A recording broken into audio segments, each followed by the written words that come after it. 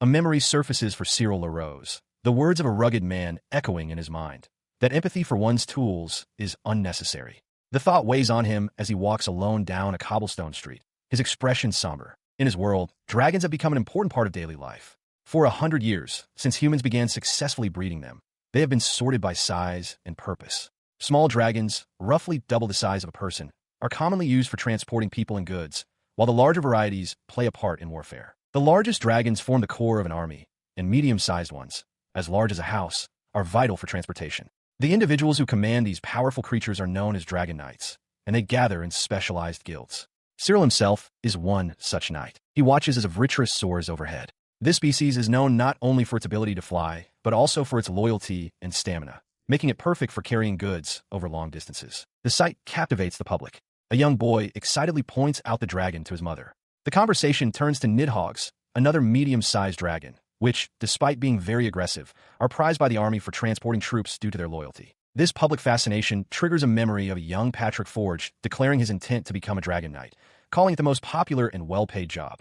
In the present, a woman in the crowd notices Cyril and points him out. His attention, however, is drawn elsewhere. A man, the owner of a small Tarrasque, harshly prods the creature, ordering it to keep moving. The dragon lets out a pain groan. Cyril immediately identifies the groaning creature as a Tarrasque, a small-sized dragon used for transport. He surmises it's part of a transport business, noting that Tarrasques are chosen for their uniquely smooth movement, which provides a comfortable ride for passengers. The owner's frustration boils over. He grabs the Tarrasque's horn, demanding to know why it's suddenly acting this way. The creature continues to groan in distress as Cyril and a nearby noblewoman, Catherine Mornier, watch with growing concern. Noticing he's being watched, the man turns angrily to Cyril. "Excuse me," he snaps. Cyril meets his gaze, his own expression hardening as he prepares to respond. He calmly clarifies to the Tarrasque's owner that he is not a customer.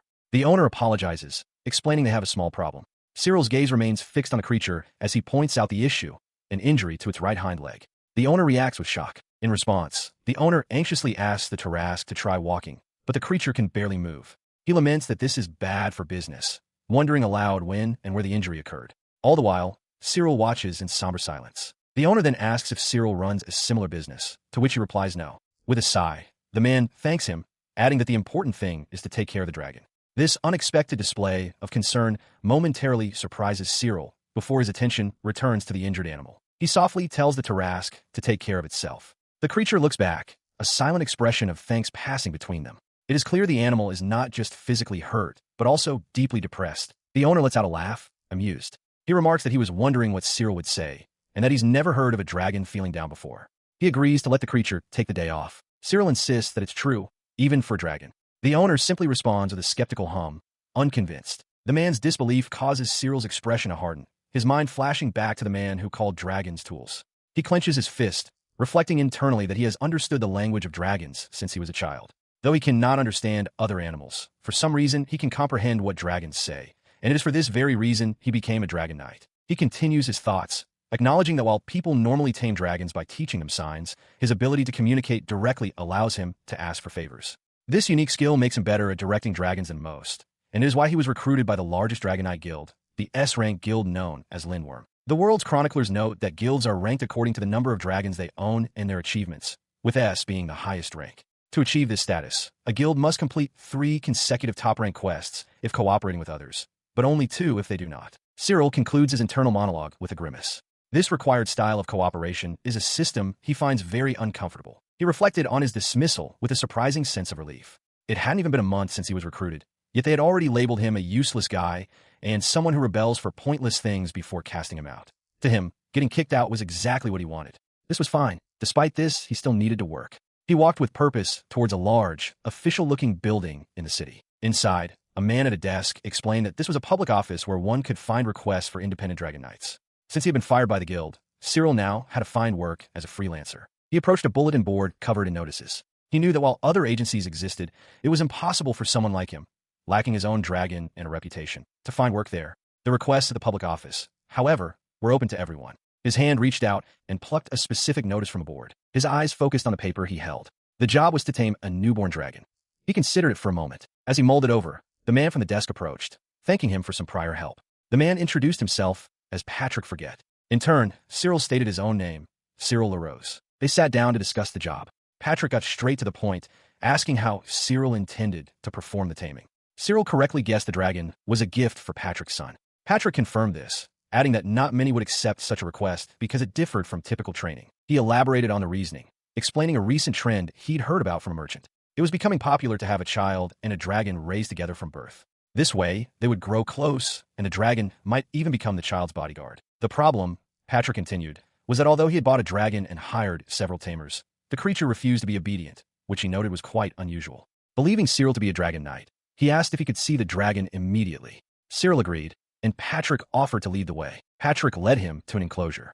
Lying on the ground, secured by a collar and chain, was a small, shelled dragon. Patrick identified the creature. It was a Tarrasque. The small Tarrasque lies listlessly on the ground. Kneeling to observe it more closely, Cyril studies the creature's posture. Behind him, Patrick Forge expresses his concern, asking if Cyril can do something about the disobedient dragon. With quiet confidence, Cyril simply states, "I'll try." He approaches the creature, but it suddenly rears its head, crying out in distress for its sister. Cyril, understanding the creature's speech, calmly introduces himself and asks for its name. As the Tarrasque continues its frantic cries, Cyril holds up his hands in a placating gesture, urging it to calm down before asking the crucial question. "What happened? Do you mind telling me?" The small Tarrasque looks up in surprise. A realization dawns on Cyril LaRose. The creature can understand him. He asks if it comprehends what he's saying, and upon seeing its shocked reaction, he calmly confirms that it is true. Following this revelation, the Tarrasque explains that it was once with its sister, but they were separated when only it was purchased. It pleads to be allowed to stay with her, promising to obey any command if its wish is granted. The creature reveals they have supported each other since they were in their eggs, causing Cyril to realize the profound depth of their bond. He asks the Tarrasque to confirm if it is truly willing to take care of the merchant's son and obey his commands. The creature eagerly agrees, stating that anything is fine as long as it can live with its sister. From a short distance, Patrick Forge watches the exchange and asks Cyril how it is going. Cyril simply replies, "I see." Patrick, seeing the interaction went well, asks what the issue was. Cyril immediately questions where he bought this dragon, and upon learning it was from a dragon merchant, he urges Patrick to hurry so they can check if another dragon from the same batch is still available. He explains to a bewildered Patrick that this creature is the sister of another dragon. He relays that the Tarrasque promised to obey any command, so long as it could be reunited with its sibling. Patrick is stunned by the revelation, barely able to process the idea of the dragon having a sister. Cyril confirms what the Tarrasque told him and firmly asks Patrick to do as he says. Patrick agrees, and they look out toward the field where another small Tarrasque is resting. Moments later, they arrive at the location where the unnamed Tarrasque owner holds the sibling by a lead. Upon seeing it, the first Tarrasque cries out, "Sister."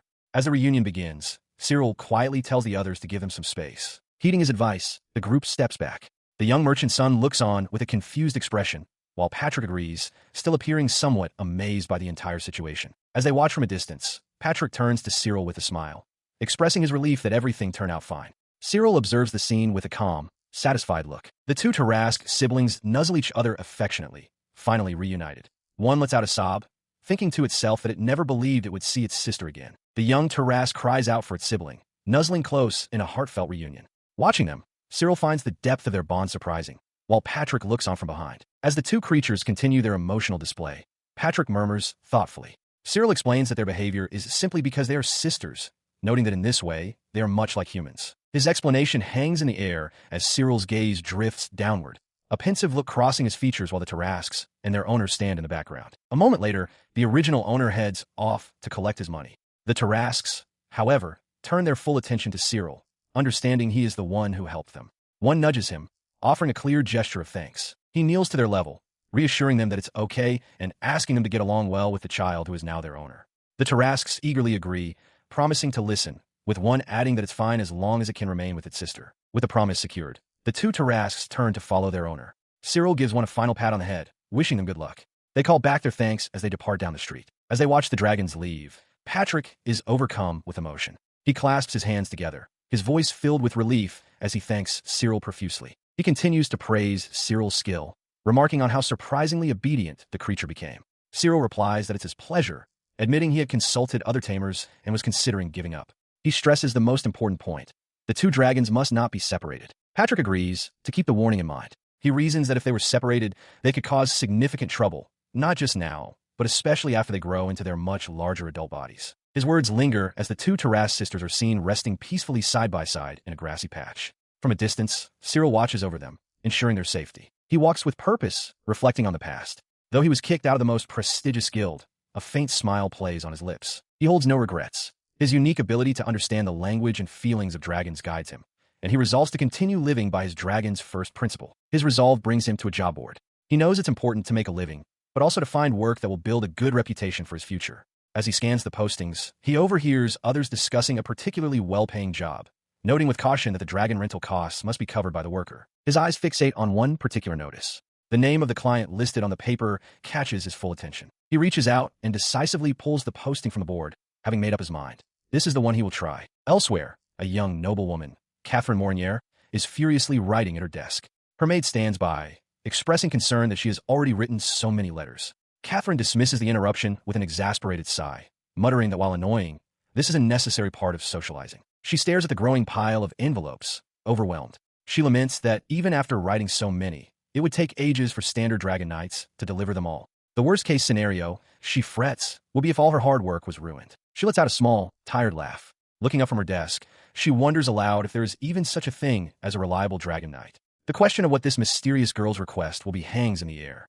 Cyril LaRose arrives before a gorgeous mansion, its scale impressive even though he had anticipated it. As he approaches, he wonders about the identity of the client he is about to meet in person.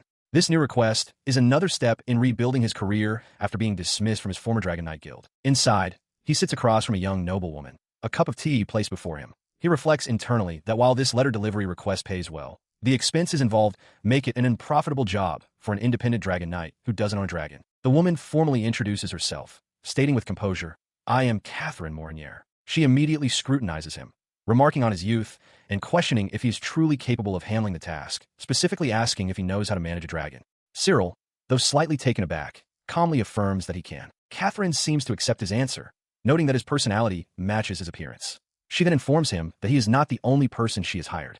Unfazed, Cyril presses forward, asking if the letter he is to deliver is important. She confirms that it is, explaining that she wrote numerous copies because she feared a single letter might not be delivered on time. She adds that her family, the Mornier clan, are the ruling counts of the territory and far wealthier than his last client, Patrick. Seeing an opening, Cyril states he has a question. He asks about the nature of the letter, arguing that knowing its contents will make his job easier. He clarifies that if it's an urgent message, he will deliver it with haste, and if it's a confidential document, he will ensure it doesn't fall into the wrong hands. Catherine's expression sharpens as she asks if he is trying to spy on her. After a moment's thought, she relents. Deciding to tell him, she reveals that the letter is a reply to a love letter from certain Baron Bouquet. The unexpected answer leaves Cyril momentarily stunned into silence. He quickly recovers and inquires if this means she is in a relationship with the Baron. Catherine dismisses the notion, stating that maintaining relations with other clans is merely troublesome. She then specifies the destination, the town of Rabeau. Cyril confidently declares that he will deliver it within 1 day. Catherine is taken aback, noting that his time frame is very fast, as the other courier she hired had asked for 3 days. She agrees, stating that the speed is irrelevant as long as the delivery is completed. He listened as Lady Catherine finalized their agreement. She entrusted the task to him, requesting only that he bring back proof of receipt, for which he would be paid. He simply acknowledged his understanding. As he departed from the Mornier estate, the weight of the assignment settled upon him. He realized the quest was of a higher caliber than he initially anticipated, and his first step was clear. Without a dragon of his own, he would need to rent one. He considered the broader implications of the job, realizing it was an opportunity not just to serve the Mornier clan, but perhaps also to become acquainted with the Baron's family. With renewed determination to give the job his best effort, he arrived at a dragon rental house. The proprietor, a man with spectacles, welcomed him from behind the counter. The proprietor led him towards the stables, inquiring what kind of dragon he was looking for. Cyril looked out over the pens and specified his interest, asking if they had any wyverns available. Returning to the desk, the owner confirmed they had 3 such creatures and gestured for him to follow. Cyril clarified his needs, stating he required a fast mount and would be traveling without any luggage. The owner led him to an enclosure where the 3 wyverns were kept. As Cyril prepared to enter, the proprietor noted to an assistant that all dragon knights possess their own unique, often secret, methods for communicating with dragons. He watched the young knight approach the creatures, musing that as a rental house owner, he was quite accustomed to seeing such interactions. Cyril, for his part, let out a small sound of interest as he faced the wyverns. The moment he stepped closer, the wyverns erupted in a flurry of excitement, their voices overlapping as they all announced his arrival. One wyvern identified him as human, while another insulted him, calling him stupid-looking compared to their last customer. Cyril immediately retorted, asking what they meant by stupid. His response stunned the creatures, and one of them stared in disbelief, asking how a human could have understood what they said. He calmly faced the astonished wyverns. One of them, amazed, noted how rare it was for a human to understand them and asked if he had been raised by a dragon. Cyril deflected, saying not really. Another wyvern, unimpressed, called him weird and bluntly asked what he was there for. He explained his need for a partner for a job, delivering a letter as quickly as possible. He then asked which of them was the fastest. At the mention of a letter, one of the wyverns perked up, interrupting to ask if it was a love letter. With a slight hesitation, Cyril confirmed that it was. The inquisitive wyvern pressed further, wanting to know the details of the correspondence. It asked about the sender and recipient, specifically questioning if it was from a female to a male. Cyril affirmed that was the case. Upon hearing this confirmation, the wyvern erupted in excitement. It declared that this was great and enthusiastically volunteered for the job, its entire posture radiating eagerness. It eagerly pleaded with Cyril to let it hold the letter, its eyes sparkling with anticipation. Cyril, taken aback by the creature's intense reaction, could only ask, why? As this unfolded, one of the other wyverns commented that, in this specific case, the excited one would indeed be the fastest. The third wyvern scoffed in disgust, calling its stablemate a lecher and questioning what could possibly be so good about a human woman. Cyril turned his attention away from the lecherous wyvern, despite its claim to be the fastest. After a moment of thought, he addressed the rental owner, stating his decision. He would go with the one on the right side. The shop owner was taken aback, reminding Cyril that the middle one was the fastest. When Cyril confirmed he was sure, the owner could only express his surprise, noting that it was a rare choice. The chosen wyvern, the one who had previously scoffed, suddenly burst with joy. It cheered and demanded the letter, exclaiming that it had the scent of a pretty lady. Looking uneasy, Cyril handed over the letter, questioning if this was the right decision. Before he could fully process the situation, the wyvern snatched the letter and took off with explosive force, yanking Cyril violently along with it. He was thrown off balance, shouting in shock as the creature fixated on the lady's handwriting. He clung to the wyvern as it soared through the sky, marveling at the creature's incredible power. He had chosen a wyvern specifically for its ability to fly, hoping to reach Rabault by the most direct route possible, and this one was moving at a tremendous speed. Thanks to this astonishing speed, they reached their destination in only half a day. Upon his return, Patrick Forge greeted him with a beaming smile, holding Lady Catherine's reply. The onlookers who had witnessed his departure now cheered his swift success. He expressed his amazement at the feat, recounting how Cyril had completed the entire quest in half the time he had promised Lady Catherine. The journey to deliver the letter and return with the reply had taken a mere half day. The praise continued when he presented the reply to Lady Catherine herself. She expressed her surprise, noting that he had returned in less than a day and commending his capability. Cyril, standing before her, felt honored by her compliments. She then asked for his name, and he formally introduced himself as Cyril LaRose. A pleased smile graced her lips as she told him she would keep him in mind for future tasks, declaring the current work a great success. With his mission successfully completed, Cyril left the estate. He found himself walking through the dragon market, reflecting on his recent success. The rental fee for the wyvern had been very expensive. He realized that owning his own reliable dragon would make it easier to take on more difficult jobs. With that thought, he decided to see if there were any good prospects available. His search led him to a surprising sight, a large, horned dragon lying listlessly on the ground. A notice posted nearby identified the creature as Balor, and Cyril was taken aback when he saw the price. He couldn't help but wonder why this dragon was so significantly underpriced. Having been drawn to the dragon market by a cheap advertisement, Cyril LaRose enters the establishment, a tattered poster in hand. He presents it to the proprietor, asking why the Balor advertised is so inexpensive, cheap enough that he could afford it on his old guild salary. He notes the poster was so torn he felt sorry for it. The shop owner begins to explain, but Cyril interjects, wanting to know if there is some underlying health problem with the dragon. The owner quickly clarifies that the dragon is not only physically healthy, but its condition is actually above average for a Balor. Unconvinced, Cyril presses further, asking why it is so cheap if that's the case. Despite the strange reason, Cyril asks if he can check out the dragon anyway. The owner agrees, but offers one last warning, stating he wouldn't recommend choosing it and emphasizing how different it is when a dragon obeys orders versus when it doesn't. He leads Cyril into a large, dusty stable. There on the ground lies a massive dragon with a shaggy, dark mane, looking completely inert. The owner gestures towards the creature, inviting Cyril to inspect it for himself. Balors as a species are known to be herbivores, able to sustain themselves on meadows and rivers, which removes the need to store food for them. They are typically used for transportation. While they cannot walk fast, their wide backs and impressive endurance make them reliable. Taking this information in, Cyril walks past the owner and approaches the listless creature. Kneeling beside its large head, he apologizes for bothering it and offers a simple, gentle hello. He continues, stating that he's heard about its condition. He then looks the dragon in the eye and asks it directly, "Why are you unwilling to work?" The dragon remains still, its eyes closed, thinking to itself that there is no point in talking to a human. Undeterred, Cyril leans closer, asking if it doesn't want to talk to him. The creature's eyes snap open, startled by Cyril's relaxed demeanor and his pointed question. Cyril then asks if the dragon understands what he says. The dragon can only stare in shock as Cyril calmly confirms, yes. He had understood its private thought. He leaned in, offering a way forward. If the Balor would explain the problem, perhaps he could help. The dragon, still stunned that a human could understand it, ignored the offer and stated its one simple desire. It wanted to sleep. Cyril repeated the dragon's words back to it, confirming he had heard correctly. The creature elaborated that it wasn't a mere preference, it was a necessity. It had to sleep for 12 hours a day, or it wouldn't have enough energy. Cyril noted that this was quite unusual. Indeed, most dragons require only 2 hours of sleep, and some are even capable of working while they rest. From this, Cyril deduced that every dragon is unique in its own way. He then posed a direct question.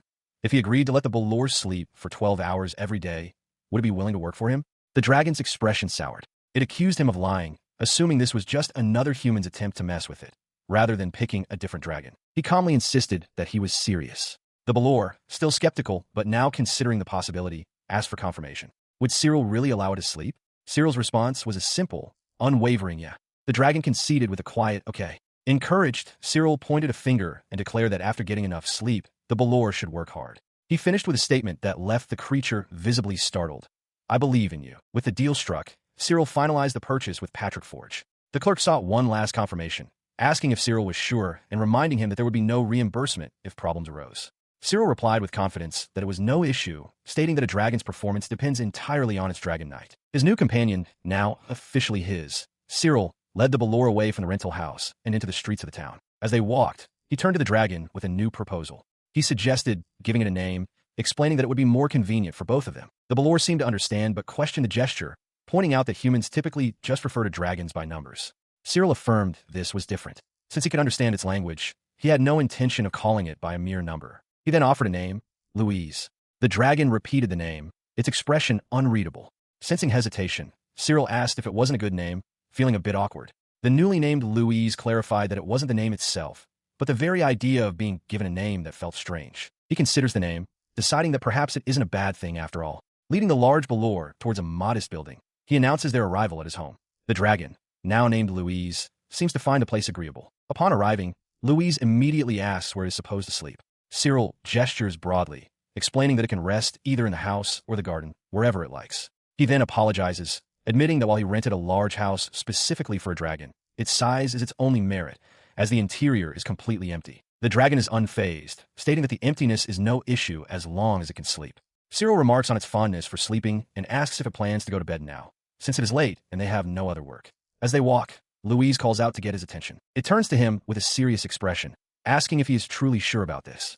Without a moment's hesitation, Cyril confirms that he is, assuring the dragon that it's no problem and encouraging it to go ahead. Observing his unwavering resolve, Louise simply states that he is weird. Cyril calmly accepts the assessment, replying that people often say so. After a brief pause, the dragon calls out to him again, attempting to say master. It then clarifies its intent and declares that it is about to show him something it shows to no one else. Intrigued, Cyril asks what it is. In response, Louise reveals its secret. Its body erupts in a blinding flash of energy, transforming its appearance as a powerful aura radiates outward. The brilliant energy coalesces into shimmering spears of pure light that hover in the air. Cyril stares, utterly astonished, shouting in disbelief as he demands to know how the dragon accomplished such a feat. He collects himself enough to state that he has seen 100 Balor in his time, but Louise is the first he has ever encountered with such power. The dragon admits it has no idea how, claiming it discovered the ability by accident. Cyril immediately questions what it means by accidentally. As he processes the dragon's words, a bead of sweat forms on his temple. A dreadful realization dawns on him.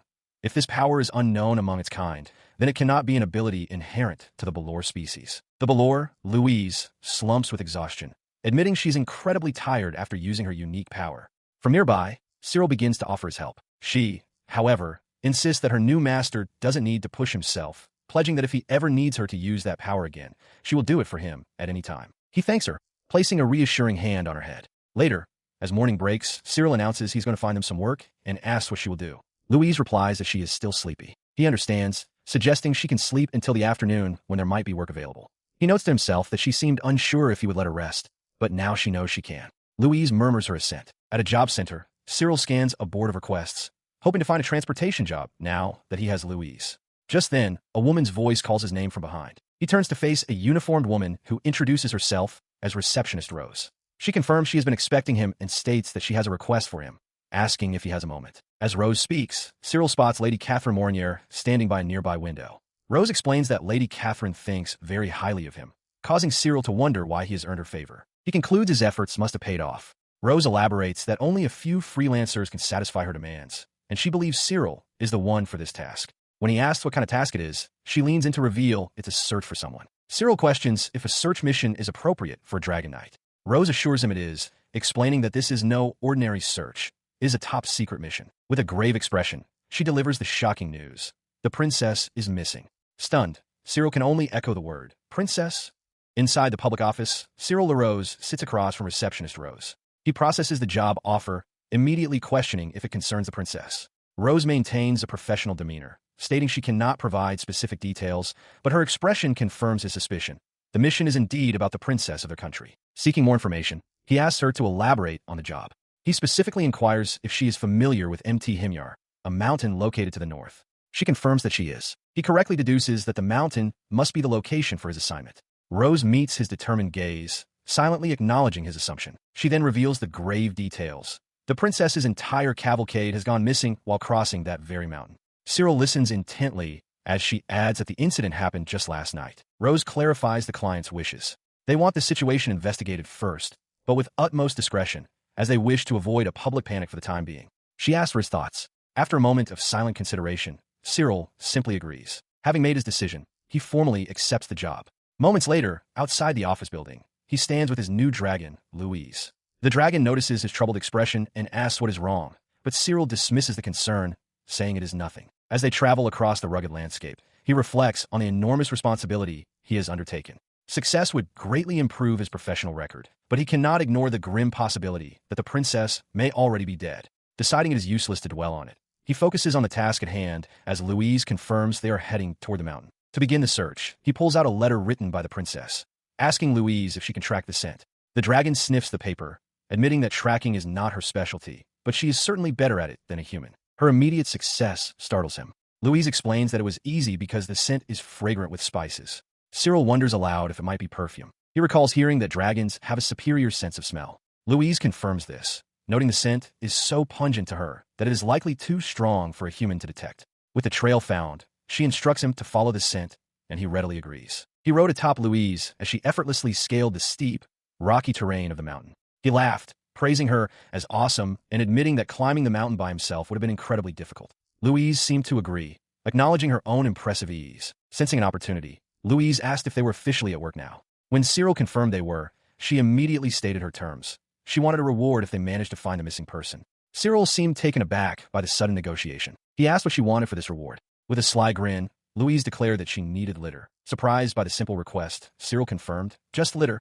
He readily agreed, saying it was no problem at all. At his words, Louise blissfully imagined herself sleeping on a perfect bed made of well-dried hay. Her fantasy becoming a potential reality, Louise erupted with a joyful whoopee. Cyril, startled by her sheer excitement, could only ask, really? Filled with new motivation, she shouted her agreement and declared that they must make this mission a success, preparing to charge forward. As she readied herself, Cyril's expression hardened. He recalled the chilling words of his client.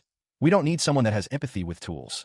The memory was a stark reminder of the cold nature of his assignment. His thoughts were shattered as Louise suddenly lurched to a stop, a sound so unbelievable it would astonish the people of her former guild. Whoa! Cyril cried out, caught off guard. What is it this time? Louise simply stated, below us. They peered over the edge of the sheer cliffs. Cyril spotted the wreckage of carriage far below, wondering aloud if there had been a landslide. He trailed off as the full sight of the disaster registered.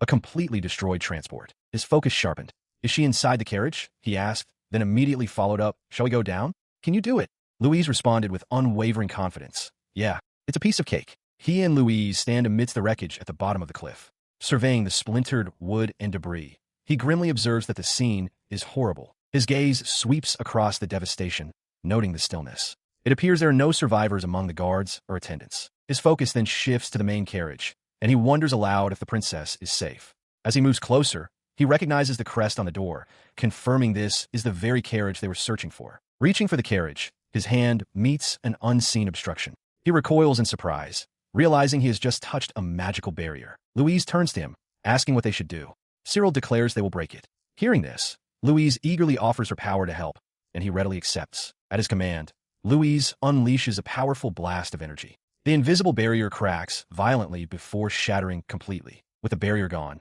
he pulls aside the tattered canvas covering the carriage entrance. He smiles, thanking Louise for her help, and she responds with a pleased chuckle. Inside, they find Princess Catherine, unconscious but alive. He confirms she is still breathing and, thanks to the barrier, has no severe injuries. She should be fine. He gently reaches toward her, calling out to Your Highness to wake her. Her eyes begin to flutter open as she slowly regains consciousness. She awakens, dazed, and asks what happened. Her eyes then fall upon Louise standing behind Cyril, and she lets out a piercing scream of terror. Her initial terror gives way to indignation. She demands to know who Cyril is and how he dared to enter her carriage. He holds up a hand, pleading for her to calm down and assuring her that he means no harm. Her anger softens into confusion as he explains that he is there specifically to search for her. The word search hangs in the air, and she stares at him, processing his statement. After Cyril recounts the events, he commends her for remaining so composed in such a dire situation. The princess then asks if anyone else survived the crash. With a somber expression, he tells her it is unlikely. He suggests they should descend the mountain to find a doctor, but she quickly stops him. Her face is etched with concern as she asks what will become of the soldiers. Cyril pauses, acknowledging her point with a simple, all right. He explains that since there are only 2 of them, they will have to return for the others later. Understanding the grim logic, she agrees, her gaze falling. Cyril gently takes her hand to lead her from the wreckage. Stepping outside, her eyes widen in astonishment. Before them stands a massive, dark-furred dragon. That's a dragon, she murmurs, her previous concerns momentarily forgotten. Cyril calmly addresses the creature as Louise, asking if she can carry them both. The dragon seems to internally grumble about litter, prompting Cyril to promise he'll buy her anything she wants. The princess watches the exchange, bewildered. Louise confidently agrees to the task. As they prepare to mount, Cyril turns to Catherine, mentioning that Balor-type dragons are known for their steady, comfortable gait, though he expresses concern for her well-being. She remains silent, taking it all in. Suddenly, the massive dragon leans down, its face level with the princess, and speaks a clear hello. Catherine jumps back, startled into a yelp. Clearing its throat, Louise then asks if anything is wrong. Her shock gives way to a sudden understanding. Staring intently at Cyril, she connects the pieces. The impossible rescue, the talking dragon. You are a dragon knight, aren't you? She asks. He simply confirms her suspicion with a quiet, yeah. She expressed her surprise, asking which guild he worked for. It seemed incredible to her that someone so capable was not part of an official organization. Cyril simply stated that he was not in a guild. His response left her momentarily speechless. He looked at her, internally noting her high praise for him, a boy she had only just met. As he considered this, his dragon, Louise, leaned in and commented that she could tell from the way Catherine looked at him that the princess already loved him. The dragon's observation caught him off guard.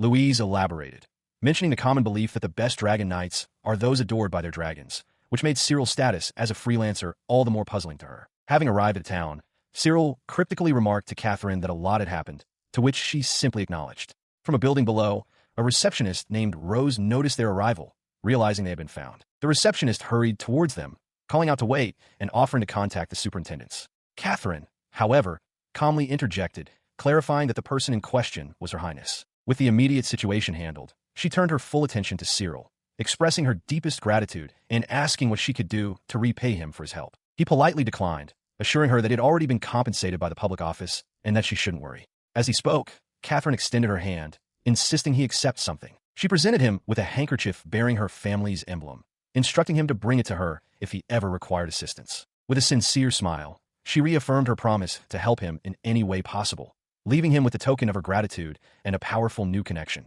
She stands before Cyril, her expression earnest as she offers her sincere gratitude. Her words, "Thank you very much," hang in the air between them, marking the great success and formal conclusion of the princess's rescue. Having successfully rescued the princess, Cyril LaRose stands with Catherine Mornier, who suggests they use the reward money he's just received to pick out some rewards. He holds a heavy pouch, noting the large sum of money inside, 1,000 reals. His dragon, Balor, calls out to him. The chronicles note that Cyril, who can communicate with dragons, completed his first job with his draconic companion, and it was a great success. Balor reminds Cyril of a promise, but then abruptly changes his tone, bluntly demanding that Cyril buy him litter. Taken aback, Cyril explains that 1,000 reals is a man's entire monthly salary. Balor, however, is unimpressed and simply repeats his demand, leaving Cyril to insist that this wasn't what he had in mind. He clarifies that with this much money, they can afford something far better than litter, like proper bedding.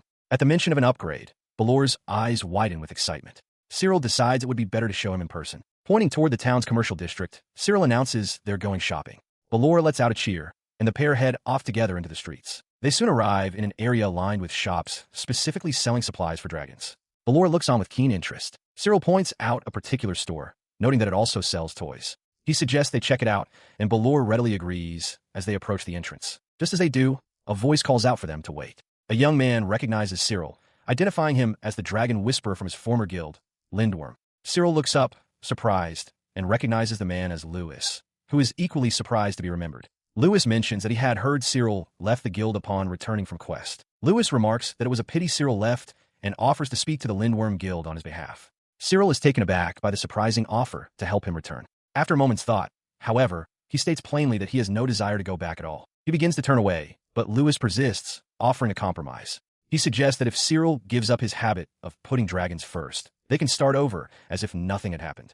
A small smirk plays on Cyril's lips as he feigns ignorance, prompting Lewis to clarify his meaning. His amusement fades, replaced by a firm resolve. He states plainly that he will not give up on his principle. From the side, Lewis urges him not to be so stubborn. He dismisses the offer with a simple no, thanks, and begins to walk away. Lewis calls after him, his voice tinged with frustration, insisting that he is only trying to help and reminding Cyril of the difficulty of working outside a guild in the current times. As the two men stand at an impasse, Balor interrupts, asking what the discussion is about and whether they are still going to buy bedding. Cyril starts to apologize, but the dragon suddenly looks aghast, exclaiming in shock that Cyril must be telling him to stop sleeping for 12 hours a day. The dragon's sudden outburst startles Lewis, who whirls around to face Cyril, demanding to know what he did to his own dragon. He looks genuinely perplexed, insisting he did nothing and asking if Lewis saw him issue any commands. From a distance, Lewis yells for him to get his dragon under control. Unconvinced, Lewis accuses him of using some kind of magic trick, muttering that he has always been this way. Cyril's expression turns serious as he explains it is not a trick, it is because he cherishes them. The simple, heartfelt statement leaves Lewis momentarily speechless. He turns back to Balor, concluding that he and Lewis simply cannot agree with one another and that it is best to drop the subject. Lewis watches the pair, completely baffled by their dynamic, dismissing the entire situation as silly. Leaving Lewis behind, Cyril walks away with his dragon. He reassures Balor that as long as they are together, he will ensure the dragon gets his 12 hours of sleep each day. The promise elicits a cheerful cry from Balor as they head toward their destination. Their path leads them to the entrance of a large establishment, where a receptionist warmly welcomes them. Recognizing Cyril's companion, she correctly guesses they are shopping for Balor. Cyril confirms they are looking for bedding, and she gestures for them to follow her into the spacious, well-stocked emporium. He led Balor into the specialty shop, and the dragon's eyes immediately went wide with wonder, a delighted with escaping his snout as he took in the sight. The wyvern zipped through the air, shouting with glee. The entire establishment was filled wall-to-wall with bedding of all shapes and sizes. His attention, however, was caught by something else. He called out to Lewis, pointing toward the small, dark-haired Balor named Louise who was resting on one of the display beds. A receptionist approached them with a calm smile, explaining that the beds were merely samples for trial. She politely told Cyril not to worry about the commotion and apologized for any trouble. Taking her words as an invitation, Balor immediately plopped down onto a large, inviting bed. Cyril watched, remarking on how good it looked, while Lewis expressed his relief that the dragon was settling down. The wyvern sank into the surface, confirming its comfort with a pleased expression. Cyril recognized the material, identifying it as a slime bed. He was correct. It is said that this type of bed is as elastic as a slime, causing one to sink into its surface, and they are even sold for human use. Balor, experiencing this for the first time, thrashed his tail in delight, declaring it to be the absolute best. Seeing the dragon's pure joy, Cyril leaned in and asked if he truly liked the bed this much. Nuzzling into the soft surface, Balor confirmed that he did, noting it was much better than simple litter. Convinced by his companion's enthusiasm, Cyril turned to the shopkeeper and inquired about the price. The man calmly stated it cost 1,200 reals. He paused, considering the luxurious price. He then turned back to the still ecstatic Balor and asked if he wanted it.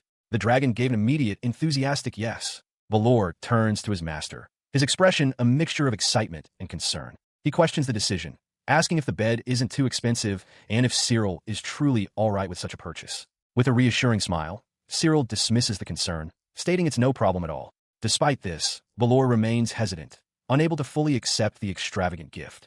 The large dragon, Louise, lets out a joyful cry of thanks. Cyril smiles warmly, telling her that the only thing that matters is that she loves it. He turns back to the shopkeeper and confirms his purchase, thanking the man. As he does, Cyril glances around the well-stocked establishment, remarking to himself that it's an incredible place. The shopkeeper notes that while he has seen many dragon knights try to talk to their dragons, Cyril seems to be the only one who can truly communicate with them. Cyril, slightly surprised, explains that it's simply because he treats Louise like family. With the transaction complete, Cyril and Louise exit the shop as the owner wishes them well and invites them to return. Now outside on the street, he looks over at Louise, pleased that she found something she liked. He carries the large, heavy package on his back. From the doorway, the shopkeeper calls out, asking if he's all right with the wait. This causes Louise to stop and turn, calling out to Cyril to get his attention. Cyril stops and asks her what's wrong. With a look of genuine concern, Louise questions if he is truly okay with the purchase. She continues, voicing her concern that 1,200 reals is more than the money they had earned, though she acknowledges it's a bit late to be bringing it up. Looking down with a guilty expression, Louise admits that she feels she may have been too selfish. Cyril immediately reassures her, telling her not to worry. He reminds her that he had promised her a reward. At his words, Louise lets out a happy sound, her tail wagging in relief and joy. He praises Louise for her excellent work, noting that it helped them earn a good sum of money. With a smile, he decides she deserves a reward for her efforts, which seems to take her by surprise. Overwhelmed, she can only manage a grateful master. Thank you. A few days pass, and the two are seen walking through the city streets once more after another day of work. As they walk, he remarks that they've done a good job today. He then turns back, noticing Louise has fallen behind and seems troubled. Hey, Louise, what's up? He asks. She quietly replies that she is sleepy. Cyril understands, then considers their schedule. The work took more time than planned, and he still needs to report the quest completion. With this in mind, he turns to her and asks if she can manage the trip home alone. He reminds her of his promise not to overwork her and gives her permission to head back first. She agrees, and upon his confirmation, her expression brightens with relief. After thanking her for the day's work, he watches her depart, reasoning that she should be safe returning alone. However, a moment of doubt gives him pause. On second thought, a startling realization strikes him. The only reason his dragon can go anywhere alone is because he can communicate with her directly. The thought leaves him momentarily stunned. He stares out at the city, the full weight of this fact settling in. He possesses the ability to give complex, independent instructions to dragons. The idea expands in his mind. He could potentially send dragons to complete tasks by themselves. As he considers this, he wonders aloud if he should acquire another dragon. His thoughts of expansion are juxtaposed with a different scene. A Tarrasque labors to pull a large, caged wagon through the streets. Elsewhere, in a quiet cafe, Lady Catherine Mornier enjoys a piece of cake, observed by the watchful eye of her own dragon, Balor. Her companion, the wyvern Balor, sits facing a barred wall, a low, guttural growl rumbling in his chest. Struck by a sudden idea, Cyril enters a dragon market stall. The shopkeeper, Louis, looks up and greets him with a welcoming smile, recognizing him as the customer who recently purchased the Balor. Cyril returns the greeting. He then thanks Louis for their previous encounter. The shopkeeper waves it off, insisting that he is the one who should be grateful for Cyril's business. After the pleasantries, Louis tentatively inquires about the Balor's well-being. The personal question catches Cyril slightly off guard. He reassures the shopkeeper that the dragon is doing very well and working hard. Cyril clarifies that he isn't there to complain or ask for a refund, but to buy another dragon. He admits, however, that after a recent large purchase, his budget is a bit tight. In response, Louis looks apologetic, explaining that they unfortunately don't have another dragon as inexpensive as the Balor. Cyril accepts the news with understanding, acknowledging that it makes sense and he was merely trying his luck. As he turns to leave, he asks Louis to contact him if any cheap dragons become available, adding that he is in no hurry. Unseen by him, a small object slips from his pocket. Just as Cyril turns away, Louis spots the fallen item on the floor. Sir, he calls out, you dropped something. On the wooden floor lies a small token marked with a prominent crest. Louis's eyes widen in shock as he recognizes the symbol, while Cyril turns back, puzzled by the shopkeeper's sudden change in demeanor. The shopkeeper, now visibly flustered, points to the token and asks if the crest belongs to the princess. Cyril calmly confirms this, explaining it was a reward for a job he did for her, a revelation that leaves Louis utterly stunned. His entire attitude transformed. Louis eagerly proposes a new option, paying by installments. Cyril, taken aback, asks if that's truly possible. The shopkeeper enthusiastically agrees, and Cyril internally notes with satisfaction that the man shares his practical mindset. He understood the shopkeeper's motive, offering a benefit to maintain a good relationship with someone connected to the princess. With the terms settled, Cyril formally agreed to the deal. Then I'll pay in installments, please. Louis, the shopkeeper's son, beamed, expressing his gratitude. With the purchase secured, Louis politely inquired what kind of dragon Cyril was looking for. Cyril had a specific type in mind, asking, do you have any mushkashus here? In response, Louis led him toward a pen containing a slender, long-necked creature. He began to explain that mushkashus are small dragons possessing 4 stomachs, and since 3 of them don't digest food, they can be used for storage. As the dragon lay calmly, Louis elaborated that because of this unique anatomy, their bodies can grow several times larger than their normal size, like balloons, to store a great deal of food or items. Cyril approached the creature, which lifted its head to regard him. With his arms crossed, he introduced himself plainly. Hi, my name's Cyril. The dragon's expression immediately soured. It thought to itself, exasperated, this again, another human who's trying to talk to me. Are you stupid? When Cyril, seemingly hearing the thought, asked why he couldn't talk to it, the dragon was taken aback. Its annoyance turned to wide-eyed shock. The dragon had assumed the human wouldn't understand its reply, but his response proved otherwise. It stared, stunned into silence. Cyril calmly confirmed the creature's unspoken realization. Do you understand what I say? The dragon couldn't believe it. No way. How? It thought, concluding it must be an ability he was born with. Having established a connection, Cyril directly stated his purpose. I'm thinking of buying you.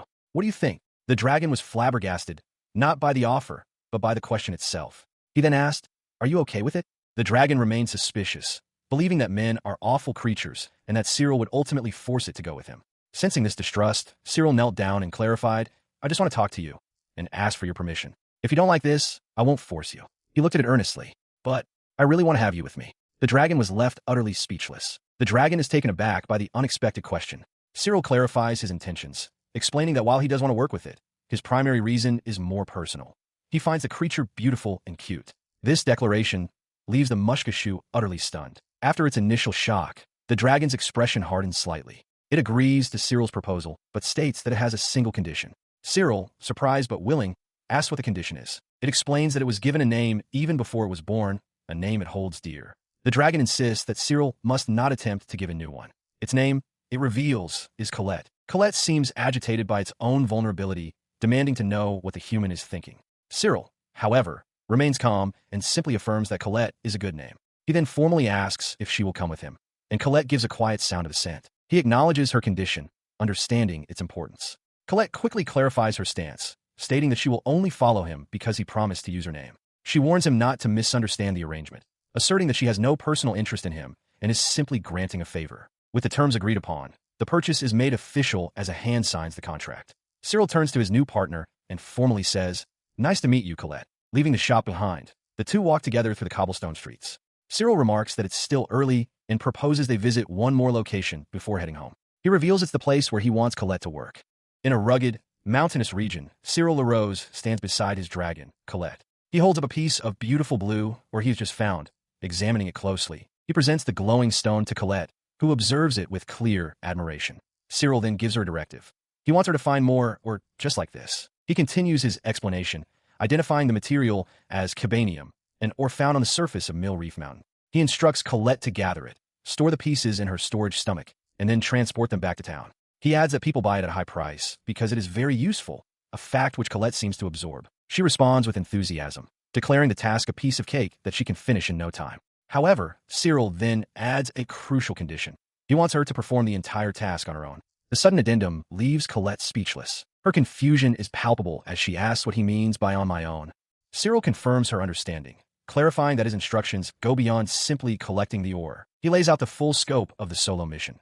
She must repeat this task alone, bring the goods to town, and sell them to traders. He then formally asks if such a feat is within her capacity. Colette's confidence falters. She asks if he won't be watching her, nervously wondering what would stop her from slacking off. Cyril states plainly that he will not watch her, a declaration that shocks the small dragon to her core. He smiles gently and gives his simple reason.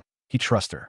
Flustered by his faith, Colette mutters that he's an idiot. Cyril simply reassures her, stating his belief that she will be fine without him. After a long, contemplative silence, Colette's expression hardens with determination. She looks her master in the eye and firmly agrees to undertake the task. Later, in a town shop, the business is concluded smoothly. The female shopkeeper, however, looks on with a completely surprised expression. From the background, Cyril watches the scene unfold, having followed Colette in secret. He reflects on Colette's performance, noting she effortlessly completed her task without any assistance. Pleased with her success, he pets her head, confident that his plan will work. He then leads her towards a modest building, announcing, "This is my home." As they arrive, he asks if she can sleep in the yard, though he admits it's quite bare. Colette finds it an improvement over the market. Her observation is cut short when another, much larger dragon with dark, shaggy fur lifts its head. Cyril calmly confirms her unspoken question, identifying the creature as Louise. The large dragon, Louise, speaks, apologizing if she woke them and explaining that she sensed someone else's presence. She then directly asks who the newcomer is. Cyril formally introduces them, saying, "Hello, Louise. This is Colette." Colette formally introduces herself by name. Louise returns the greeting, mentioning that she also moved in recently and that it is nice to meet her. Cyril interjects, explaining to Louise that bringing Colette here was a sudden decision. He confirms that, for now, there will be 2 dragons living together in the yard. Louise notes that the yard seems a bit small for the 2 of them, a point Cyril concedes. She then curiously asks Colette if she enjoys sleeping, finding the idea strange. Colette replies that she doesn't mind, as long as she has a place to rest. Cyril observes their exchange, a look of surprise on his face. Louise continues, stating that with the yard being barely large enough for 2, it means they cannot accommodate any more dragons. This observation prompts a decision from Cyril. Watching his 2 companions, he quietly resolves that he will need to find a larger place for them all, and soon. A fresh start begins for Cyril LaRose, now with more friends. Having acquired a second dragon, a mushkashu named Colette, he has decided to move out of his cramped house. As he walks with the large, shaggy Louise, Colette perches on her head, asking if Louise truly slept all day. Cyril confirms it, remarking that it's just her nature, as Louise lets out a sleepy murmur. She turns to him, questioning why he would take Louise in, knowing her habits. Cyril simply states that he promised her she could sleep for 12 hours a day. Colette muses that it must have been a fateful encounter, much like her own, as she also didn't want to be named. Cyril agrees, reflecting that he wouldn't have known about Louise's need for sleep if he couldn't communicate with dragons. Dismissively, Colette calls it a cheap fate. Cyril chuckles in agreement, but his lightheartedness is met with a snub as Colette turns away from him, leaving him momentarily confused. The group falls silent as they continue their walk, Louise's large form trotting quietly beside Cyril. Suddenly, Colette stops and looks intently at something off to the side. Cyril notices and asks what she's staring at. She quickly denies looking at anything, though her gaze lingers on a nearby building. However, Cyril's question was directed at Louise, who vehemently denies looking at anything, creating a moment of misunderstanding. Realizing the mix-up, Colette announces it's time for her to go to work and asks if she's heading the right way before turning to depart. As she trots away, both Louise and Cyril call out their goodbyes. Cyril watches her go, wondering what she was looking at. His eyes drift to a bakery window filled with cakes, and he speculates that might have been it. Looking out over the city, he quietly commends Louise for a good job. He arrives at a shop, instructing his dragon Louise to wait outside. The large Belor gives a simple affirmation as Cyril pushes open the door and steps through. Inside, a man at the counter looks up and greets him warmly, recognizing him as Cyril.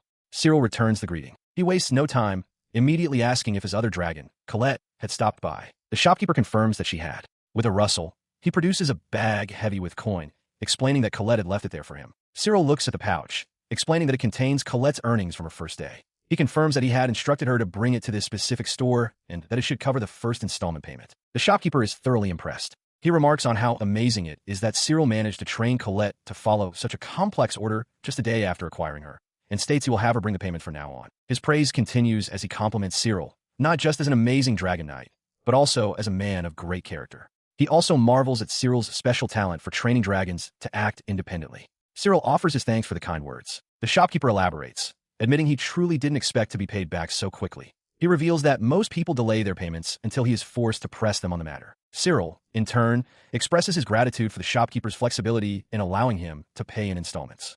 He then states his desire to establish a long-standing relationship with the store. Hearing this, the shopkeeper's professional demeanor melts into a genuine smile. He agrees, explaining that he values this relationship because the dragons are his precious goods. The shopkeeper, having noted Cyril's recent acquisition of a second dragon, inquires if his current living space is becoming cramped. Cyril confirms this, surprised that the man had paid such close attention. He explains that in this town, housing for dragons tends towards 2 extremes: small spaces suitable for only 1 or 2, or massive facilities that can hold more than a dozen. With a knowing smile, the shopkeeper reveals he knows of a good house he can introduce Cyril to, but adds that there is, of course, a catch. Cyril asks what he means. The shopkeeper, pleased that Cyril is taking the bait, explains that the house itself is newly built, but for some unknown reason, dragons simply do not like it. The shopkeeper elaborates as they travel to the location. The property includes a large building for keeping dragons, and even seasoned dragon knights who previously tried to move and were unsuccessful. They arrive before a large, handsome house. Cyril internally questions if this is truly where they will live, as the shopkeeper confirms that despite its nice appearance, no dragon would enter the building. He explains that because the property has sat vacant for so long, he can lease it to Cyril very cheaply, provided they can actually use it. Cyril, however, is undeterred. Stepping onto the property, he declares his intention to live there, confident that his ability to understand dragons will allow him to figure out what is wrong. He turns to his companions, Louise and Colette, and tells them they are heading into the large dragon shed. Both dragons react with visible alarm. Once inside, Cyril observes that it looks like a normal shed to him and asks his dragons for their opinion. Louise and Colette, however, are trembling and sweating, clearly distressed by something he cannot perceive. Her paws tense on the dirt floor as a shudder runs through her body. The large dragon does not like it here, and the smaller mushkashu beside her feels the same. Sensing their shared distress, Cyril tries to pinpoint the cause. He smells nothing himself, realizing it must be something only dragons can perceive. He asks if they know where the bad smell is coming from, and Louise confirms that she does, identifying the floor itself. The foul scent becomes too much for the small mushkashu. Declaring that it's unbearable, she turns and flees outside. As she goes, Cyril takes a step, his boot pressing into the dirt floor as he considers the problem. He turns back to Louise, asking her to describe what it smells like. She struggles to find the words, but then delivers a chilling explanation. It is the smell of a dragon that was killed, and some trace of it remains. Her words clarify the situation for Cyril. He now understands it's not just an unpleasant odor, but a palpable feeling of dread that permeates the very ground. With the source of the problem identified, Cyril proposes a solution. They will replace the dirt. He asks Colette if she can go find some good replacement dirt outside and bring it back. He tells Louise she can rest, but she insists on helping him dig and haul the old dirt away, apologizing for the trouble. The arduous task begins. Cyril drives a shovel into the tainted earth, while Colette, having returned, points out where to place the fresh soil. The work continues as Cyril rakes the new, clean dirt evenly across the shed floor. The effort consumes the entire day. Exhausted and panting, Cyril sits on the doorstep, wiping sweat from his brow as he rests. After catching his breath, he looks back into the newly renovated shed where his two dragons have gathered. "How is it?" he asks them. Their response is immediate and joyous. Both dragons confirm that the effort was well worth it. Louise, now relaxed and comfortable, happily declares that the place is fine now. The two dragons, now comfortable in their renovated home, settle in. Cyril looks on, relieved, confirming to himself that the haunted dirt was indeed the source of their fear. He stands with his hands on his hips, decisively announcing that this shed will now be their home. He approaches the large velour, patting its leg affectionately. The dragon expresses immense gratitude, noting how spacious and lavish the new quarters are. Overjoyed, it declares it will sleep well. Turning his attention to the smaller dragon, he gives special praise to Colette for her great work. The mushkashu looks up, surprised by the direct acknowledgement. She lets out a flustered cry, taken aback. Cyril then announces he has a present for Colette, gesturing for her to look at something he is about to reveal. With a flourish, he unveils a magnificent, multi-tiered cake, surrounded by an assortment of other pastries and breads. As the sweet aroma fills the air, Cyril explains to the inquisitive Belor that he had noticed Colette staring at the sweets in a bakery the previous morning. Thinking she might want some, he had a special, larger version made just for her. The Belor questions this, asking if cakes aren't something eaten by humans. The realization dawns on the small dragon. With tears welling in her eyes, she confirms in disbelief that the extravagant gift is truly for her. Her reaction, however, is unexpected. Instead of eating the cake, Colette begins to happily munch on the fresh dirt floor. The Belor looks on in confusion, asking if this is truly what Colette enjoys. Colette, lifting her head from the ground, quickly denies it. Observing the scene, the Belor's tail begins to wag enthusiastically. It internally muses that as a dragon, it would never want to eat such sweets, but it seems Cyril is the exception. Cyril watches them both, a fond smile on his face, as the large dragon's tail thumps happily on the ground. Despite her earlier preference for dirt, Colette decides to eat the large cake after all. With a happy expression, she reasons that since they're short on funds, it would be a waste not to eat it. Sometime later, Cyril reports to the guild hall, leaving Louise to wait patiently outside. At the counter, receptionist Rose thanks him for his patrol work, which he dismisses as nothing out of the ordinary. She then changes the subject, noting with a smile that it seems he has already acquired 2 dragons. Cyril gives a simple, affirmative nod. Rose continues her praise, remarking that it's amazing how he's managed to train 2 dragons and handle requests so well, despite having only recently become a freelancer. Cyril offers his thanks, appreciating the sentiment. As she begins to inquire about his future plans, he interrupts her. He states firmly that he has no intention of joining any guild and plans to remain a freelancer forever, much to her surprise. She quickly recovers, expressing her understanding of his lack of interest in joining a guild. Rose explains that while the Lindworm Guild was the worst of the worst, the truth is that most other guilds, and indeed most dragon knights, are the same. They view dragons as nothing more than tools. With a wave of her hand, she clarifies that this wasn't what she was actually trying to say. Looking at him intently, Rose then poses a startling question.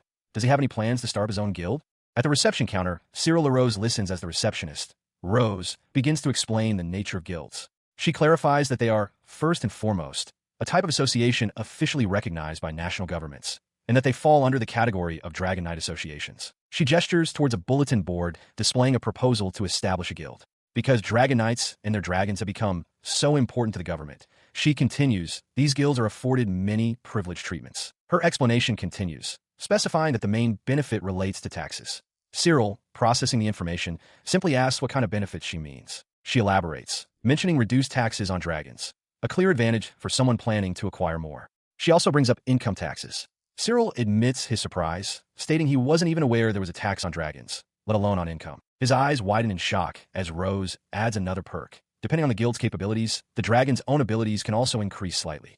Seriously, he blurts out, finding it hard to believe. He presses her, asking how such a thing is even possible. Rose concedes that she doesn't know the exact details herself. Cyril, still stunned, murmurs that he had no idea such an effect existed. She clarifies that for a high-level guild, the increase can be about 10%, which Cyril acknowledges is quite good. Rose admits she doesn't fully understand it either, but has heard it's related to a contract between the supreme god, Romancer, and the Dragon King and him. Changing the subject, she brings up the matter of the deposit. She then offers to act as a backer for him if he wishes. Cyril immediately accepts, agreeing that it would be a great help. She then states the required amount, 10,000 reals. Cyril is visibly taken aback by the sum, stammering in disbelief. Whoa, that's a huge amount of money. The mention of 10,000 reals seems to jog his memory. He reaches into his satchel and upends it, causing a torrent of coins to spill across the counter with a loud clatter. Rose can only stare, her expression a mixture of shock and confusion. Cyril recalls the source of his sudden wealth. Just a day before, his dragon, Colette, had found a rare ore. He holds up the bag of money, explaining the discovery to his small companion. He had taken the peculiar rock to be examined, explaining to a shopkeeper that it had changed color since he found it that morning. He offered the strange item to her, with Colette looking on curiously. The shopkeeper, examining the stone by candlelight, identified it as a 4-color polylite. As Cyril processed that it was a rare color-changing stone, he asked about its value. The shopkeeper initially planned to have it appraised the next day. However, upon a closer look, she adjusted her spectacles and made a startling offer, asking if he would consider selling it to her immediately for a staggering 10,000 reals. The amount left Cyril speechless. Back in the present, the money from that very sale lay counted on the counter. Receptionist Rose, having verified the amount, confirmed it was correct and asked if he wished to proceed with the application. Cyril agreed, admitting he hadn't expected to use the funds so quickly. Rose remarked on his amazing luck. She then slid an application form toward him. Cyril took the pen and began to meticulously fill in the required details, the number and breeds of his dragons, his name as the representative, and his address. As he worked, he paused thoughtfully. Rose, noticing his hesitation, gently reminded him of the next, most important field on the form, the guild's name. He finished writing and handed the document back to her. She took the form and read the chosen name aloud, a note of curiosity in her voice. Dragons first?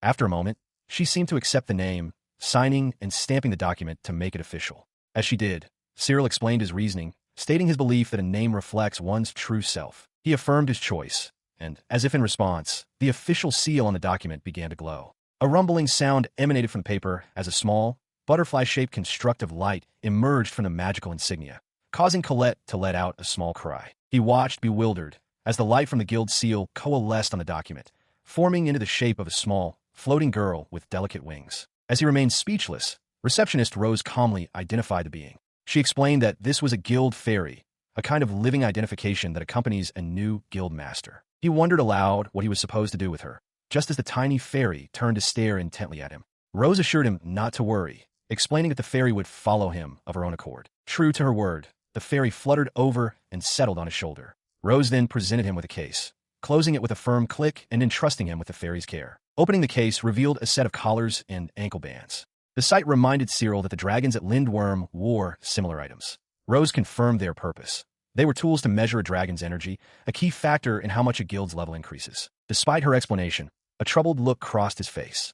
Rose, noticing his hesitation, honestly asked him what was wrong. He admitted his reluctance, stating that he didn't feel comfortable putting collars on his dragons.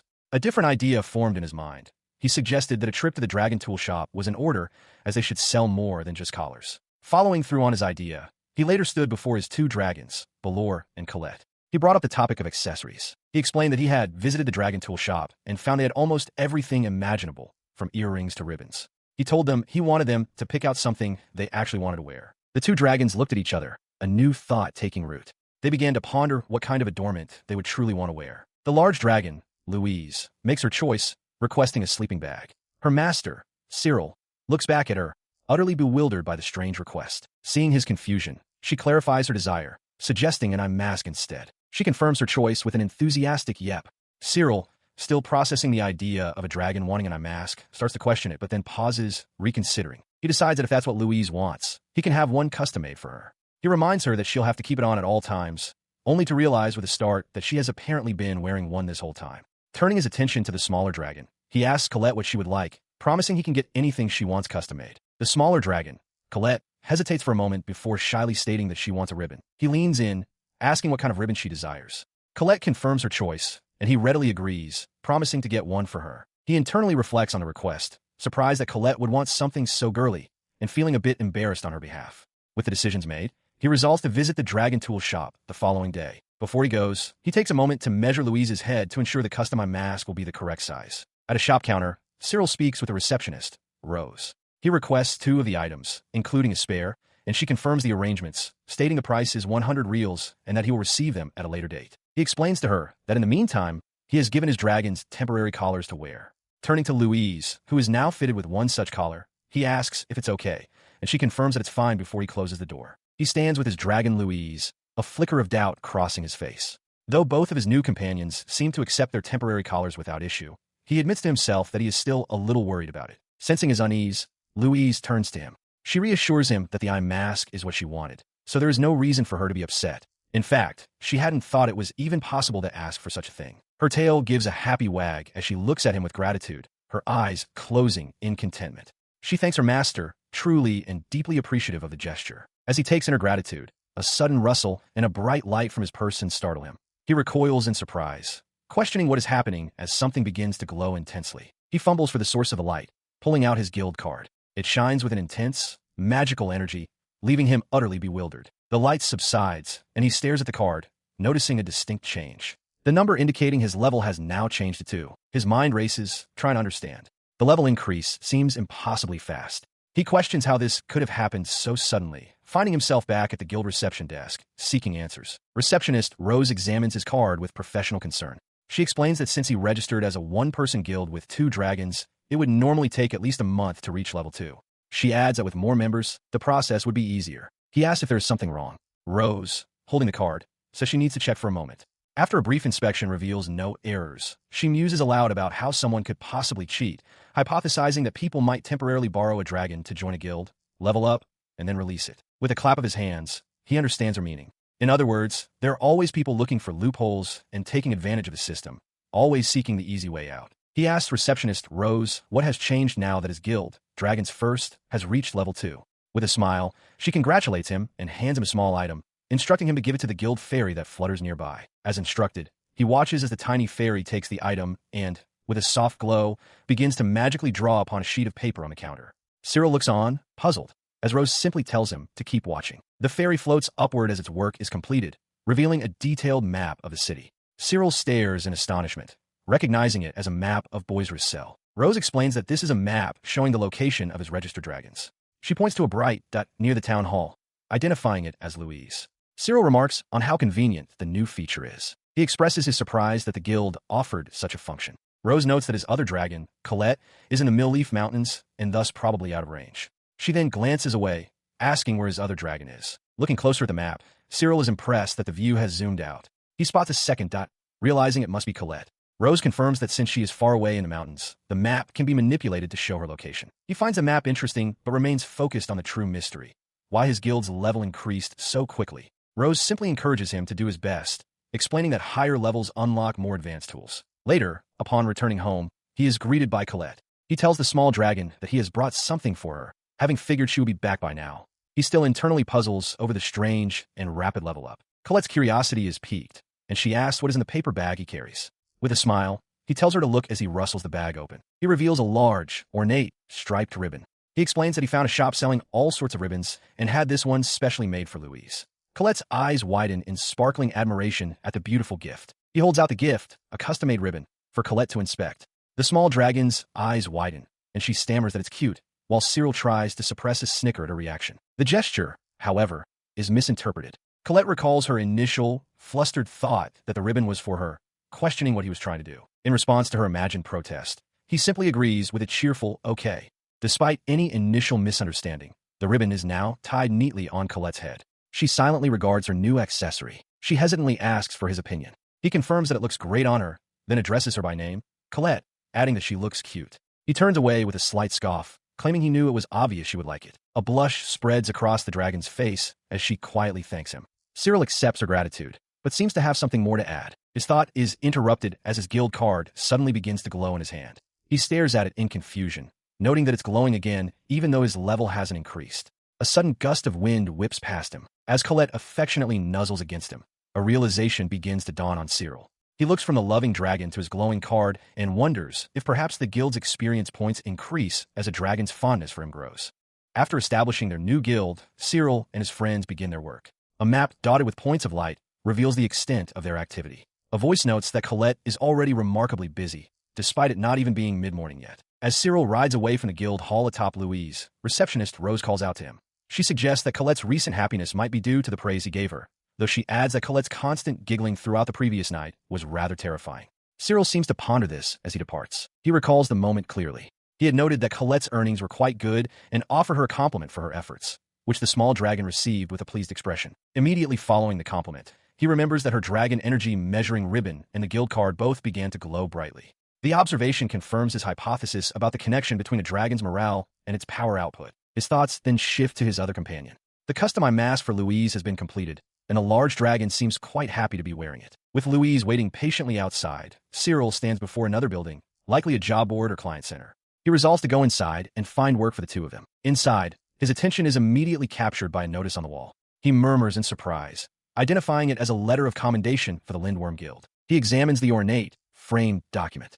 It is an official decree from the kingdom, commending the Lindworm Guild as an outstanding and exemplary organization based on its achievements over the past year. Looking at the commendation, Cyril reflects that even if he disagrees with their policies, a proven track record like this gives clients a powerful sense of reassurance. He becomes determined, deciding he should also do his best to earn such a commendation for his own guild. Just then, a voice cuts through his thoughts. Lewis appears, remarking that he heard Cyril start his own guild. With a dismissive laugh, he declares that's not going to happen, mocking that a one-man guild couldn't get a commendation even if it wanted one. Cyril is left stunned by the sudden and sharp critique. He listens as Lewis continues, explaining that the Lindworm Guild's commendation attracted numerous applicants, including several Barang Dragon Knights and others with more than 10 years of experience. Lewis suggests that Cyril should have simply stayed with them a while longer. Internally, Cyril dismisses the thought, but outwardly concedes that the guild's success is very impressive. Despite his polite words, he turns away, reaffirming to himself that he has no desire to go back. A B-rank designation signifies a well-known Dragon Knight at the forefront of their trade, a status he has clearly left behind. As he steps outside, the sudden clamor of a crowd fills the street. The noise is overwhelming, and he turns to a nearby man to ask what is happening. He learns that a dragon has apparently escaped, causing a huge ruckus and becoming a major concern for the town. The news catches Cyril by surprise. He remarks that he has never heard of a dragon escaping before. The townsman confirms that the dragon's current whereabouts are unknown. Cyril thanks him for the information. His thoughts drift to his own dragon, Louise, who appears sleepy. While his curiosity about the escaped dragon is piqued, he decides against disturbing her. Deciding to report the incident at the town hall, he begins to ascend a nearby flight of stairs. His plan is abruptly interrupted by a loud crash from somewhere above. A large, finned wyvern tumbles down the steps, landing in an injured heap before him. A young woman, its rider, is in distress, pleading for help. To his astonishment, she calls out his name, Cyril San. The distressed rider and her injured dragon are now outside the doors of his establishment. She cries out that she cannot stay at her previous location any longer, her plea echoing in the street. The distressed rider, whose name is revealed to be Louise, looks on in surprise as Cyril invites both her and her wyvern to come with him. She hesitantly agrees. Cyril turns away, his expression grim as he internally remarks his dislike for the place they have just fled. Inside the stable, Louise approaches her wyvern, calling her Emma. With hope in her voice, she asks if the dragon remembers her. As Louise tends to her wyvern, Cyril's attention is drawn to another of his dragons, a Zmei type. It is a known fact that these dragons, though small even for their size class, are valued by most guilds for their specialized combat skills. His thoughts on guilds lead him back to the newly arrived wyvern Emma. He gently touches her snout, his expression softening as he quietly asks why she ran away. Lewis steps in to answer for the silent wyvern. He explains that Emma had been feeling unwell, but her previous owners forced her to work regardless. This resulted in a mistake during a job that left her seriously injured. He adds that the cruelty didn't end there, alluding to the guildmaster. He continues his explanation, recalling the guildmaster's cruel ultimatum. A dragon that makes mistakes is worthless. If Emma erred again, the master had ordered her to be either worked to death or simply disposed of. Hearing this, Cyril remarks that Emma's demeanor didn't seem to reflect such a dire situation. His other dragon, Colette, interjects, explaining that she had been waiting for him at the town hall because she knew he visited daily. The exchange reinforces a known truth. Dragons understand human language perfectly well. This realization prompts Cyril to consider the official process for transferring ownership of a dragon, wondering if the Lindworm Guild would be open to negotiation. At that moment, Emma presses her head against him, pleading for him to let her stay. The wyvern nuzzles him affectionately, and Cyril quietly reassures her that everything will be all right. His promise is interrupted by a loud, insistent banging at the main gate. Cyril's expression tenses. He suspects they have been followed. The voice from the gate is Lewis, calling out to Cyril. Ignoring the interruption for a moment, Cyril looks directly at Emma with renewed resolve, promising that he will take care of everything and do whatever is necessary to protect her. He faced the man at his gate, Lewis, who glared with grim determination. Lewis insisted there were witnesses and that he knew Cyril was sheltering his dragon, demanding its return. From the other side, Cyril calmly confirmed that the creature was indeed in his care. Unmoved, Lewis repeated his demand for Cyril to bring it out, declaring his intent to take it back. The two men stared each other down, their expressions hard and unyielding. Cyril broke the tense silence with his own counter-demand. He wanted the wyvern's ownership officially transferred to him. Lewis was incredulous, retorting that he couldn't just hand over a runaway dragon. He then revealed what he'd heard, that the guild master planned to work the creature to death, and angrily demanded to know who told Cyril such a thing. Cyril remained unfazed by the outburst. He reasoned that where there is smoke, there is fire, implying the rumors were true. He stated firmly that he could not return the dragon to a master like that. Lewis dismissed Cyril's moral stance, telling him it wasn't his place to discuss it. Unwilling to be shut down, Cyril countered by proposing they negotiate a trade instead. His patience exhausted, Lewis roared that he knew Cyril was inside and forced the door open. He shoved Cyril aside, causing the terrified rider, Louise, to cry out in fear from within the stable. Lewis ignored her completely, calling to his companion that they were leaving. He stomped forward into the stable, determined to retrieve the wyvern, as Louise watched in horror. Their path was suddenly blocked by a massive, dark fur dragon. Lewis stammered, asking who this was, while his companion questioned if it was an enemy. The great beast seemed to understand, identifying them as its master's foes, a fact Cyril confirmed with a silent nod. With a guttural command to die, the dragon lunged, spitting a projectile directly at Lewis. The man screamed in terror, stumbling backward as he questioned what the bloody creature was doing. The confrontation that led to the attack is revealed. Cyril stands firm before Lewis, calmly stating that intercepting trespassers is only natural, as it's already happening everywhere. He tells Lewis to drop the matter, warning that if he persists, he'll be forcefully removed. Cyril gestures towards his massive dragon, Balor, and confidently tells the man to just watch him. Sometime after the incident, Cyril sits at a table across from a stern-looking man, who begins the conversation by stating that he has heard what happened. The man, identified as the Lindworm Guildmaster, Dickie Raj, confirms he knows Cyril wants to take in one of their dragons. Cyril agrees, but the Guildmaster scoffs dismissively, adding that he can't stand to see a dragon forced to work to death. Cyril retorts that the Guildmaster can call him whatever he wants. He argues that the guild doesn't need another useless dragon poisoned by incompetence, implying that Dickie Raj is also responsible for the creature's state. The Guildmaster's expression hardens. He reminds Cyril that the wyvern is still Lindworm's property, and they cannot simply let him take it without a fight. Thinking the issue is transactional, Cyril asks how much he has to pay. Dickie Raj immediately shuts him down, stating that it is not about money. Leaning forward, the Guildmaster lectures him, explaining that there is a certain attitude and a proper way to ask for something. As he speaks, Cyril pushes his chair back and rises from the table. Having understood the Guildmaster's lesson, Cyril bows deeply, his head lowered in a formal plea. Please, he begs. Dickie Raj looks down at the bowing young man, his expression unmoved as he lets out a quiet, unimpressed humph. The Guildmaster turns his back on the kneeling Cyril. With a dismissive tone, he calls the young man a freak and grants his permission, telling him to do whatever he likes. As the Guildmaster departs, Cyril looks up from the ground and calls out to his dragons, who have been waiting nearby. His companions rush to his side. The small Tarask worriedly asks if its master is all right, while Colette, the Mushkashu, questions if the man who just left was an enemy. Cyril simply confirms that he is fine. He then turns to the newly acquired wyvern, announcing that the deal is done and that she, Emma, is now free. Colette expresses immense gratitude on her behalf. Cyril asks Emma what she intends to do now, giving her the option to go elsewhere. The wyvern immediately rejects the idea, insisting that she likes it at Cyril's place and wants to stay. Hearing her earnest plea, he gently places a hand on her snout. He calms her, formally accepting her into his care and calling her by name. In that moment, a strange phenomenon begins, catching his attention. He turns abruptly, startled, and asks what is happening as his dragons look on. The source is the Balor, Louise, who has begun to emit a soft glow. The other dragons stare in confusion, wondering about the sudden light. A buzzing sound fills the air, and Cyril feels an undeniable pull, as if something is luring him. He instinctively reaches his hand forward, his fingers close around a small, solid object. He stares in shock as he realizes it's a glowing ring, which has materialized from the light emanating from Louise. He stared at the object in his palm, a bead of sweat trickling down his temple as the realization struck him. Could it be? An artifact. He looked closer at the strange, eye-like ring that had appeared on his gloved hand, the word echoing in his mind with disbelief. An artifact? A strange light emerges, coalescing into a ring between Cyril's fingers. He asks aloud what an artifact is, and the wyvern Emma explains that it is a secret treasure of the dragons, something they have long called for. The ring glows brightly on his gloved hand. Emma's voice clarifies that it only appears to those who are beloved by dragons. Cyril stares, processing the implication that he is such a person. It is known that long ago, the Dragon King NM created this very artifact using the power of the supreme god, Roman Cyr. He turns his attention to the large dragon Balor. Asking if he knows of this Dragon King, NM Balor replies that he has only heard the name before. Emma adds what little she knows, explaining that he was the king when dragons ruled the earth, but admits that is the extent of her knowledge. Cyril quietly considers this, thinking it sounds more like a myth. He recalls the legend of the supreme god, Roman Cyr, who was said to possess a voice that compelled all creatures to bow. His gaze sweeps over the assembled dragons. Balor confesses that he has never actually seen an artifact before, and Emma concurs. Cyril is taken aback by their shared ignorance. He examines the object again. To him, it just looks like an ordinary ring. He asks how they all knew it was an artifact, if none of them had ever seen one. Emma simply states she just knew, while Balor adds that it was like an instinct. Lifting the ring, Cyril reflects on their words.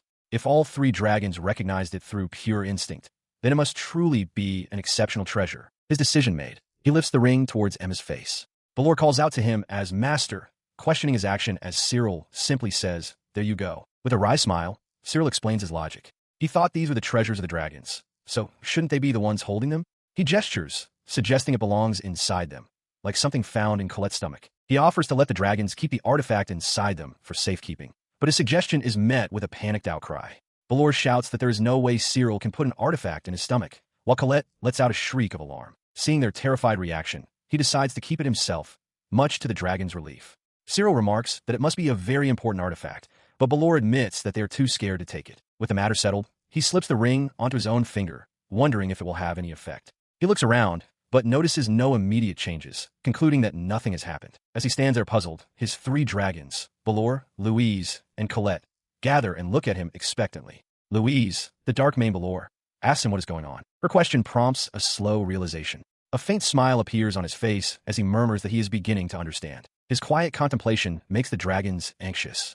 Colette asks what he has figured out, while Balor stares intently, demanding that Cyril explain so they can understand as well. He turns his attention to Colette, who asks if he is feeling unwell. Cyril quickly reassures her that he is feeling fine, though she seems unconvinced. He clarifies that while he himself feels fine, the artifact is telling him that she is not. He explains that he can now see two bars floating over everyone's head, which confuses the dragons. Looking toward Louise, he elaborates on his new vision. He explains that each of the bars represents a different aspect of their well-being, one for physical health and the other for mental health. Hearing this, Colette dismisses her own condition as nothing. She then expresses concern for Cyril, suggesting this new ability must be exhausting and apologizing. Cyril, however, reassures her, believing it is because she is the only one working. He tells the small dragon, Colette, that it's no big deal, reassuring her that he's glad she's working so hard. He urges her to get some rest for tomorrow and not to push herself too much. Gazing at the ring on his finger, he reflects on the artifact. He theorizes that it was given to him specifically to keep the dragons from overworking themselves, and that must be why it came into his possession. Colette lets out a wide yawn, seemingly in agreement. She just needed some rest. Cyril watches her, a look of understanding on his face. Sometime later, a determined smile spreads across his face as he clenches his fist. He realizes this new ability is the best thing he's ever had, a tool that will allow him to save the dragons from overworking themselves. His priority is now clear. The dragons come first. While sitting alone with a cup, his quiet moment is interrupted by a sudden, sharp knock at the door. He opens it to find a man waiting outside. Startled, Cyril wonders who it could possibly be, as it is nearly midnight. The visitor immediately apologizes for disturbing him at such a late hour. He then asks if he is, in fact, Cyril LaRose. Cyril confirms his identity, though his expression is wary. The man apologizes for not introducing himself sooner, stating that his name is Roland Flory. He then explains that he has come to ask a favor of Mr. Cyril. He continues, explaining that he was referred by Lady Morinier. The name catches Cyril completely by surprise, and he questions why he would be sought out. Roland clarifies that he was asked to deliver a letter to someone named Katrina Morinier. As Cyril hears the name, an image of a gentle-faced, noble woman flashes through his mind. He listened as Roland Flory explained the grim circumstances. A certain guild of dragon knights had failed to complete a suppression mission. Hearing this, Cyril inquired about the specific favor being asked of him. Roland elaborated that suppression missions are typically directed at groups of dangerous monsters, offering great rewards and prestige in return. The word failed resonated in Cyril's mind, a stark indicator of the mission's difficulty. He pressed for more detail, asking about the extent of the failure. Roland conceded that injuries to dragon knights and their mounts were a common occurrence in such endeavors, but his tone suggested this case was far worse. With a grave expression, Roland delivered the devastating news. The Vanguard Battalion, the very front line of the troops, had been completely annihilated. All of them. The weight of the statement hung in the air. Roland confirmed that a catastrophe of this scale had not happened in the last 5 years. Cyril swallowed hard, the shock of the revelation settling in. As Cyril tried to process the information, Roland finally stated the mission's objective. The guild has a rule that knights on suppression missions must carry their last will with them. He was asking Cyril to retrieve those documents. He explained that the main guild was already dispatching more troops to confront the threat, leaving no time for them to collect the wills. Cyril voiced his primary concern, that he might not have the strength to venture into such hostile territory. Roland dismissed his concerns, assuring him it wouldn't be a problem. He then laid out the terms. The location was Danzig Valley, and the reward was 5,000 riels. After a brief pause, Cyril accepted the job. With his agreement made, Cyril gave a quiet thanks. Roland added an incentive. As long as he collected the wills, Cyril was welcome to keep any dragon gear he found on the battlefield. His mind immediately turned to logistics. Calculating the journey to Danzig Valley and factoring in the rest his dragon, Louise, would need, he estimated a 3-day trip each way. He began to tighten the straps on his luggage, preparing to depart. He pores over a map, preparing for the journey ahead. His large dragon, Louise, notices his intense focus and calls out to him, asking what is the matter. He turns, confirming that he overheard their conversation from the previous night. Louise asks what he means, then brings up the detail that they are allowed to take any dragon equipment they might find. Her words make him realize with some annoyance that his dragons can hear everything he does. Louise confirms that they did indeed say that, remarking on his excellent hearing. She then elaborates, explaining that battlefields are like treasure troves. The mention of treasure piques the interest of the smaller dragon, Colette, who pops into view, questioning the term. Colette explains the grim but common practice of stripping battlefields for expensive equipment to sell for cash, an idea she finds disgusting. Cyril quietly confirms that people do, in fact, do such things. He adds a word of caution, noting that it's a dangerous business. He recounts stories of scavengers who accidentally touched a malfunctioning or cursed magic item and suffer the consequences. Colette processes this, realizing the salvage gear is considered a reward. Cyril confirms her understanding, adding that the equipment worn by dragon knights is often far more expensive than that of ordinary soldiers. His gaze drifts toward the distant mountains. He feels a little bad about the prospect of profiting from the fallen, but his resolve seems to hold. After a period of travel, the trio makes camp for the night. Cyril and his 2 dragons, Louise and Colette, rest by a crackling fire in the shelter of a forest. Their journey brings them to the edge of a precipice, overlooking a vast and desolate canyon. He recognizes it at once. This is the place. He and his dragons stood at the precipice of the Danzig Valley. The sheer, rocky expanse elicited a gasp of awe from Louise. As they looked down, the true horror of the valley revealed itself. A battlefield littered with the bodies of fallen soldiers and their draconic mounts.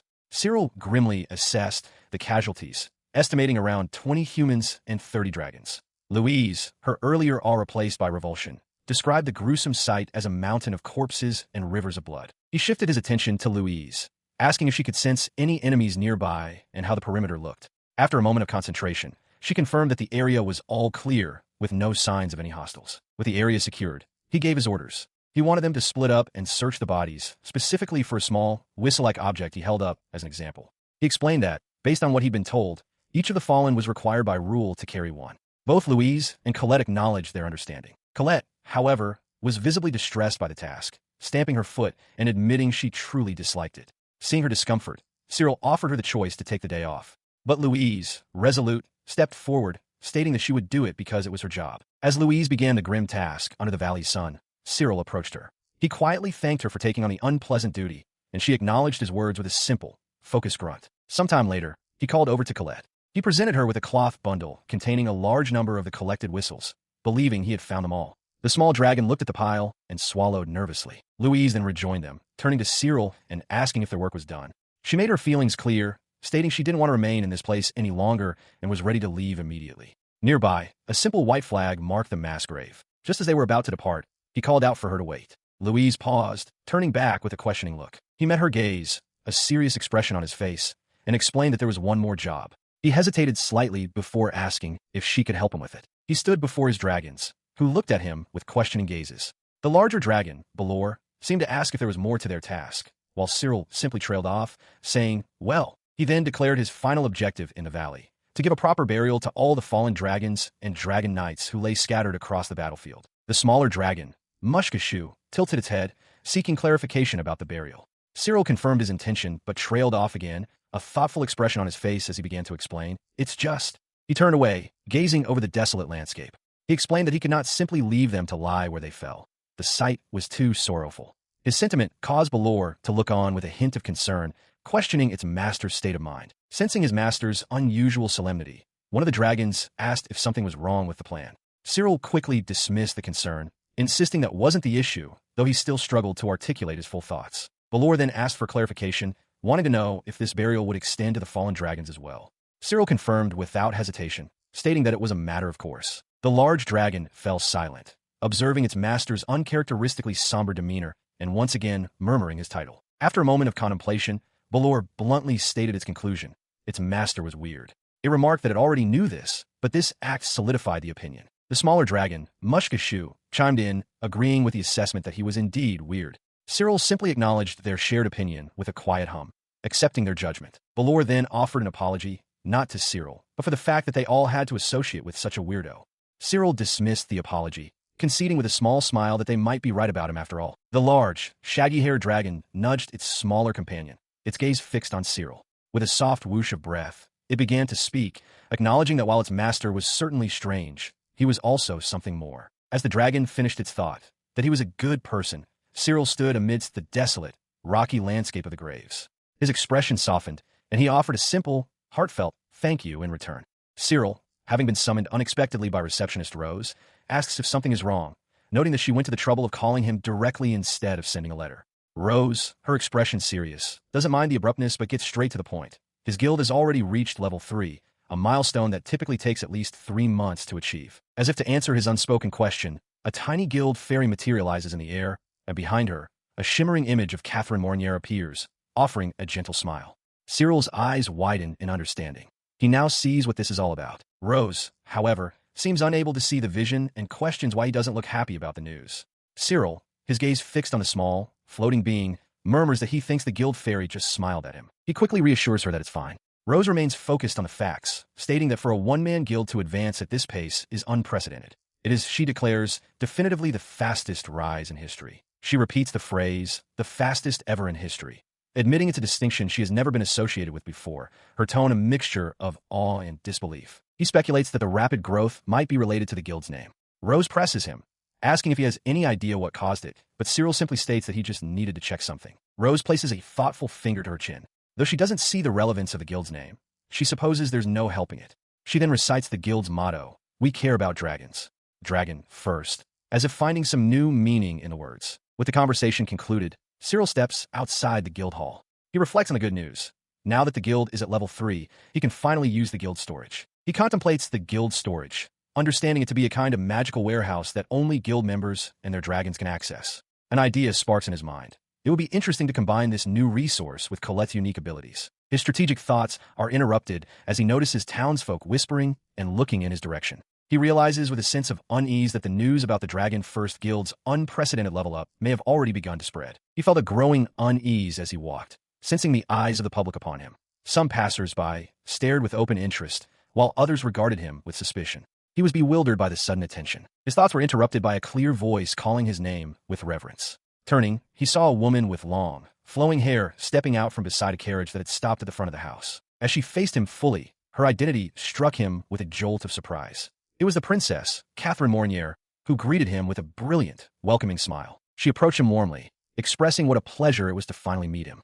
She added that she had heard a great deal about his success, leaving Cyril to wonder what success she could possibly be referring to. Catherine happily clarified, listing his recent accomplishments. She mentioned the wide variety of jobs he had completed and, most impressively, that his guild was the fastest ever to reach level 3. He could only offer a hesitant agreement to her praise. Unfazed, Catherine declared him the most sought-after dragon knight in the region, before announcing that it was time to discuss the most important matter. As she began to lead her entourage forward, Cyril politely suggested that they should probably continue their conversation inside. Once they were seated at a table, he wasted no time in asking her directly about the purpose of her visit. She began by addressing him as the greatest dragon knight, a title that made him flush and claim it was an exaggeration. Catherine firmly insisted it was not, then revealed she had come with a request. Leaning forward, she made her formal request, She would like him to care for a special dragon.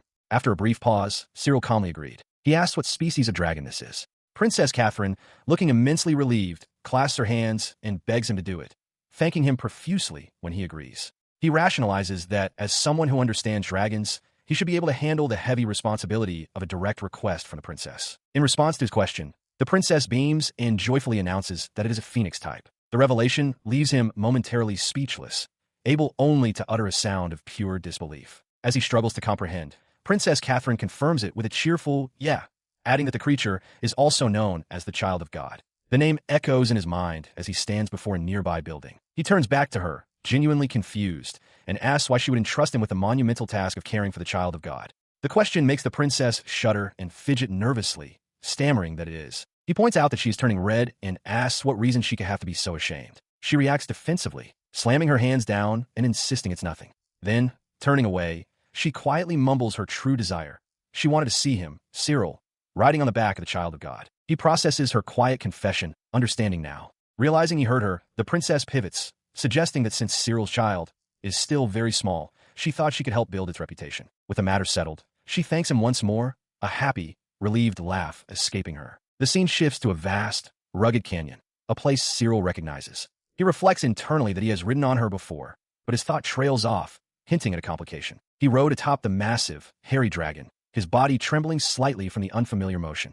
Beside him, Princess Catherine expressed her amazement, remarking on how incredible it was that he had trained the beast to provide such a steady ride. Despite her praise, he looked far from comfortable. Noticing his strained expression, Catherine asked if he was certain he didn't want to take the carriage instead. He quickly reassured her, insisting that he was fine. The dragon itself seemed to notice his tension, turning its head to speak. It observed that it could see he was trying to impress someone and promised to walk gently. Cyril, flustered, could only begin to stammer a protest. Putting the dragon's comment aside, he turned back to the princess to share what he had learned. He informed her that his research indicated the Child of God had died a long time ago, and that rumors suggested it had no children. She confirmed his findings with a simple, "That's right."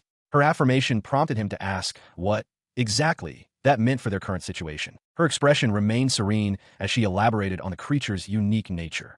The phoenix, the Child of God, she explained, is believed to be the only one of its kind on the entire earth. She then revealed the core of the legend.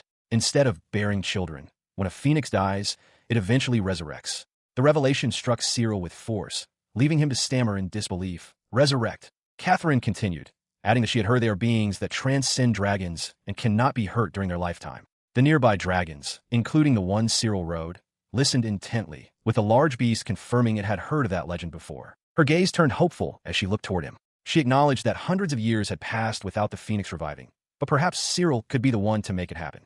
Awed by the concept of the Child of God, Cyril could only agree that it was amazing, even as the weight of her expectation settled upon him. He processed her words, a faint, strained smile on his face. He understood the magnitude of the legend, but a single, pressing question formed in his mind. Was it truly safe? He traveled for 2 days, the thought of the phoenix still turning over in his mind. He found it hard to believe that a dragon of such legendary status could truly exist. Their journey concluded at an impressive, domed sanctuary perched atop a mountain, a place no ordinary carriage could ever hope to reach. Cyril let out a breath of awe, finding the sight truly impressive. At the grand entrance, a guard in full armor greeted them with a formal salute. "Your Royal Highness," the guard announced to Catherine, "we've been expecting you." She acknowledged them, offering thanks for their hard work. Catherine wasted no time, asking if they could see the Child of God immediately. The guard confirmed they could, assuring her that nothing had changed.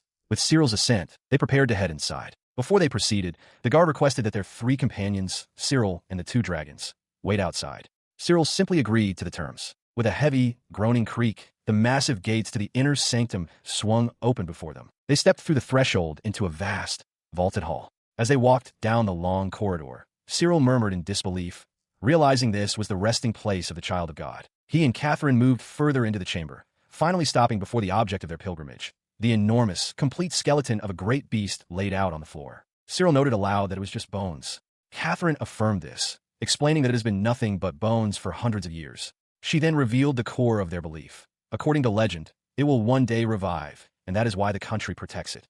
Within a vast, silent chamber, the massive skeletal remains of a draconic creature lie still. Its bleached bones, arranged as if in repose, speak of an immense passage of time. Stepping closer, Cyril LaRose's expression is fraught with tension. Catherine Mornier, just behind him, breaks the silence, asking what he thinks and if he can discern anything. Cyril can only offer a hesitant sound in reply. He stands before the colossal skeleton, dwarfed by its sheer scale.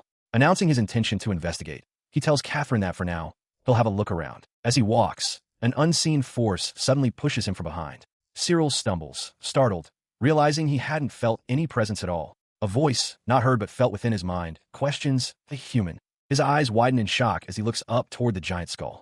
The internal voice continues, remarking that it has been a long time, decades, in fact, since a human last entered the temple. Now standing before the creature's two massive skulls, Cyril hesitantly asks if it is the one speaking.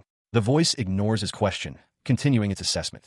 The woman carries the scent of royal blood, while the man seems to be a commoner. One of the skeletal heads seems to fix its empty gaze upon him, the voice addressing him directly and simply. Human. Still processing the impossible event, Cyril manages to confirm that yes, the entity is speaking to him. The skeletal being expresses its satisfaction, noting how well it is that Cyril can understand it. Cyril himself remains silent, stunned by the conversation. A booming, spectral laugh suddenly echoes through the chamber.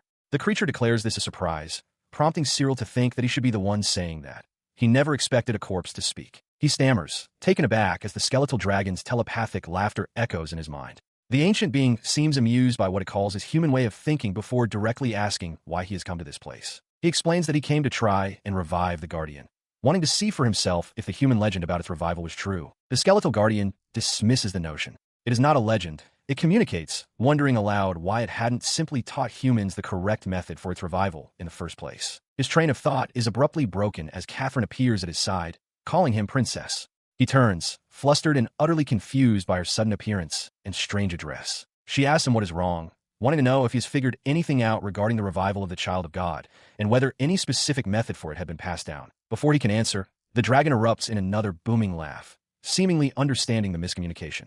Catherine, looking perplexed, confirms to Cyril that as far as she knows, no such method exists. The guardian addresses them both, musing that human memory is fickle and that documents are often manipulated by those in power. It then directs its attention to Catherine, identifying her as the rare one. It then declares its ability to revive from within flames as many times as needed. The guardian issues a direct command to Cyril, ignite it with fire. The young man stares back, utterly bewildered by the request. He remains silent, processing the impossible instruction. The realization of what is being asked of him sinks in.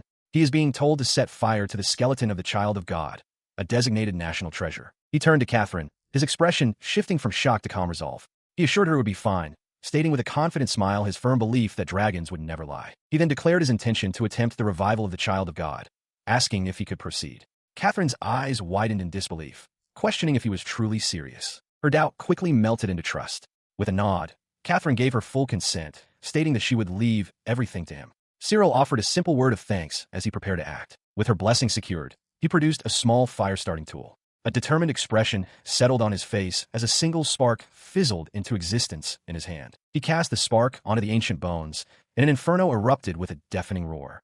The sudden, violent conflagration threw them back a step, causing a shocked Catherine to cry out his name. As the fire raged, a loud cracking sound echoed from its heart. A deep, booming laugh emanated from within the inferno, and Catherine watched in apprehension as the skeletal form began to change. The laughter intensified as a new form took shape. A majestic, phoenix-like dragon, wreathed entirely in magical flames, rose from the ashes of the skeleton. It turned its fiery head towards them and boomed its gratitude. Staring in stunned silence, Cyril and Catherine watched as the creature lowered its head, its form flickering brightly.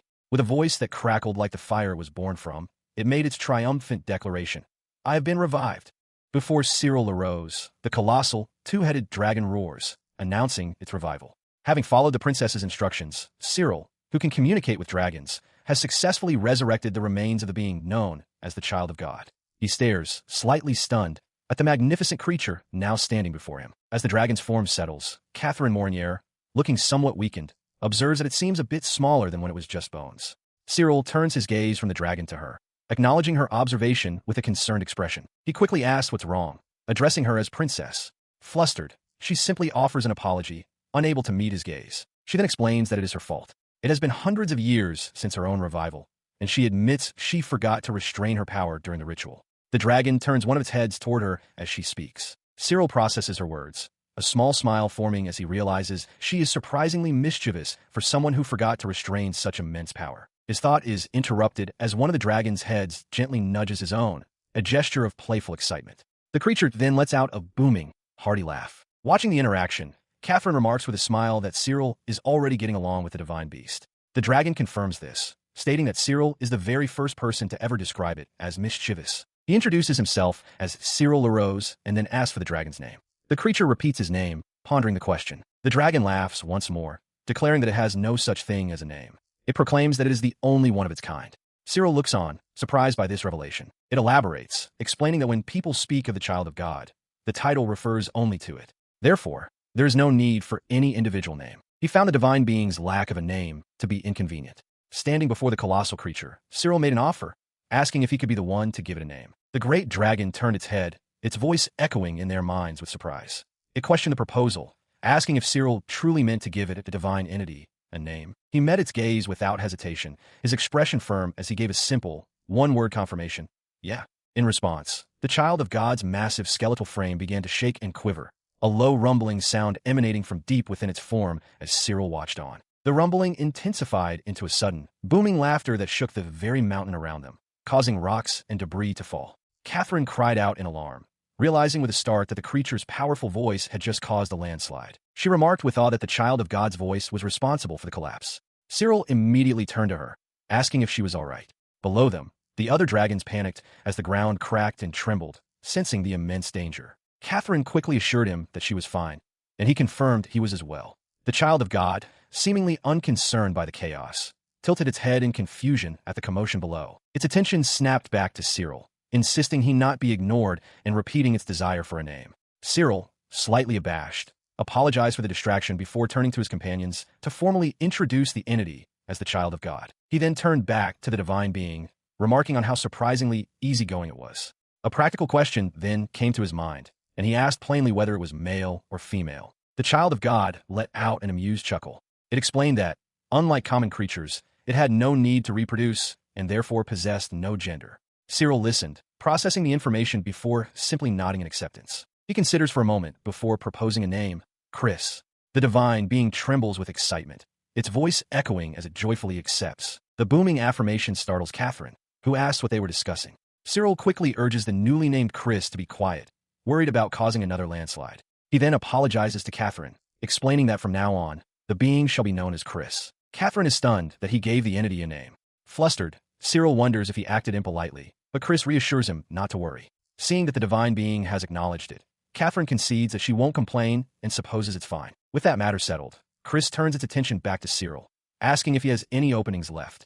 The term leaves Cyril looking completely baffled. Noticing his confusion, Quirce clarifies its question, suggesting that since they are together, they should form a contract. Cyril remains perplexed, asking what the dragon means by that. Quirce expresses its surprise, questioning how a dragon knight could be unaware of such a thing.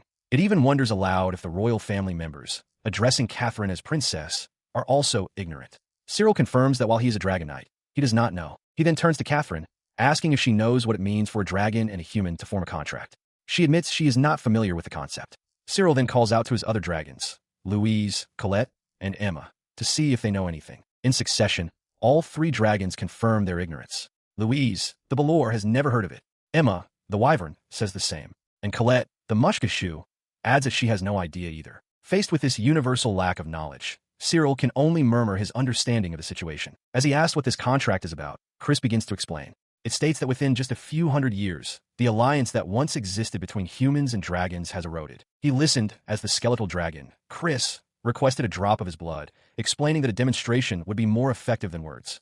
Confused but compliant, Cyril agreed. He then cracked a knuckle, and with a soft pop, a small orb of his own magic materialized, floating in the air before him.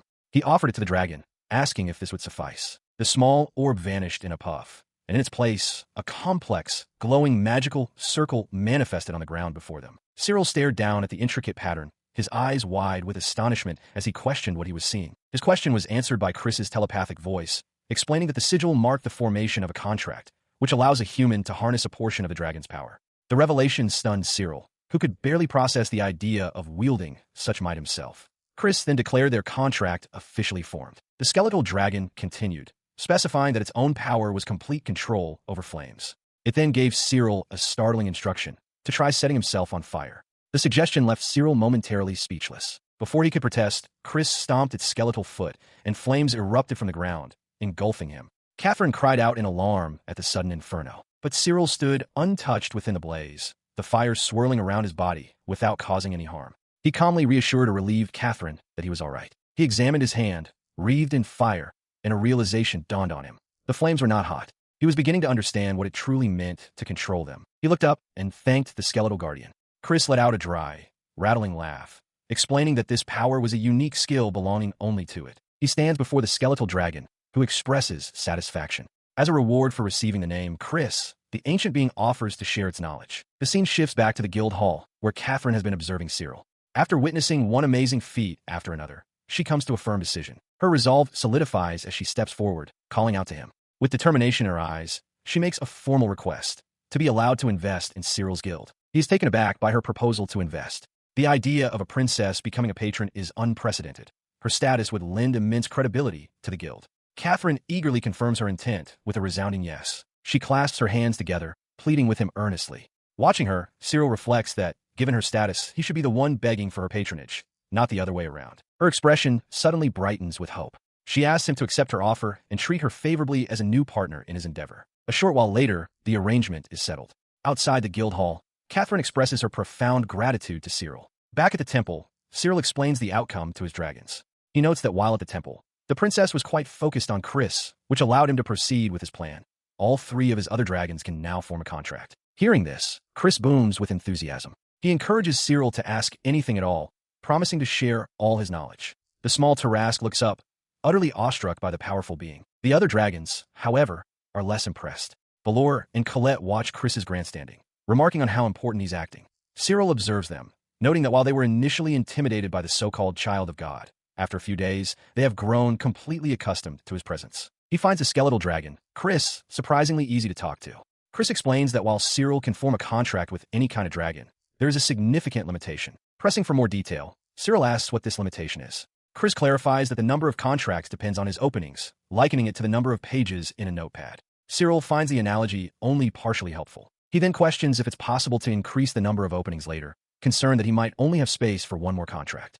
The skeletal dragon simply tells him not to worry about it. With a booming laugh, Quirce explains that dragons, unlike humans, can grow. Cyril points out the irony, asking if Quirce himself grows, but the ancient dragon retorts that he is the one and only immortal. As Quirce grandstands, declaring himself a completed, supreme being, the small mushkashud dragon, Colette, watches with a deadpan expression.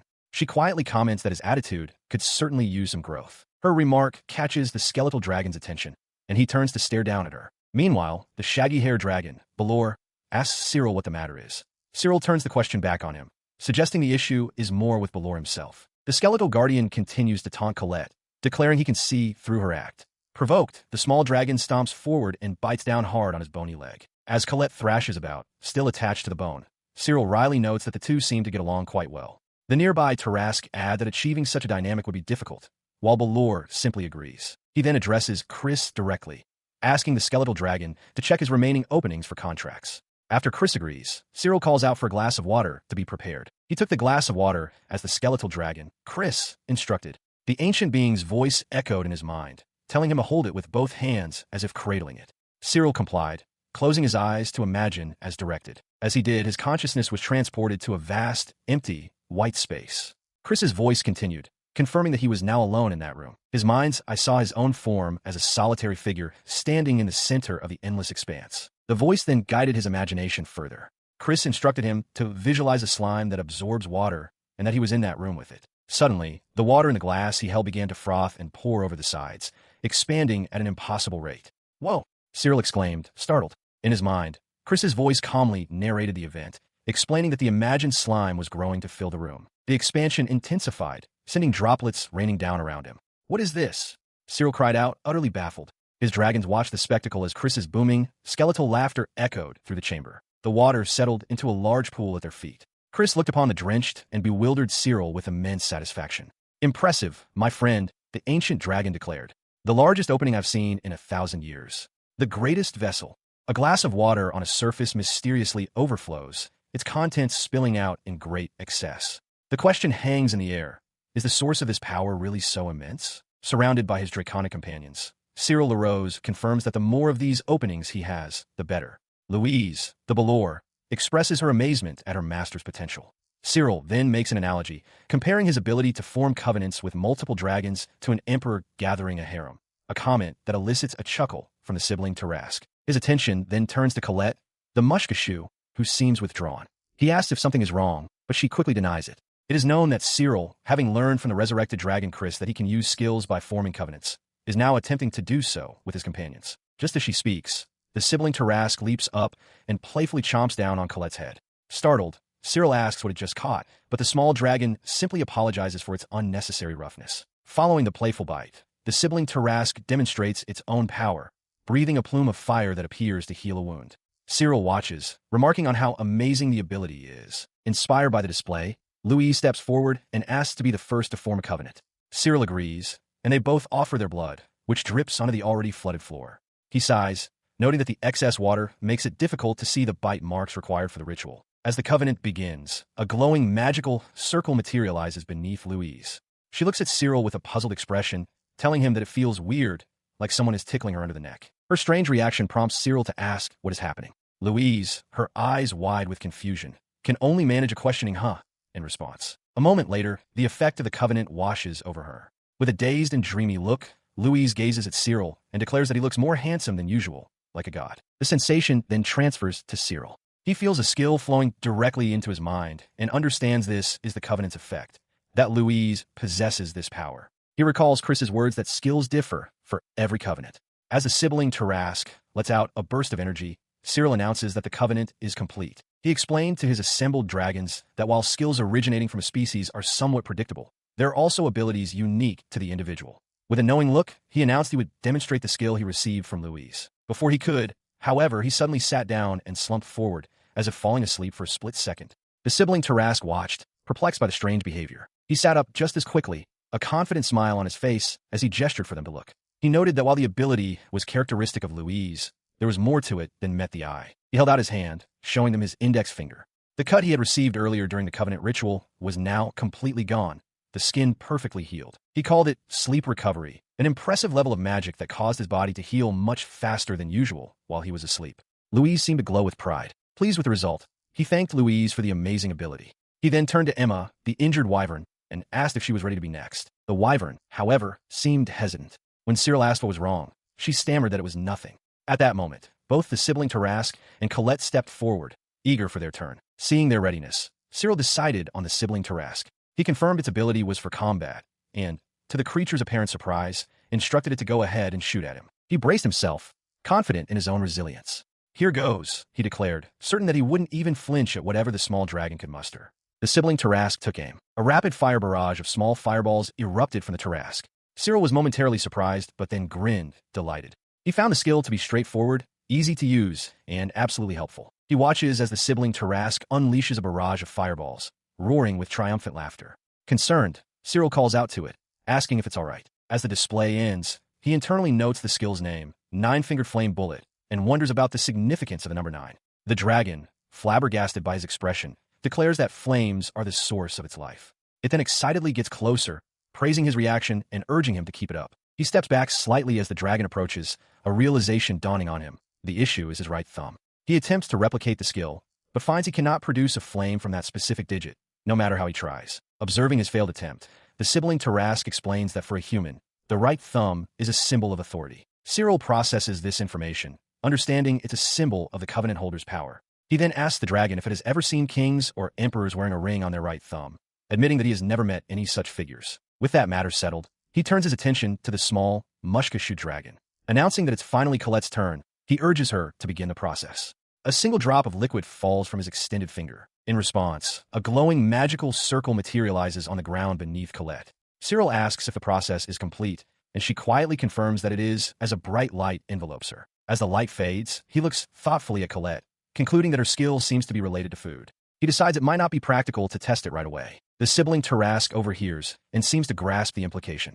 Cyril explains that the skill converts food into energy, which is stored separately from the body. This allows them to accumulate energy to be used whenever needed. The Tarrasque realizes this means they can eat as much as they want without getting fat. Cyril confirms the Tarrasque's happy conclusion. He thanks Colette, noting that the skill will be very useful during their travels and that he sees no downside to it.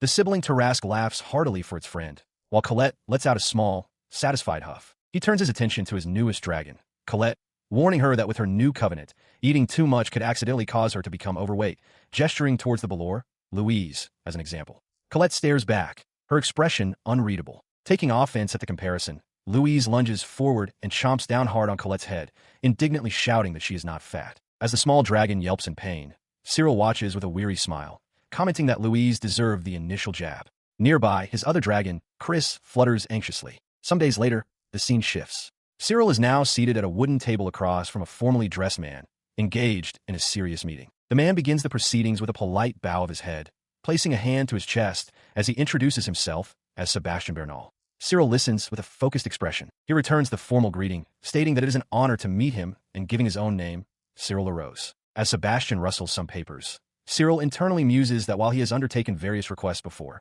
this level of formal politeness is somewhat unfamiliar to him. Sebastian then slides a sealed envelope across the table, explaining that it is a letter of referral from a Miss Mornier. The name clearly catches Cyril's attention. Cyril examines the letter, confirming it is another referral, this one from Katrina Mornier. Realizing she must be acquainted with Sebastian's employer, he makes a mental note to thank her. Sebastian then formally asks how Cyril may be of service. After apologizing for the trouble, Sebastian makes his formal request. They would like Cyril to acquire Dayside stones. The specific request gives Cyril pause as he considers its implications. He listened to the request, a bead of sweat forming on his temple as he processed the scale of the task. He hesitantly repeated the details back to the man, seeking confirmation. They needed 100 Dayside stones, each the size of Cocotte. Was such a thing even possible? Sebastian simply affirmed that it was. The sheer audacity of the request left both men momentarily stunned, but their shock was immediately eclipsed by a sudden, boisterous interruption. A massive, shaggy-haired dragon, whom Cyril identified as Quirce, thrust its head into the room with a booming laugh. The dragon found the proposal highly amusing and urged Cyril to accept the job, startling Sebastian. The dragon continued its raucous laughter, thoroughly enjoying the chaos it had created. Its tongue lolled out as it cackled. Cyril, clearly exasperated, turned to scold the beast, telling it not to appear so suddenly. He then turned back to his client, his expression shifting to one of apology. He explained that he was sorry his dragon had startled the man. Sebastian, regaining his composure, simply asked if the creature belonged to Mr. LaRose, to which Cyril confirmed. With the pleasantries re-established, his attention snapped back to the intrusive dragon. He demanded to know what was wrong with it. Unfazed, Quirce declared that it knew exactly what Dayside stones were and where they could be found, guaranteeing their success. The confident proclamation caught Cyril by surprise. The dragon's unexpected knowledge was a deciding factor. Cyril turned back to Sebastian and, with newfound resolve, formally accepted the request. The client was visibly relieved and delighted, thanking him profusely. As he processed the acceptance, Sebastian remarked on the speed of the decision. He noted that such quick decisiveness was to be expected from someone of the Dragon First Guild. Cyril, however, seemed to be questioning the rapid escalation himself. Having concluded their business, the group departed. Outside, as they walked, the small Mushkasha dragon, Colette, grumbled about Quirce's presence, calling the larger dragon nuts. From ahead, Quirce laughed mockingly, teasingly asking if Colette had wanted some private time with Cyril. Ignoring the dragon's bickering, Cyril focused on the mission at hand. He addressed Quirce directly, asking for clarification. While the dragon might know the location, Cyril needed to understand what exactly a Dayside stone was. The large dragon readily provided the information. It explained that a Dayside stone is a type of gem, plain in appearance and not typically valued by humans. The true challenge, Quirce noted, lies in obtaining them, as the process is dangerous, the very reason it surmised that a formal request had been made. He looks toward his dragon, Quirce, seeking confirmation. So, it can be valuable, right? He asks, to which the dragon replies with a simple, exactly. Quirce elaborates, explaining that the true value of a Dayside stone is revealed when bathed in moonlight, causing it to emit a dazzling glow. Because of this property, it is also known as the dragon's night pearl. Cyril considers this, imagining it must be a beautiful sight. His curiosity piqued, Cyril presses for their destination. So, where can we find it? You haven't told me yet. He muses that they sound like pretty decorations, but still wonders what they have to do with dragons. In response, Quirce lets out a low, rumbling chuckle, holding back the answer for a moment longer. The dragon's amusement leaves Cyril looking puzzled, waiting for a proper explanation. Moments later, they arrive at their destination, a massive, active volcano, with smoke billowing from its crater and the ground rumbling beneath them. What's with this place? Cyril asks, stating the obvious. It's a volcano. I can see that, but he trails off as a thought strikes him. I think its name was Tony Bin, if I recall correctly, he says aloud, before shaking his head and laughing. No, wait, that's not it. Quirce directs his attention forward. Look over there, the dragon instructs. The Dayside stone is inside there. Cyril peers into a bubbling pool of what appears to be lava, spotting small, transparent, amoeba-like creatures floating within. You mean that? He asks, his eyes widening in alarm as Quirce moves closer. Wait a minute. What are you doing? You can't just grab it from there. The dragon laughs heartily. Normally, it would be impossible to just take it. Indeed, I can see why this would be a challenging request for an ordinary person. But with me, my friend, it's easy. Cyril's eyes widen in sudden understanding.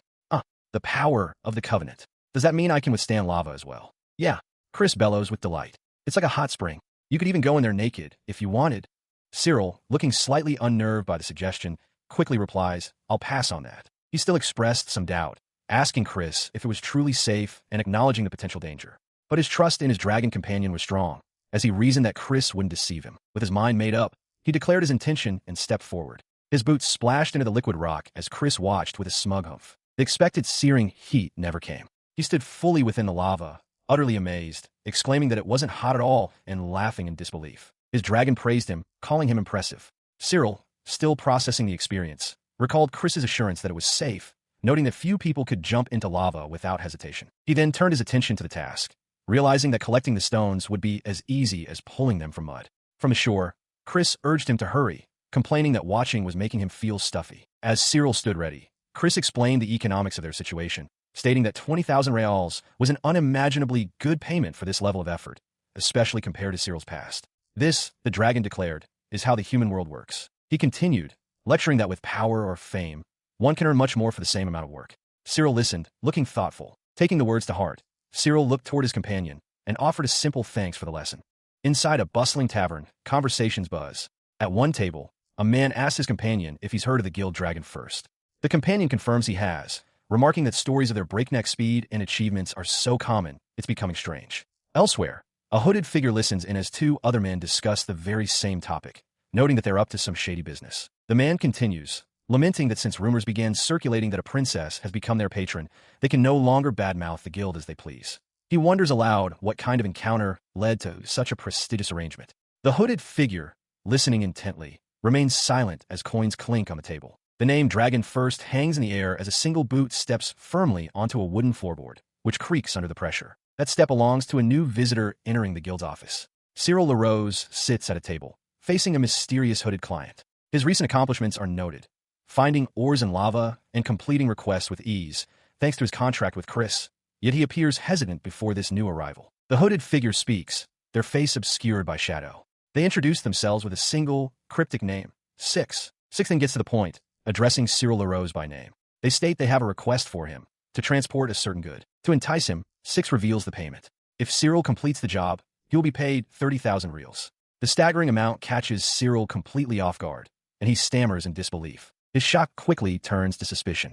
Cyril knows that cargo transportation is typically the easiest kind of job, and such a high reward signals that this is definitely dodgy business. He asks what exactly he is supposed to be transporting, but Six flatly refuses to tell him. Cyril presses, clarifying if he's simply expected not to be nosy. Six confirms this, stating that his only task is to deliver the goods to their destination in the exact same condition he receives them. Internally, Cyril acknowledges the danger but finds himself intrigued by the mystery. His interest piqued, he makes his decision. Calling out to his partner, he summons Quirce. A massive, draconic creature materializes in a flash of light, roaring as it appears, much to the shock of the client. Six. He regarded his summoned dragon, Quirce, who acknowledged that the request sounded interesting. The great beast then asked to be allowed to join their talk. He declared with immense confidence that it was impossible to hide anything from his presence, vowing to pry the truth out of the client. The dragon then turned his intense gaze upon the hooded client, addressing them simply as human. From the table, Cyril expressed his doubt, prompting an annoyed grunt from Quirce, who challenged his master's skepticism and declared he would proceed. With that, Quirce loomed over the cloaked figure, his presence overwhelming. He demanded to know what they were hiding, commanding them to spill all their secrets. The client could only let out a terrified squeak in response. The client began to tremble uncontrollably in their chair, utterly terrified by the dragon's interrogation. Cyril watched the scene unfold with a deadpan observation. He then calmly accepted the result. Quirce turned back towards him, announcing that the client would now honestly answer any question, explaining that he had simply applied some pressure. Cyril first asked his dragon what he had done, before turning his attention back to the now silent client. He directly asked what the good they needed transported was, but received only silence. He tried again to get their attention. Finally, the client responded, their voice trembling as they revealed the cargo, dragon tier incense. At the mention of the name, Quirce noted that it was a nostalgic one. He went on to explain that it is a type of aromatizer. When lit, It has a hypnotic effect, allowing a person to dream of whatever they wish. This substance, the dragon tear incense, is supposed to be an item prohibited by the human king. Quirce added that since it only induces a dream, it doesn't physically harm the body. Cyril considered this information, a seed of doubt remaining in his mind. He is visibly shaken by the confirmation that his request is to smuggle prohibited items. As the reality of the job sinks in, Cyril quietly processes that this is what the client, 6, is asking of him. As he grapples with this, his dragon Quirce offers more information. The incense does not directly affect the body, but it causes birth rates to decrease significantly. Cyril realizes this must be why it was prohibited, a consequence of people indulging in artificial dreams. Quirce begins to add a however, but Cyril, lost in thought, concludes that if the item is prohibited, then there is nothing to be done. The dragon, however, hold a different view, arguing that a complete prohibition might be excessive, as there are humans who genuinely need it. Cyril asks what kind of humans would need it. Quirce gives an example, an elderly person who lost their spouse many years ago. Cyril quietly acknowledges the point, understanding the compassionate use for such an item. He considers this perspective, agreeing with his dragon. He reasons that while it might be troublesome for the world's rulers if the incense were widely available, there are certainly people who have a genuine need for it. Having made his decision, he turns to face 6 and formally accepts the request. The cloaked figure audibly sighs in relief. Beside them, Quirce lets out a hearty laugh, remarking that such a choice is typical of his master. With the agreement settled, 6 provides the next steps, handing Cyril a folded map and a small, marked tally. They instruct him to head to the location on the map, present the tally upon arrival, and he will then receive the goods. Following the map, the group travels onward. After some time, Cyril, mounted on Quirce and accompanied by Colette, announces that they have arrived at their destination. They gaze up at the imposing destination, Niarco Fort. Cyril observes the people milling about on the castle walls and confirms their location and objective. They are here to acquire the dragon tear incense. He was met at the fort's stone wall by a guard, who rustled into position and demanded to know his identity. Upon learning he was the dragon first, the guard wordlessly opened a heavy wooden gate, gesturing for him to go in. As Cyril and his dragons stepped into the courtyard, their heavy footfalls echoing, he was surprised to find a group of men waiting. He wondered what they were up to. A man with a distinctive cloth tied over his eyes stepped forward from the assembly, identifying himself as the guildmaster. The guildmaster immediately demanded a demonstration of Cyril's power. Cyril questioned this, reminding the man that they were the ones who had requested him. The guildmaster apologized, but explained that since it was their first time working together, a test was necessary. While a nearby guard muttered that people often fail to live up to their reputations, Cyril began to channel energy. He was drawing on an ability gained from his contract with Emma, calling upon his big boss to assist. With a surge of power, he unleashed the 9-fingered fire bullets. A volley of explosive blasts erupted across the courtyard, stunning the onlookers with its sheer force. The shockwave and heat caused the guildmaster to sweat, but he was impressed. Cursing quietly, he conceded to himself that Cyril was not bad. A wisp of flame still clinging to his finger, Cyril let out a breath and asked if the man was satisfied. The guildmaster agreed it was fair enough, acknowledging that Cyril seemed reliable, and instructed him to come with him. As they prepared to leave, his dragon Balor seemed to chuckle. Cyril turned, confirming that the dragon had noticed his drastic tactic, firing everything he had in that single attack. He reassures his concerned dragon, Quirce, that he is fine. Internally, he assesses his condition, noting that the powerful spell he just cast consumed 30% of his stored energy. He reflects that this energy storage is a benefit of his contract with Colette, but he has not yet had the chance to accumulate a large reserve. Despite the significant energy cost, he concludes that unleashing his power was the necessary course of action given the circumstances. His decisive action earns him praise from the blindfolded guildmaster, who commends his wondrous judgment. Nearby, Cyril's dragons, Quirce and Colette, glare at the other dragons in the fort, irritated by their challenging stares, especially since they were the ones who initiated the confrontation. As the guildmaster grunts in acknowledgement, the other men in the courtyard scramble to flee, their own dragons retreating in terror from Quirce's imposing presence. The sight of their retreat prompts a deep, rumbling laugh from Quirce. The sudden sound startles Cyril, who turns to look at his boisterous companion. He pats the large dragon's snout, offering his thanks. Quirce seems to question the gesture, asking if they're not friends. Cyril dismisses the concern, explaining that he had only glared slightly at the other dragons. Cyril puffs his cheeks in slight annoyance at the explanation. The blindfolded guildmaster approaches them, his composure shaken, and addresses Cyril, stating he was unaware that Cyril was accompanied by such a monstrous creature. He clicks his tongue in thought before declaring that their current location will suffice. Following behind, Cyril grows impatient, asking about the location of the goods and whether they have arrived at their destination. The guildmaster then turns and sharply calls out to the guard and another man, who both snap to attention, responding immediately. Back in the courtyard, Quirce watches them go, wondering to himself why his master has stopped in this particular spot. The large dragon and his companions wait as the guild master internally concludes that Cyril is too unpredictable to be allowed inside their base. With that thought, the guild master's men bring forward a large wooden crate with a heavy thud. He announces that these are the goods. Nearby, the smaller dragons realize the guild master is acting this way because he's afraid of Cyril. He then lays out the terms of the job, instructing Cyril to bring the goods to a man named Gigu in the city of Man-o-War, who will provide the payment. Cyril listens as the guild master adds a critical warning. Man-o-War has an outer wall where inspections are carried out at the entrance, and Cyril will have to figure out how to get past them. The warning gives Cyril pause as he pictures the fortified city, contemplating the hurdle of an inspection. While he considers the problem, his dragons discuss the new development. Colette explains to a confused Quirce that inspections are routine checks in big towns.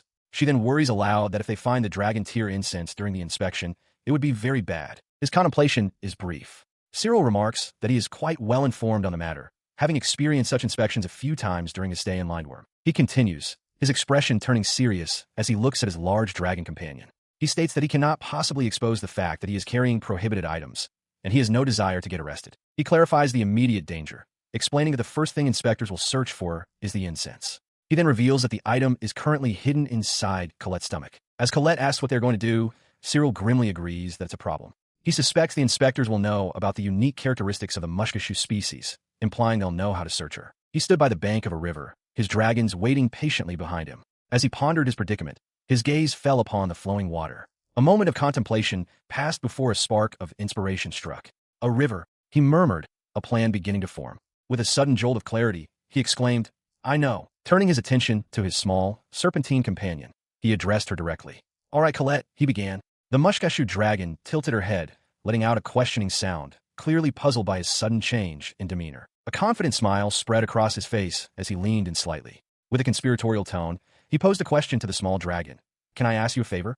At the entrance to the town of Man-o-War, a formidable inspection point stands ready, posing a significant challenge for any who wish to enter with secrets. Approaching the gate, Cyril LaRose walks alongside his two dragons, murmuring a final instruction to the smaller one, Colette. A guard halts their progress. Cyril internally confirms they will proceed as planned. His guild, Dragon First, has seen its reputation grow, leading them to accept a risky request, transporting a prohibited item known as dragon tier incense. This inspection is the first major obstacle in their path. He steps forward and presents his credentials to the guard, introducing himself as Cyril LaRose of the guild Dragon First.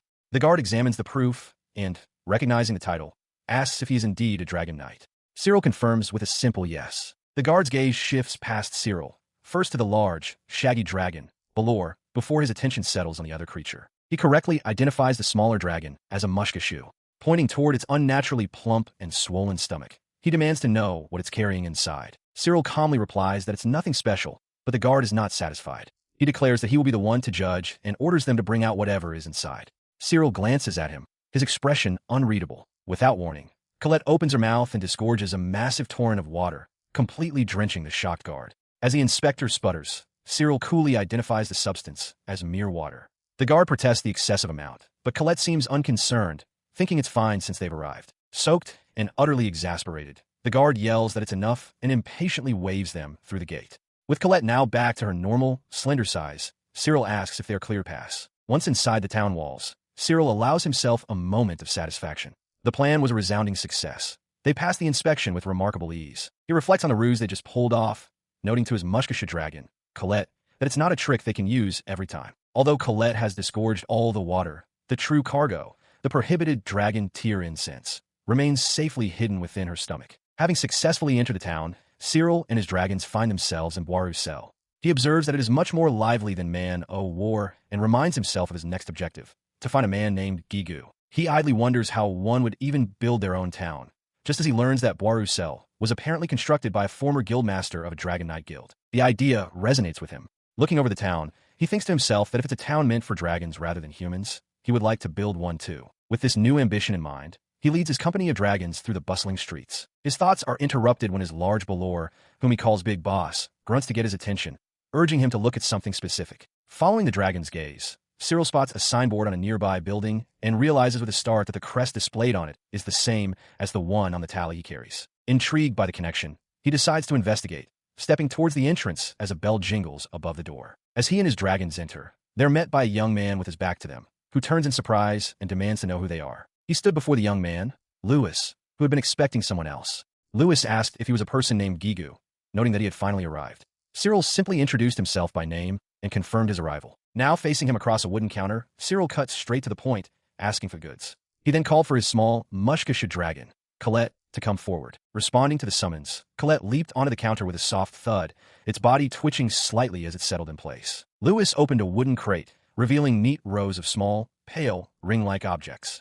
As he asked Cyril to confirm the contents, he took a quick sniff of the air before looking back at Cyril, who affirmed that they were correct. With the inspection complete, Lewis gestured toward the crate, formally acknowledging that Cyril had received the items. He then pushed a second, smaller, closed box across the counter with a clatter, presenting it as the promised reward. Colette stared at the box with wide-eyed curiosity. Cyril, however, refused the payment.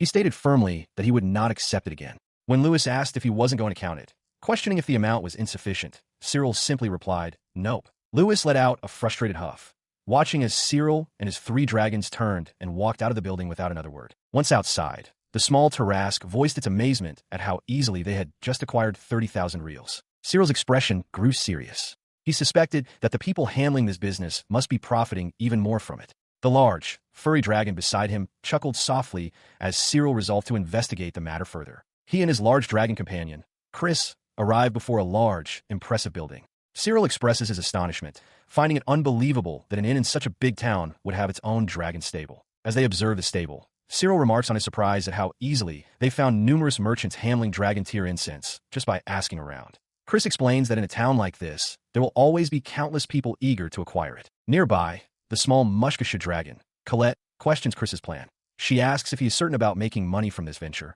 reminding him that it is a prohibited item. Cyril clarifies his own position, explaining that the item only became prohibited because of the ruler. He states his intention to provide it to those who are truly in need, a sentiment Quirce seems to acknowledge with a quiet hum. Quirce nonchalantly agrees, stating that as long as Cyril is fine with it, he doesn't care about human affairs. Cyril, however, remains hesitant, unable to fully commit to the idea. His hesitation stems from a lack of information. He complains to Colette that the merchants didn't tell him how to actually make the product. Colette lets out a hearty laugh, remarking that they obviously wouldn't reveal such a secret so easily. Later, inside their room, Cyril collapses onto a bed in frustration. He mutters that he had a feeling Quirce knew everything. The large dragon grins down at him, playfully asking if he shouldn't be told the secret. With a knowing look, Quirce reveals a critical piece of the puzzle. The name Dragon Tier Incense is merely camouflage. This revelation causes Cyril to sit up. He asks if this means the product has nothing to do with dragon's tears. Quirce confirms this is true, but adds that it undoubtedly still involves dragons in some way, noting that even the raw ingredients are nothing special. Having clarified the deception, Quirce gives his companion a new directive. He instructs Cyril to procure a fruit called galleon. The name hangs in the air as Cyril processes the strange command. He agrees to the task, deciding to take a look immediately. He recalls having seen the items at a greengrocer's in town, figuring it should be easy to get his hands on them. At the market, he holds up a strange, dark fruit shaped like a pair of horns. He internally remarks on its intriguing shape as the shopkeeper confirms that this is indeed the item he seeks. The friendly vendor explains that the fruit is also known as cow's horn, and that one must peel the shell to eat the insides. Amused, she remarks on how adventurous he is for a first-time buyer. In response, Cyril declares that he wants to purchase all of them. The transaction is completed with a rustle of the bag, and the shopkeeper thanks him for his purchase. Returning to the stable, he presents his acquisition to the dragons, announcing that he bought them. Quirce, his large dragon, confirms that the fruit is indeed galleon. Quirce then issues a startling command to the other dragons. They are to swallow the fruits whole. Colette, the small mushkashu, looks at the galleon fruit in confusion. Cyril interjects, noting that Louise and Emma are sleeping. Quirce clarifies his instructions, telling Colette to put the fruit in her first stomach, the one that digests, and to save them there after consumption. He then asks Quirce if he will be participating. The large dragon scoffs, calling the others useless as Colette seems to chuckle. Quirce explains that he does not need to eat to maintain his life, and, therefore, possesses no digestive functions. Cyril presses for the next step, asking what happens after they swallow the fruit. Quirce states that they will wait for 1 month. Shocked, Cyril asks if they can get the dragon tier incense after that long, and Quirce confirms it. The dragon elaborates, pointing out the fruit's thorns. To avoid being stabbed, the dragon's stomachs will produce secretions that enclose the galleon, beginning the transformation process. Following the dragon's explanation, Cyril holds the galleon fruit, contemplating the process. He murmurs, comparing the final product to pearls. Quirce elaborates, explaining that once the secretion matures and its quality changes, it will harden into the coveted dragon tier incense. The young man processes this, murmuring his understanding. Still, he has a reservation, asking if the process is truly so straightforward. His question prompts a booming laugh from Quirce, who finds the notion silly. The dragon explains that while it might be very easy for Cyril, there's a significant complication for others. He clarifies the problem. For normal dragon knights who cannot communicate directly with their dragons, it is nearly impossible to make the creature keep the fruit in its stomach for a full month without throwing it up. Cyril concedes the point, understanding the difficulty for others. Quirce adds that it's difficult for anyone except him, which sparks a sudden realization in Cyril. He turns to his other dragons, Colette and Emma, and offers an apology. The small mushkasha dragon, Colette, looks up at him inquisitively, asking what he is sorry for. He begins to explain that to make the incense, they must swallow the galleon fruits whole, a process he worries will be bad for their stomachs. Before he can finish, the wyvern Emma confidently declares that it is no big deal for her, boasting that controlling her own stomachs is a simple matter. Impressed by their willingness, Cyril thanks them both. He observes that, given the process, there must be many people who know how to create the incense this way. Quirce affirms that this is likely the case. The thought leads Cyril to a troubling conclusion. If he, a known dragon knight, is seen repeatedly purchasing galleon fruits, it will inevitably make others suspicious of his activities. He considered the problem of acquiring the galleon fruits, a new thought taking root. It would be great if he could grow them himself. As the idea formed, his dragon Emma let out a hearty laugh, remarking that such an ambition was fitting not just for a dragon knight, but for his friend. In response to his surprised expression, Emma explained that it was a simple story. She declared that he also had the potential to be a wondrous merchant, a notion that left Cyril momentarily flustered. She continued her lesson in commerce, pointing out that at every step of production, from growing the raw materials to processing and finally selling the finished product, there are people who take a cut of the profits. As the realization dawned on him, Emma confirmed his unspoken question. If he did everything himself, he would be the one to earn all the money. Cyril quietly absorbed this fundamental principle of business. He conceded that she had a point. Emma pressed further, warning that relying on others for supplies would put his livelihood in their hands. If he were to stock from other places and get caught in a price gouge, the situation would be fatal, like a liquor store that couldn't stock any liquor. Emma affirmed that growing his own galleons was a good idea, but immediately introduced a complication. She asked if it wouldn't be bad if someone, by any chance, saw him doing it. Cyril grew pensive, considering the new risk. With his other dragon, Colette, now beside him, he came to a conclusion. If he was going to do this, it had to be done secretly. Being discovered would definitely not be good for his plans. However, Colette raised another practical problem. She pointed out that he would need land to grow a crop and questioned if he could even hide such a thing. The question left Cyril momentarily stumped, his brow furrowed in thought. He acknowledged that accomplishing this would be hard for him alone. But as he stood between his two dragons, an idea sparked. He knew of someone who could potentially help him. The very next day, the sound of determined footsteps echoed on the stone-paved street as he made his way towards the man-o-war dragon market, his new plan in motion. He arrives at what appears to be a dragon dealership and approaches the man at the counter, Patrick Forge. Without preamble, he states his purpose. He is looking for gargoyle species and asks if they have any in stock. In response, Patrick simply asks Cyril to come with him. He leads Cyril out to an enclosure where a small, dark-skinned dragon with bat-like wings is chained by its front leg, its head bowed low. He approaches the subdued creature, leaning down to its level. With a gentle expression, he introduces himself. "Hello there," he says softly. "I'm Cyril." The small dragon remains motionless, its gaze fixed on the ground. Cyril stands before a small, dark gargoyle dragon, beginning a new encounter. He reveals a surprising fact, stating that he can understand the dragon language, and invites the creature to speak with him. The creature gives a simple, one-word reply. K. Meanwhile, it is noted that after successfully transporting the prohibited dragon tier incense and learning it is made from galleon, Cyril has begun attempting to cultivate the substance himself. Following the terse response, the two stand in silence, observing one another across the stone courtyard. He breaks the silence, asking if the dragon dislikes talking and calling it a reticent child. The gargoyle bluntly confirms that it does not like it. Cyril seems momentarily taken aback, but then smiles, remarking that it's fine as long as they can understand each other. He then makes a direct offer, asking the small dragon what it would think about coming with him. The gargoyle turns its head slightly, its expression unreadable as it poses a question in return. "Do you is like?" Now walking along a cobblestone path with the gargoyle following, Cyril decides he should give a name. He asks the creature if there is any name it would prefer. It suddenly speaks up, startling Cyril by confirming it was listening, though it hadn't thought he was addressing it. Cyril explains that dragons are not usually given names, but the gargoyle seems to be trying to get his attention. The dragon states simply that anything is fine for a name. Cyril looks at it thoughtfully, accepting the permission to choose. He proposes a name, Joey. He then asks the small dragon what it thinks, awaiting its judgment. The small dragon, now named Joey, gives a quiet affirmation. Cyril accepts this, telling the creature he's counting on it from now on. He internally notes that while its reaction is weak, it doesn't feel like a denial. His thoughts then shift to another matter. He struggles to explain the gargoyle's nature, admitting it's difficult to put into words. He recalls hearing that the gargoyle species has the ability to mimic its surroundings, but he is unsure of the exact mechanism. To his surprise, Jui itself offers an explanation. It states that it can disappear from sight and can extend this effect to any living thing it is touching. The dragon continues, clarifying that they will remain unseen as long as no one touches them, though any sound they make can still be heard. Cyril processes this, impressed by the ability to simply vanish from sight. He asks for more detail about its surroundings. Jui explains that the very way its surroundings appear will change. Finding the explanation still too abstract, he admits he doesn't fully understand and requests a demonstration. Jui seems to agree, and Cyril accepts. He points towards a nearby inn, suggesting they demonstrate the ability on their friends who are waiting inside. Upon entering, they are met by the large, shaggy-haired Balor and the smaller Tarrasque. The Balor, seeing Cyril apparently alone, asks if he was supposed to be bringing back a new companion. Confused by the question, Cyril stammers that she is right there with him. He glances down at Jui, who stands plainly at his side, but his other two dragons stare back, completely bewildered. Realization dawns on him.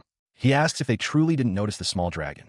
The Balor apologizes, confirming it saw nothing at all. Cyril is left to wonder if Jui's small size is what makes its presence so easy to miss. He stood stunned as Balor let out a booming laugh, clarifying that it wasn't that the other dragons had become invisible. Rather, the three of them had simply not seen Jui at all. They only saw Cyril, their friend. That was what had truly happened. Processing this, he turned to the small gargoyle at his side. He formally introduced her to his other companions, Louise, Colette, Emma, and Quirce, stating that her name was Jui. The little dragon mumbled a quiet greeting. After the brief introduction, Cyril leaned down towards Jui, his expression curious. He asked if she could show him her other mimicry ability. To his surprise, Jui calmly replied that she had already done it. Cyril could only let out a confused sound, completely baffled. His confusion was affirmed by Balor, who reiterated that the other three dragons had only seen Cyril. As he looked at the massive dragon, the pieces began to click into place. He turned back to Jui, a look of dawning realization on his face. He quietly asked if this was the other mimicry she had mentioned. Jui confirmed it was. She explained that her ability doesn't prevent others from seeing her, but rather changes their impression of what they see. The way they perceive her is fundamentally different. Cyril processed this, verbalizing its implications. He asked if, for example, she could make people see a corpse lying on a roadside and simply think it was normal. Jui affirmed that was exactly what she meant. The sheer potential of such a power left Cyril amazed. He exclaimed that the ability was incredible, immediately thinking of its strategic value, such as hiding the galleon fields. Balor listened intently from his side. His mind made up, Cyril turned to the small gargoyle. He formally asked, Jui, may I, seeking to form a contract. Balor watched the exchange, noting that a contract with a gargoyle species would certainly make things interesting. He begins to outline the terms of the contract, but the small gargoyle, Jui, cuts him off with a simple, direct agreement. Her easy acceptance leaves Cyril momentarily baffled. Jui quietly adds that she doesn't hate him. Still perplexed, Cyril asks if she doesn't want an explanation, given that she knows nothing about him. His gaze then drifts over to his other dragons, Quirce and Colette, who are inexplicably dressed in maid outfits. He internally muses that everyone seems to be having fun. The sight sparks an idea. Cyril turns his attention back to Jui, asking about the nature of her ability. As he speaks, his finger touches a drop of her essence, causing a magical circle to glow brightly on the ground beneath her. He explains that it's the power to change appearances, an interesting ability depending on its application. He then addresses his dragon Quirce, suggesting they might as well change their look. Quirce, still in its maid attire, looks back in confusion, questioning if Cyril means them. Deciding to proceed, Cyril declares he will test the new ability. He claps his hands together, and they erupt in a brilliant glow. With a thunderous impact, Quirce's form is violently altered. In its place now stands a colossal, majestic dragon, which Cyril immediately recognizes as a member of the behemoth species. The new behemoth lets out a booming laugh, while the original, smaller form of Quirce stands beside it, shouting in utter disbelief at the impossible sight. The behemoth incarnation turns to its original self, explaining that Jui's ability transforms the target into the impression others have of them. It proclaims this new form to be the Dragon King species, a perfect fit for Quirce's perceived status. Rendered speechless by this revelation, the original Quirce can only stand there as a single tear of shock and confusion traces a path down its cheek. Cyril contemplates the recent, strange turn of events, looking out over the town as a thought crosses his mind. A few days later, he stands before receptionist Rose at the Boisroussel town hall, informing her of his plan to build a new base in the suburbs. She processes this with a flicker of surprise, realizing just how much Cyril's guild must have grown already to warrant such a move. He clarifies that it's less about growth and more about the current space feeling cramped. He reminds her that with the phoenix species entrusted to him by the princess, he now has 5 dragons to care for. Rose concedes that he has a valid point. He continues, revealing his true motivation is his desire to grow galleons, which makes acquiring a larger plot of land a necessity. Rose cautions him that it will be quite expensive, asking if he is prepared for the cost. He specifies the scale he requires, a space large enough that even colossal dragons wouldn't feel distressed, comparable to a military fort. As Rose looks up the details, she notes that the final cost will depend on the exact size of the land. She finds the relevant information, informing him that for what he's describing, the cost would be around 500,000 reals per year. The figure stuns him into silence. Rose explains that since all land in the country ultimately belongs to the king, she can't simply grant his request, as it's far too much to ask of her position. She then offers a logical suggestion, asking why he doesn't simply ask the princess for help, given how close they are. Cyril averts his gaze, declining the idea and stating that it's fine. He thanks her and turns to leave, resolving internally to find a way to raise the money himself. Though the princess is kind, he cannot risk involving her in what could be perceived as bootlegging. He stands before the large, shaggy-haired dragon, Quirce, and voices his conclusion. It seems getting a large plot of land is not possible for now. Resigned to this fact, he turns his attention to the small, dark dragon, Jui. He explains that, unfortunately, it can't be helped. For now, it will have to be a home garden. He then presents a small, unseen object to Jui, asking the little dragon to conceal it when it sprouts. He plans to grow this galleon outside and, for the time being, will try growing it from the very start to the very end. Jui seems to agree with his soft sound. As he finalizes this small-scale plan, the larger dragon, Quirce, interjects. The creature asks his friend if what he is doing, growing it as an experiment, is truly enough. In response, Quirce declares that if that's the case, Cyril shall grow it inside the dragon stable. When Cyril objects that it won't get any sun, Quirce dismisses the problem with a booming laugh and commands him to behold as a brilliant orb of light erupts from the dragon's mouth. The glowing sphere hovers in the air, radiating energy. Cyril stares, utterly stunned by the display, muttering in disbelief. He can hardly believe what he's seeing.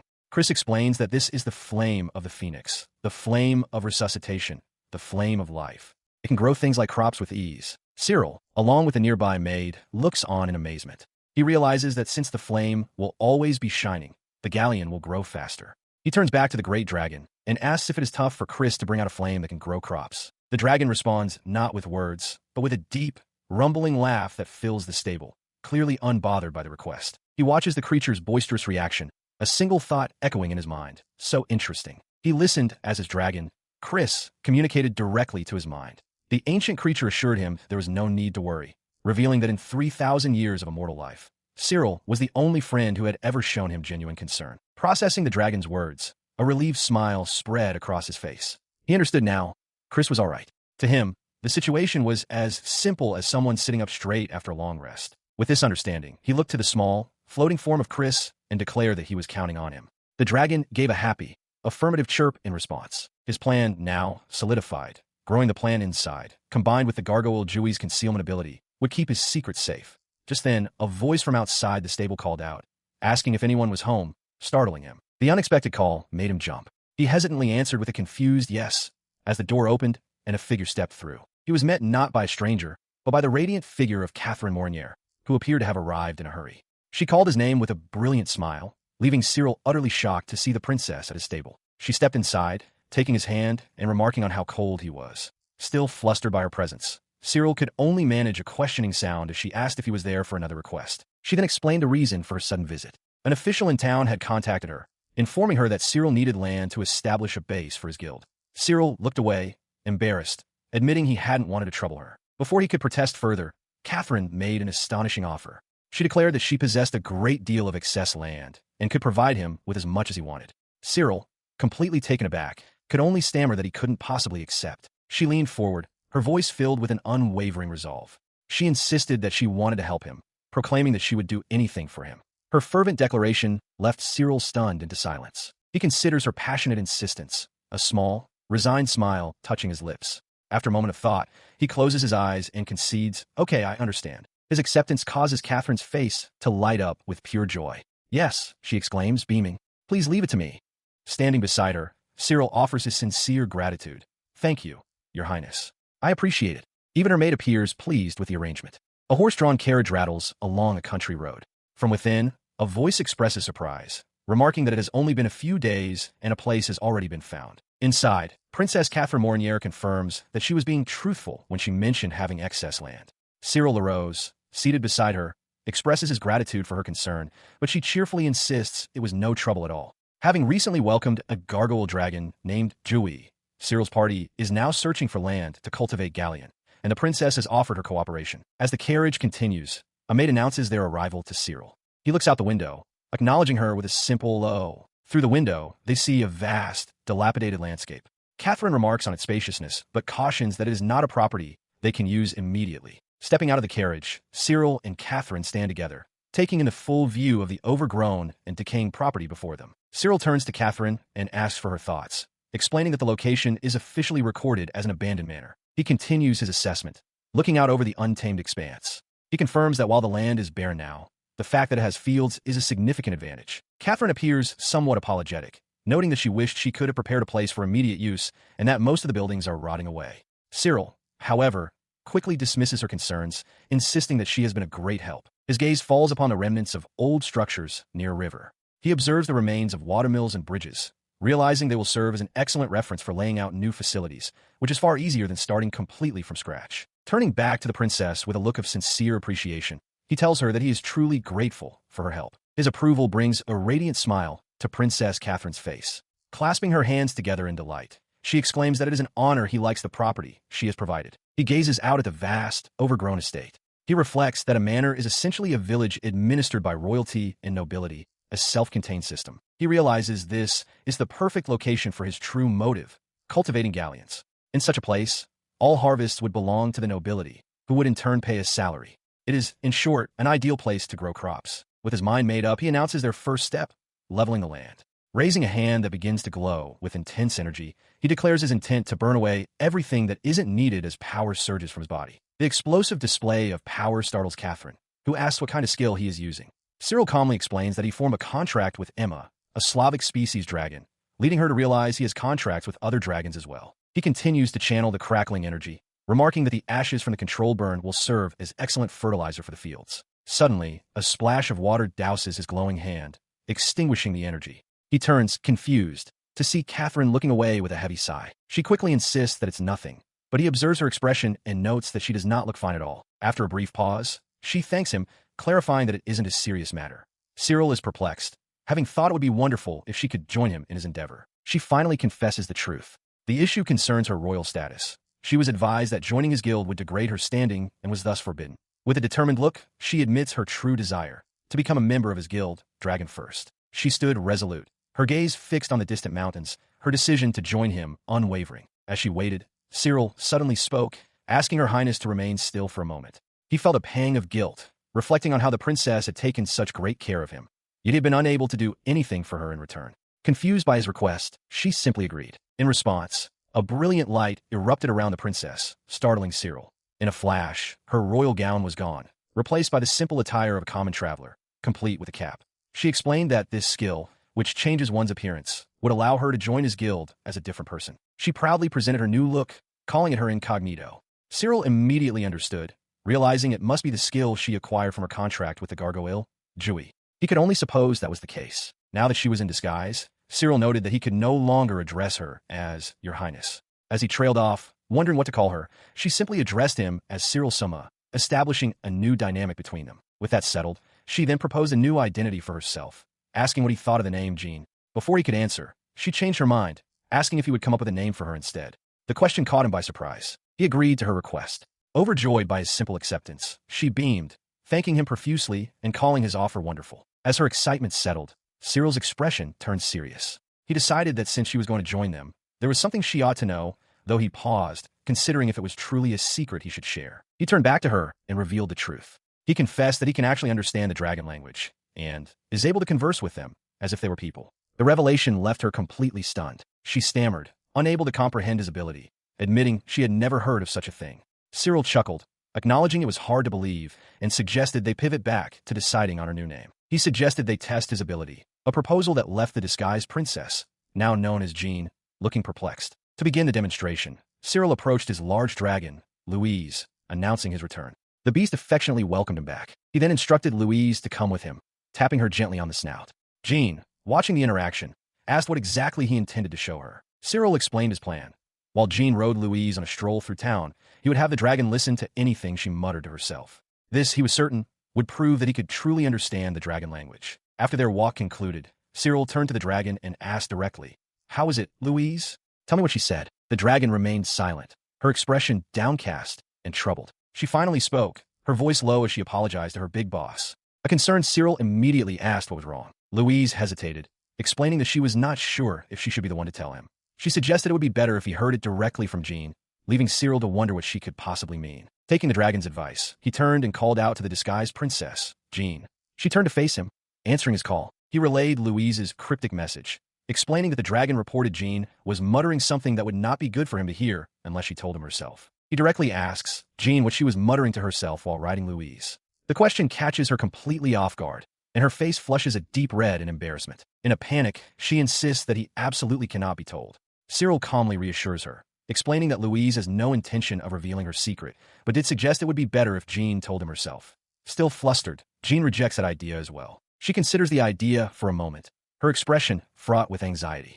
The thought of confessing seems to make the situation even more complicated in her mind, and she silently resolves against it with a shake of her head. The dragon Louise, sensing the impasse, waves a hand dismissively to change the subject, leaving Cyril looking puzzled. As the awkward moment passes, a realization dawns on Jean. Her panic gives way to amazement as she confirms with Cyril that he truly can understand the dragon language. He affirms it with a simple yeah.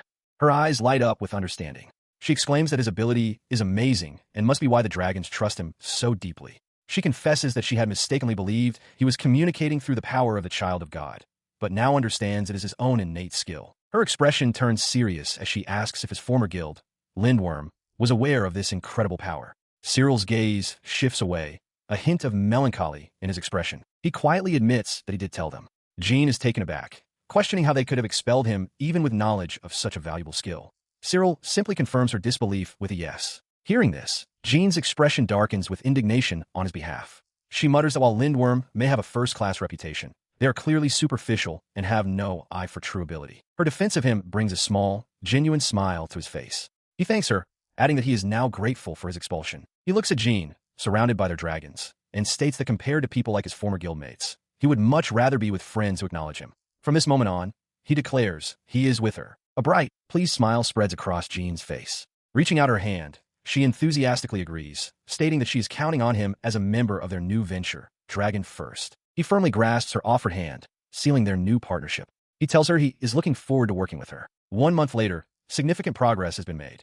Cyril and Jean stand before the large wooden frame of a new building, their base of operations taking shape. He observes that the initial construction is nearly complete. Nearby, Balor looks upon the expansive new base with delight, exclaiming that with such a large space, he'll finally be able to run to his heart's content. Cyril turns to Jean, planning ahead. He notes that once they begin cultivating galleons in earnest, hiring outside help will become difficult, so they must have their dragons handle at least the basic construction. Beside them, the Tarrasque quietly hopes for a comfortable bed to be made. With the plan set, he calls out to 2 of their dragons, summoning Colette and Emma to come forward. Instead of construction materials, the dragons, Colette and a wiggling Jewy, present him with a woven basket. Cyril looks down, puzzled, as he asks what it is they brought him. Looking into the basket, his confusion gives way to a wide, gratified smile. He sees that it is finished, their very first batch of dragon tier incense.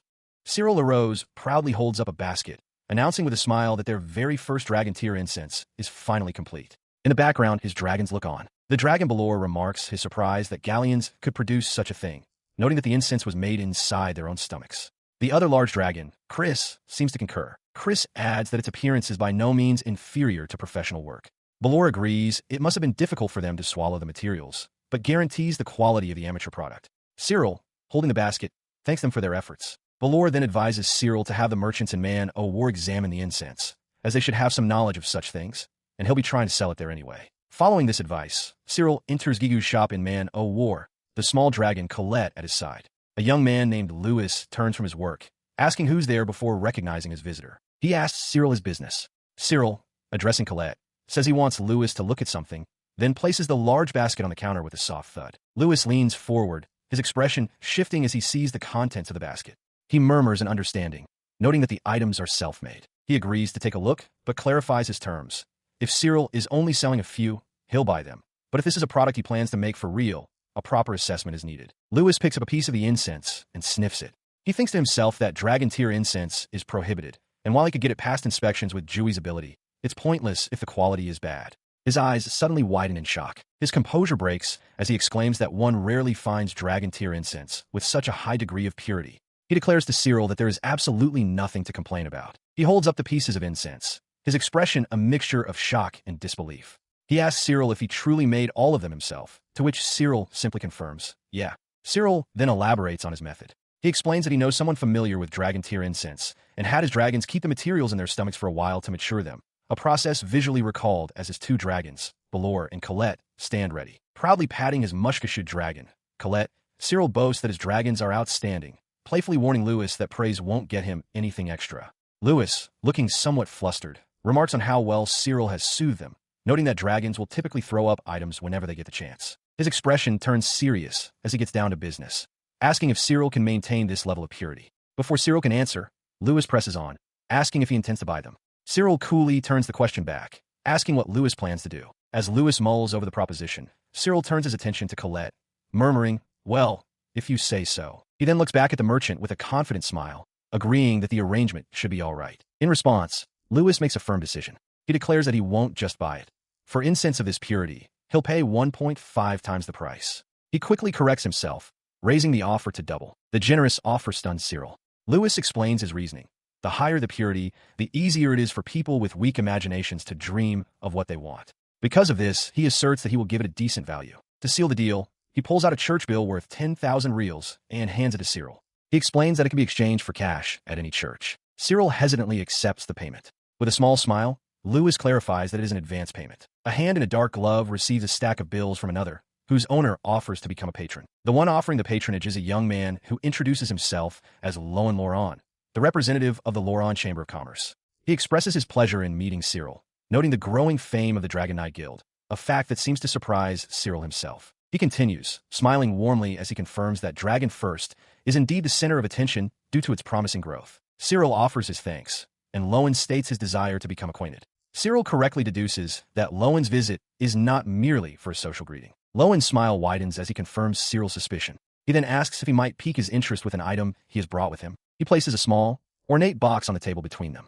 As Cyril looks on, he identifies it as a holy relic, and Loan confirms his assessment. With a light laugh, Loan explains that a holy relic is the remnant of a saint, but cautions that most of them are simply counterfeit. He acknowledges that skepticism is natural, but then leans in, declaring that this particular relic is genuine and invites Cyril to inspect it. Cyril opens the box with a click. Inside, resting on a dark cushion, is a single piece of bone, causing him to question what he is seeing. Loan immediately provides the answer, confirming it is the bone of the Holy Dragon King, a being that ruled over all dragons before being exploited by humans. He leans forward with a confident smile, beginning his pitch. Frankly speaking, he continues, explaining that he believes Cyril will achieve great things and that possessing a holy relic would be a wise, if ostentatious, way to increase his prestige. Cyril listens intently, acknowledging that he understands the reasoning. His attention, however, shifts to a large, fiery dragon in a nearby enclosure. Cyril calls out the dragon's name, Quirce. The creature, with a booming laugh, urges his friend to buy the item, guaranteeing its worth. Cyril inwardly balks, considering the limited amount of money he has available. Despite his financial concerns, he turns back to Loan with sudden resolve and declares, I'll buy it. The merchant's representative simply replies, okay. Later, standing before the great dragon, Cyril learns the truth. Quirce scoffs, revealing that the item is not something as puny as the bone of the Holy Dragon King. He holds up the object for Cyril to see, who can only express his confusion. The dragon admits that while he doesn't know what Loan was guaranteeing, the item is certainly worth a significant investment. As they speak, the object flares with energy. It had been mimicking something, but now it transforms, solidifying into the shape of a dagger with a powerful surge of light. The glowing object hovers before them. Cyril cries out, identifying the fiery aura as that of a phoenix. The dragon confirms his observation, revealing the item's true name, the Legacy Phoenix Horn. He is astounded by the revelation, realizing it is a sacred tool. The dragon affirms this is correct, explaining that the horn was made from his own remains from one of his past deaths ages ago, and that humans themselves have designated it a sacred tool. Convinced of its authenticity, Cyril is overcome with joy, declaring it a magnificent treasure. The dragon agrees, suggesting that Cyril's growing fame must have drawn such an item to him. When Cyril eagerly asks about its effects, the dragon laughs, reminding him that sacred tools, items used by gods, are not so simple to acquire. Processing the dragon's words, Cyril asks if he is meant to consume it. The dragon confirms this is exactly what he must do, grind the horn and absorb it into his body. He stares in disbelief as Quirce, wreathed in ethereal flames, explains that the horn can cancel out a single death for him. Stunned by the revelation, Cyril asks what exactly would happen. He struggles to process the information, muttering that it is a truly tremendous power, as one would expect from a phoenix species. Quirce, still aflame, confirms that he is correct. His gaze falls to the horn as he questions if he must eat the entire thing. Quirce lets out a booming laugh, reassuring him not to fret, as the taste isn't bad. Unconvinced, Cyril presses, confirming that there is only one of these horns available. With a grimace, he considers the single artifact. He realizes that even if he doesn't need it, his other dragons, Louise, Colette, Emma, and Joey, certainly do. He laments that if only he had 4 of them. His selfless thought is met with a sudden, deafening roar of laughter from Quirce, the force of it causing the ground to creak. Startled, Cyril shouts for his companion to keep it down, to which the dragon offers a booming apology. The laughter subsides, and Quirce explains his outburst. He was simply overjoyed at the thought that Cyril would prioritize dragons, even when his own life and death were at stake. He continues, noting that in his long existence, he has encountered all kinds of humans, but never one who would make such a choice before the promise of immortality. Declaring it a reward for the amusement, Quirce snaps his claws and announces he will fulfill Cyril's willfulness, leaving the young man utterly bewildered. Before Cyril can react, Quirce thrusts his other claw deep into his own flaming chest, dismissing it as not even an injury. As ethereal fluid drips from the wound, Cyril shouts in alarm, questioning what the dragon is doing. The dragon pays him no mind, simply extending a claw and commanding Cyril to hand over the horn he's holding. Visibly shaken and sweating, Cyril hesitantly agrees. As he passes the artifact to Quirce, a brilliant flash of light erupts. The small horn vanishes, and in its place, a much larger, glowing horn materializes in Cyril's grasp. He stares at the new object in shock, wondering what it is. He stared down at the large, smooth horn in his hands, questioning what Quirce meant. The dragon explained that he had imbued this new horn with even more power, suggesting it could be called the real phoenix horn. With that, Quirce declared there was just one more step, instructing Cyril to follow him to what he called their half-finished destination. They arrived at a clearing marked by a simple wooden fence. As Quirce indicated a spot on the ground, noting it should be the center, Cyril questioned what he was meant to do with the large object he was carrying. The dragon simply instructed him to come and thrust the horn into the designated spot. Seeking confirmation, Cyril asked if he should insert it right there, and with a nod of understanding, he agreed. He drove the horn into the earth with a solid thud. A blinding flash of energy erupted from the point of impact, forcing Cyril to shield his eyes. From the ground, a colossal pillar of light and energy surged into the sky. Cyril stared upward, his mouth agape in disbelief at the enormous structure that had just materialized before him. As he stood stunned, Quirce calmly informed him that with this pillar, his wish had been granted. Cyril could only manage a confused sound in response. Disbelieving, Cyril questioned if it was true. Quirce let out a hearty laugh, confirming it absolutely was. He explained that as long as Cyril's dragons were inside this base, they would not die, and that he should instruct them to take refuge here in times of danger. He gazed at the shimmering pillar, the power radiating from it almost palpable. The entire situation felt unreal, yet he had an undeniable feeling that the pillar truly possessed the power Quirce described just from its appearance alone. Turning to the dragon, his face lit with awe and gratitude, Cyril exclaimed that it was truly amazing and offered his sincere thanks. Quirce affirmed his words, encouraging his friend to rely on him more in the future. He let out a triumphant laugh, gazing at the towering pillar of light. He was certain that even in an emergency, his dragons would be fine as long as they remained here. The tall grass rustled as he turned, a confident smile on his face. He reflected on the new base he had acquired and the power that came with it. With this, he knew, no one would die within the sanctuary. Looking out over the landscape, where Quirce now stood at the pillar's base, he solidified his resolve. This power would not only help his dragons, but it would also enable himself and Dragon First to make great leaps forward. Standing atop a grassy hill, Cyril LaRose and Catherine Mornier survey the grounds of their new base. With a sense of accomplishment, Cyril declares that it is finally finished, and Catherine affirms his sentiment. He clarifies that while they are still in the process of moving from Boirou's cell, the essential structures, the dragon stable and his own house, are now complete. This new base is fortified by a sacred Quirce, a holy relic Cyril acquired and had enhanced. When thrust into the ground, it created a pillar that generates a powerful protective field, ensuring his allies cannot die within its bounds. With a proud smile, he begins to announce the base's name. He reveals its name to be Partholon. Together, they gaze upon the newly built home and the larger stable situated on the hillside, while Balor and the small Tarrasque rest below. As he takes in the view, Catherine hesitantly calls out his name. Cyril turns toward her, a questioning look on his face. She points out that his house seems rather simple in comparison to the Grand Dragon stable. Cyril readily agrees, stating that a Dragon Knight guild is useless without its dragons, though his tone suggests there is more to the story. He elaborates, explaining that he had to cut costs on the house because his budget was limited. As he finishes his explanation, Loan Loran approaches, expressing his admiration for Cyril's decision to prioritize the stable. Cyril replies that he plans to expand the house later, after saving more money, as other improvements must come first. Just then, the small gargoyle dragon, Jui, perched on Lowen's shoulder, suddenly calls out to Cyril. The little dragon announces that he has a visitor waiting at the main entrance. Cyril turns, his eyes widening in surprise to see the large wyvern, Emma, standing there. Before he can process the wyvern's arrival, a young woman wearing a cap steps forward, identifying herself as a messenger from Rose. She delivers an urgent message. Cyril is to come to the town hall at once. His expression shifts to one of serious concern. He asks what could have happened to warrant sending a messenger. Beside him, Catherine also grows worried, wondering aloud if something bad has occurred. The messenger can only confirm that she doesn't know the details, but it seems to be an incident. He agrees to the urgent summons, and as they prepare to leave, Catherine asks to accompany him. He consents, noting that in her current, less conspicuous form, she likely won't be recognized. Upon arriving at the town hall, they are greeted by receptionist Rose, who apologizes for calling them so hurriedly. As they step into the office, Catherine, unfamiliar with the woman, leans towards Cyril and quietly asks for her identity. Before he can respond, Catherine's expression shifts to one of flustered suspicion, asking if he's caught another noblewoman. Cyril calmly introduces Rose as Jean, a new member of his guild. Playing along, Rose offers a polite greeting. Her introduction leaves Catherine momentarily speechless. Rose, meanwhile, studies Catherine's elegant manners, pondering if she is the daughter of a merchant or perhaps a declining aristocrat. The feeling that she's seen her before nags at her, a fact Cyril inwardly notes as a sign of Rose's sharp perception. Setting her thoughts aside, Rose gets back to business. Seeing this, Cyril immediately asks what has happened to warrant the summons. Her expression turns serious. She explains that she needs Cyril to perform a task akin to cleaning up someone else's mess, and asks if he is willing to do so. Cyril's brow furrows as Rose delivers the critical information.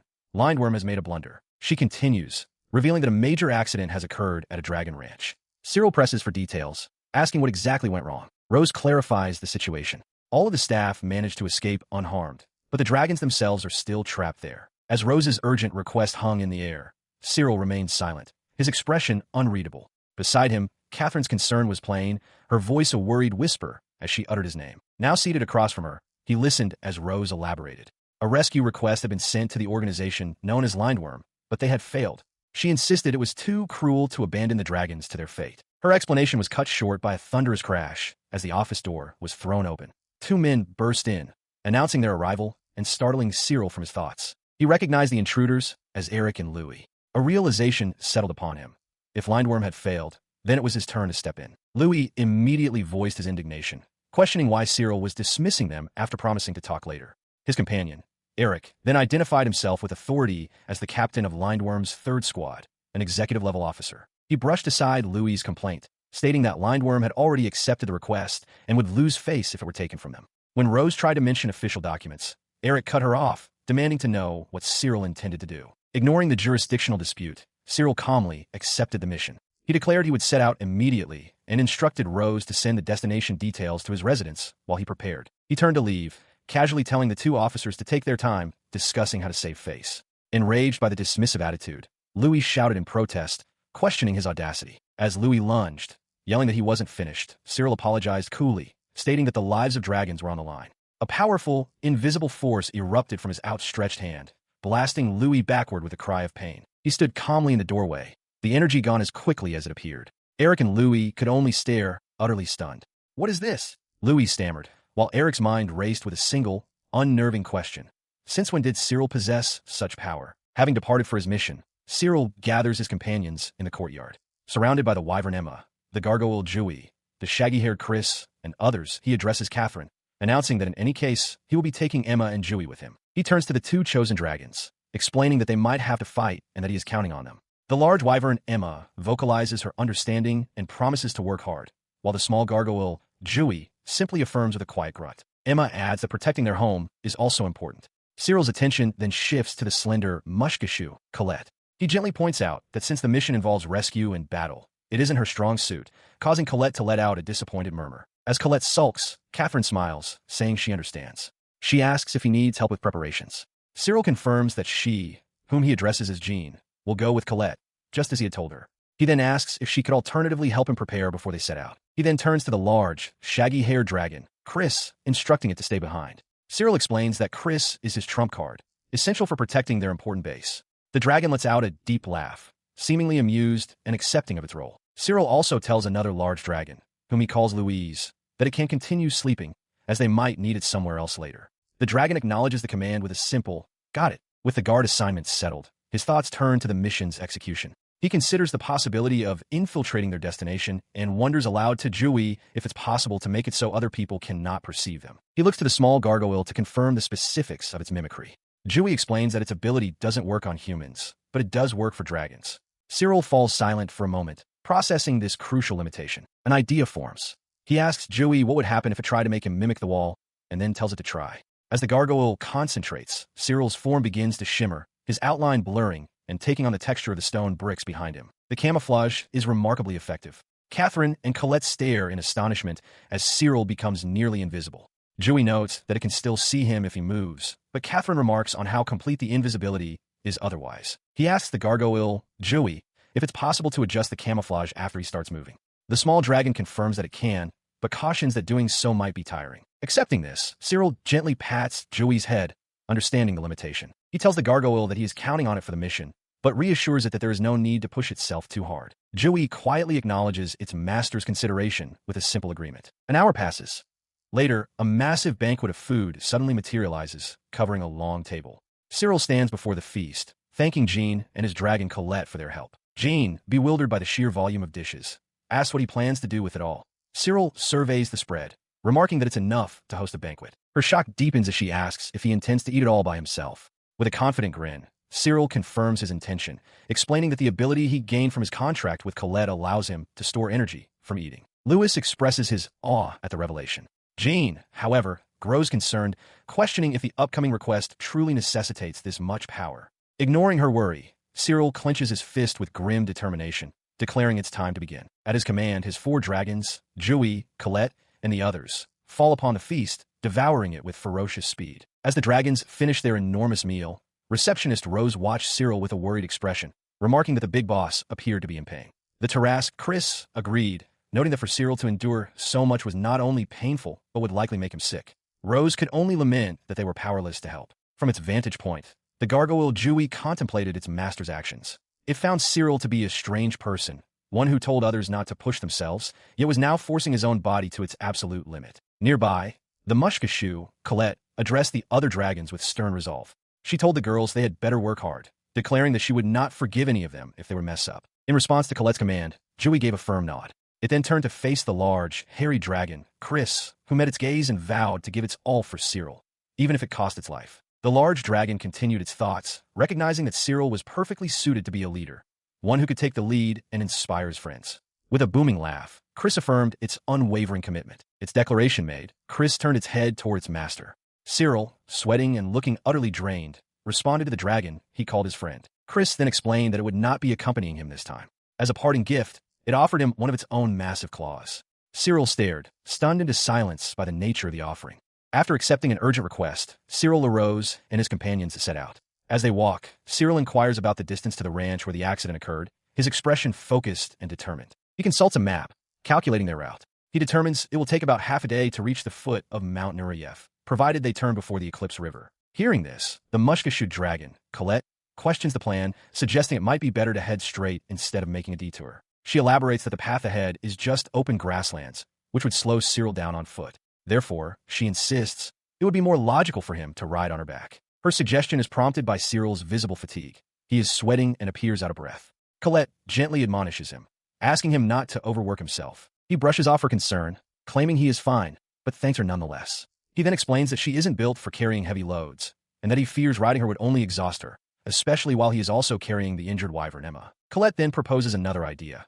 Wouldn't it be better if Louise, Emma's rider, were with them? She points out that Louise could simply order Emma to keep going, even if the wyvern gets sleepy. She clarifies her meaning, asking if Cyril is thinking of the collar of obedience. Across the open plains, her voice is firm as she states plainly, "I don't like it." Colette continues, acknowledging that while it is an urgent situation and Cyril possesses dragon tools that can force a dragon's compliance, she still finds the concept distasteful. Cyril looks down, his expression hardening with conviction. He tells her he understands and apologizes for his stubbornness. He then makes a solemn vow that he will never use something like that. Relieved, Colette quickly reassures him. He listens as his dragon. Colette observes that while she knows he is being considerate, his particular brand of stubbornness is different from that of normal people. As they continue their journey, Colette internally searches for a term that properly describes people like him, while Cyril walks onward, lost in his own thoughts. The small gargoyle, Joey, suddenly has a flash of insight, suggesting the word artisan. Colette's silent reaction confirms it's the perfect fit. The term resonates with Cyril. He reflects that people who are particular about something are also strict with themselves. Though he had considered taking a break, this realization renews his resolve, and he quietly murmurs his thanks. His quiet words go unheard. A moment later, as the group walks on, Joey suddenly flinches and glances back, startled by something. Seeing the dragon's alarm, Cyril turns in confusion just as Joey cries out for them to stop. An instant later, a massive force slams into the ground before them, shattering the earth in a deafening crash. As the dust begins to settle, a familiar figure is revealed. Cyril stares in shock at Lewis, who has landed with his own large dragon, and demands to know what he is doing there. His question is met with pure fury. Lewis glares back, shouting at Cyril not to play dumb and questioning how he could even ask such a thing. He closes the distance, his expression intense as he warns Cyril that it would be troublesome if he were to proceed to their destination. Stunned by the hostility, Cyril can only ask if he is being serious. Lewis's anger does not waver. He emphatically confirms that he is, declaring that the reputation of their guild, Lindworm, is on the line. His expression hardens as Cyril asks if this means the Lindworm Guild is now moving to settle the situation. With a cold glare, Cyril concedes the point. Cyril continues, observing that Lewis and his companions are not the type to care about such matters. Lewis retorts that Cyril is in no position to make such judgments. His voice rising in anger, Lewis shouts at his companions to seize Cyril. Cyril, however, remains calm, gesturing for them to stop as he wonders if they can get past without injury, reassuring his own party that they will save the dragons at the ranch. In response to Cyril's defiance, Lewis roars the command to attack him. But his dragons, the injured wyvern and the gargoyle, remain motionless, looking back at their master in confusion. The gargoyle, having never met Lewis, turns to the injured wyvern, Emma, and asks if the man can be trusted. Emma, however, speaks of Cyril, declaring him to be the human she trusts above all others. Hearing this testimony, the gargoyle turns its attention back to Cyril. After a moment's thought, it gives its consent. He can pass. Cyril smiles, genuinely thanking the dragons. He then clarifies that they also wish to accompany him.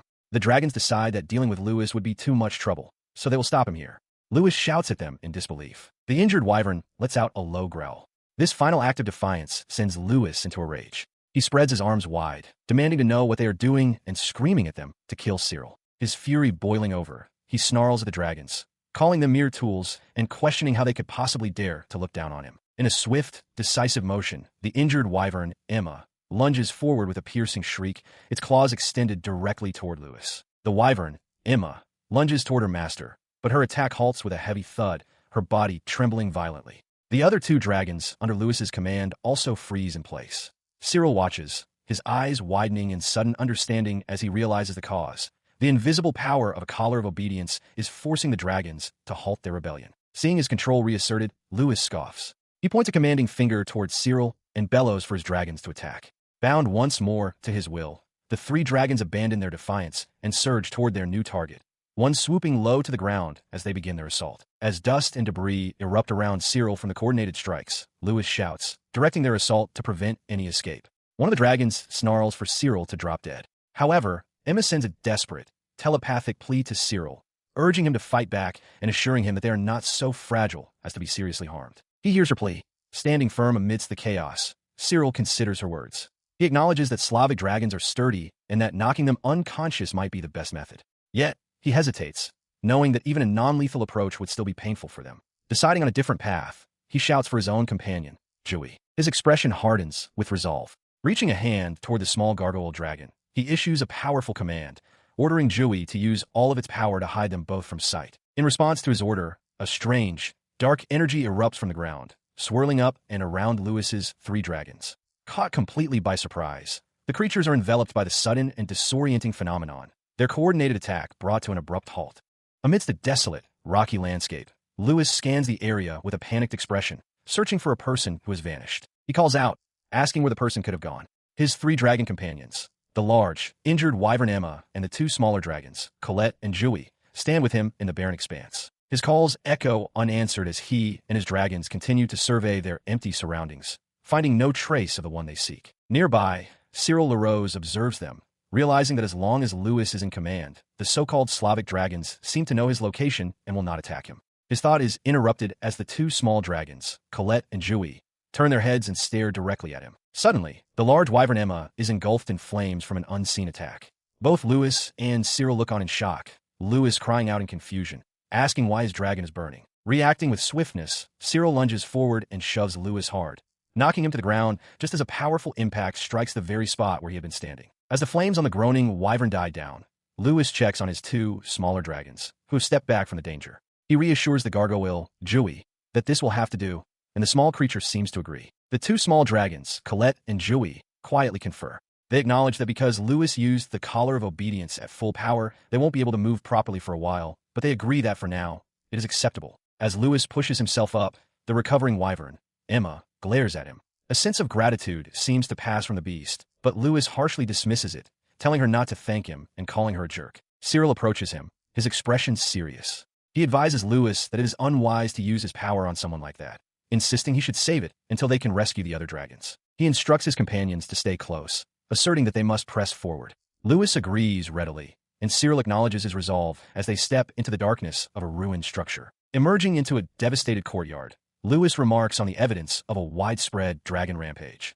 Cyril, his gaze sweeping over the destruction, confirms that the traces are clear to him. He elaborates, pointing out the deep claw marks gouged into a stone wall, the scorched remains of a nearby building, and a large, chewed-through hole in a ceiling. He believes this damage was caused by several different types of dragons. Taking a moment to synthesize the evidence, he cautiously concludes that the traces point to at least 6 different kinds of dragons having been in this area. He resolves to proceed with caution. His assessment is cut short by a heavy thud from nearby.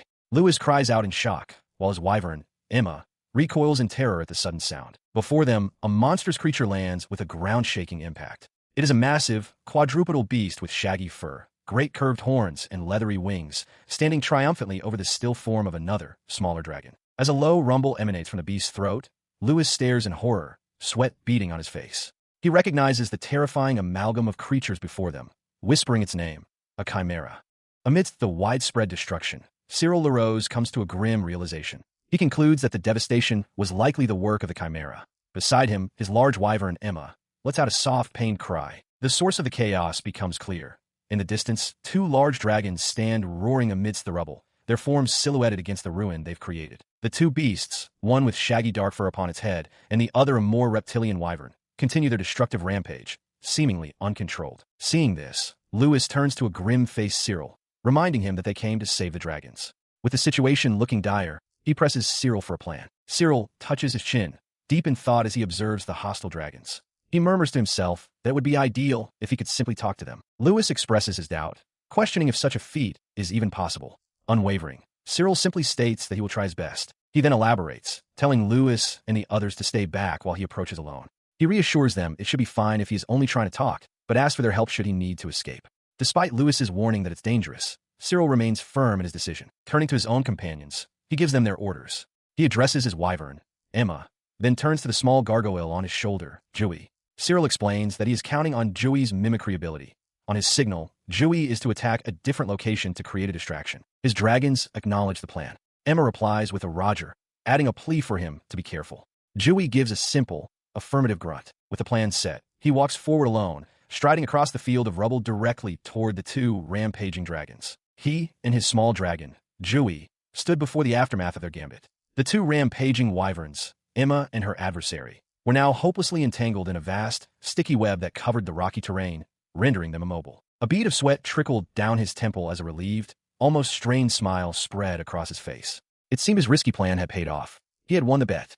The large, furry creature, now freed from its chimera form, lies on the ground, its eyes squeezed shut as it lets out a pained groan. With a final shudder, the creature collapses amidst the rubble. Cyril, standing nearby, turns with concern to ask if the others are all right. Lewis confirms that he is fine. He rushes to the creature's side, gently cradling its large, horned head. He observes its chest rising and falling steadily, noting with relief that its breathing is stable and it appears to be fine. Watching from a short distance, the injured wyvern, Emma, sees that the new creature is alive. A wave of relief washes over her. She is glad. As the small gargoyle, Jui, looks on from his shoulder, Cyril gazes at the now whole creature. He identifies the source of the miracle, the phoenix horn. His thoughts drift back to the swirling mass of souls that was the chimera.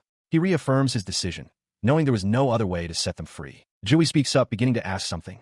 Cyril interrupts, expressing his own relief. He admits he wasn't certain the resurrection would succeed, but he is glad it did. He then pauses, a look of surprise on his face. Ah, he murmurs, looking intently at the sleeping creature. Now that you say it, what species is this child? Emma, the wyvern, confesses she has never seen a creature like it before. Jui concurs, stating it doesn't know of such a species either. Cyril falls into contemplative silence. He thinks back to the chimera's composite form.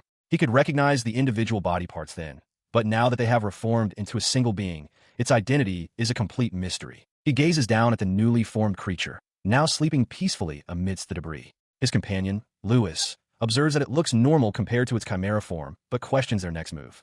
Cyril resigns himself to the situation, acknowledging that while the creature is a mix of different dragon species, it is fundamentally different now. As his small gargoyle dragon, Jui, inspects the newborn, Cyril decides they must keep its existence a secret. He instructs Jui to use its mimicry ability to disguise the creature whenever people are near, noting that something about its appearance feels familiar. He gently pats Jui's head in approval. The small dragon murmurs in affirmation, accepting its task. The gargoyle then seems to have an additional thought, its expression turning pensive. A sudden realization strikes Cyril. He recalls that after the massive chimera vanished, there might be other, weaker dragons left behind in the distance. Spurred by this thought, he declares they must go immediately, his gaze fixed on a distant rooftop. Sometime later, Cyril stands before receptionist Rose at a counter, having returned from his mission. In total, 31 dragons were rescued from the aftermath. He reports that while many were saved, some were unfortunately beyond help, and he had to cremate them there.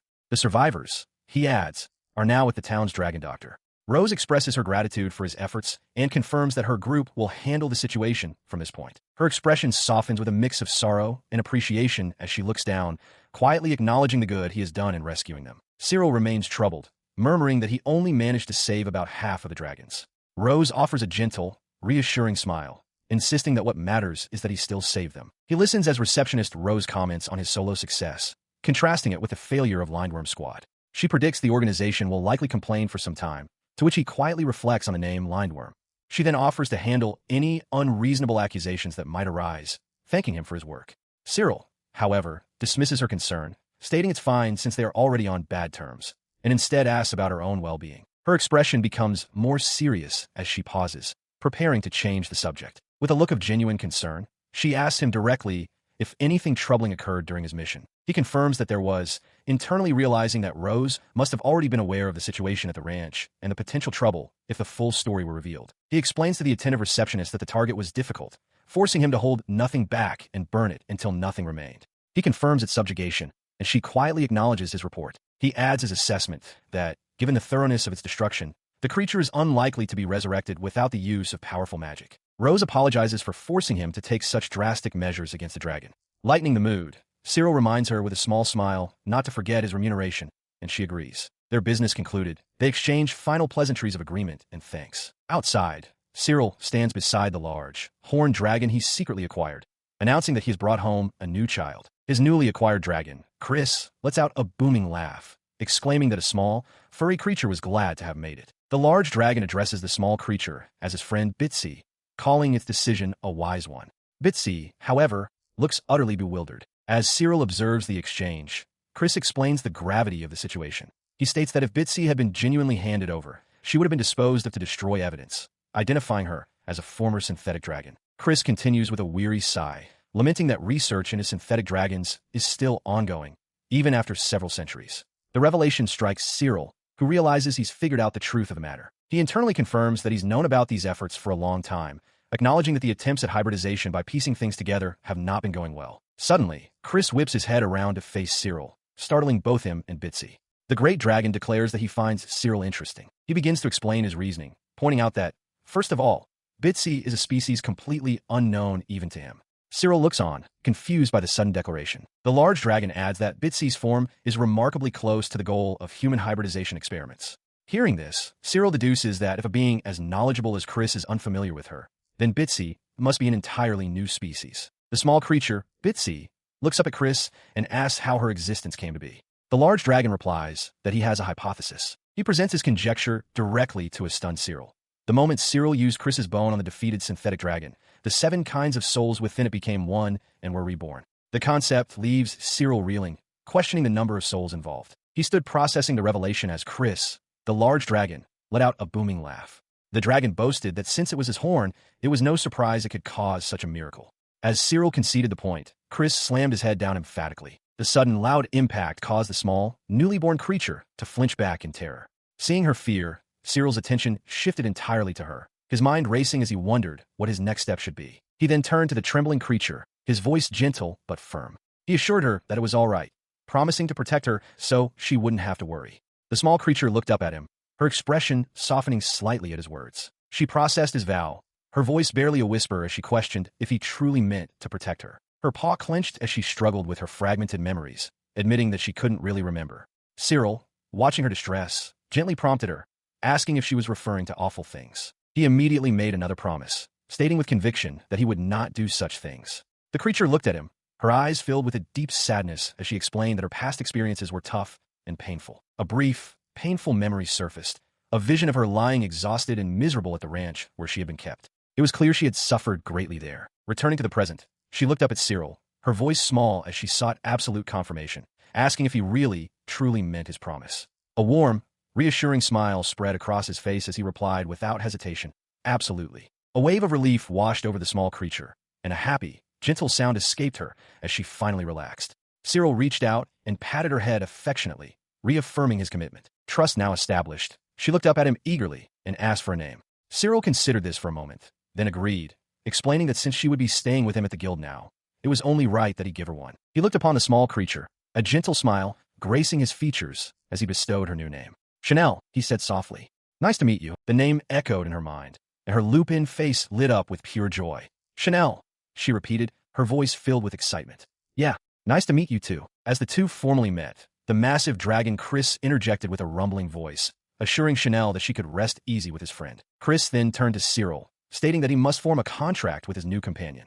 The declaration startled Cyril, who questioned the reason for such a formal bond. Chanel, too, looked on with confusion as Quirce simply chuckled. He explained that a contract would forge an even deeper attachment between them. After a moment's thought, Cyril conceded the point, acknowledging that it might be so. With the matter settled, Quirce instructed him to place a drop of blood onto a magical circle that materialized on the ground. Cyril complied, and a single crimson droplet fell, striking the center of the glowing sigil. The instant the blood made contact, the circle flared with a brilliant light that enveloped Cyril's hand. He stared at his glowing palm, a wave of power washing over him. His eyes widened as he began to comprehend the nature of the skill he had just been granted. Quirce observed him, asking how he liked the new power from their contract. Lost in thought, Cyril stared at his hand and muttered a single, resonant word, "Transform." Beside him, Chanel tilted her head, oblivious to the word's significance. The command unleashed a torrent of energy, but its target was Chanel. Her small body erupted in light, growing and contorting. In an instant, she was replaced by a tall, humanoid figure with dark skin, pale hair, and horns. She stared at her new hands in utter shock, questioning what this new form was. Chanel stares up in disbelief at the sudden, dramatic change in her master. Beside her, the great dragon Quirce lets out a booming laugh, remarking with amusement that Cyril has become a completely different person. His new form is startling. Cyril looks down, a single tear tracing a path down his now dark-skinned cheek as he takes in his draconic features. Quirce observes him, stating that he seems to have undergone dragonification. Cyril can only repeat the word, still processing the immense transformation. He turns to face Quirce, who seems to find the situation highly interesting. The great dragon explains that this is the result of a contract with Chanel, creating what he calls a child of both dragon and human. Hearing this, the small, furry Chanel trembles, wondering aloud if she has now become something like a chimera. As the great dragon's words sink in, a realization dawns on Cyril. He understands that he now possesses both his original human form and this new, powerful dragonoid form, and intuits that he can freely change between the two. He flexes his transformed hand, examining the sharp black claws. A small, leathery wing unfurls from his back with a soft flutter as he begins to comprehend the immense power now coursing through him. Clutching his chest, a look of awe mixed with uncertainty crosses his face. He quietly questions if this new form will hold, the query hanging in the air as both Chanel and Quirce watch him intently. The golden aura enveloping Cyril LaRose dissipates, returning him to his normal state. He looks down at his hands, slightly bewildered by the sudden change. Beside him, the small creature Bitsy exclaims that he has turned back. He then turns his attention to his companion, a large dragon wreathed in what appears to be fire, and asks what the matter is, sensing its contemplative mood. In response, the fiery dragon lets out a triumphant roar. Cyril, however, clutches his head with a grimace, realizing he is completely drained of energy. The dragon observes that even a brief use of the ability must be quite draining. Resigned, Cyril agrees and decides they'll have to postpone testing his new skill and go grocery shopping in Boissel to recover his strength. As he speaks, the fiery dragon suddenly lunges and devours something with a loud gulp. Startled, Cyril tells it to wait, then presents the large carcass of a wild ox, figuring quantity over quality should suffice for now. Bitsy watches, puzzled by the exchange. Moments later, he sits on the ground, patting his full stomach next to the clean-picked bones of the ox. He cheerfully asks a stunned Bitsy if he surprised her by eating the entire thing. The small creature can only stare, her jaw agape in amazement. He explains to the still amazed creature that his varied abilities are a result of having contracts with many dragons. He reminds her of the contract they themselves just formed, noting it's the reason he can do so many things. He continues, promising to introduce her to the others soon.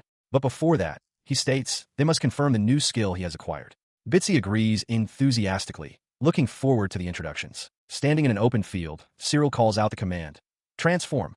A surge of power envelopes him, and in a flash, he morphs into a new, powerful humanoid form with dark skin, sharp horns, and integrated draconic armor. The fiery dragon and Bitsy watch from a distance. In his new form, he clenches a fist, assessing the change. He notes that his physical abilities seem to have risen.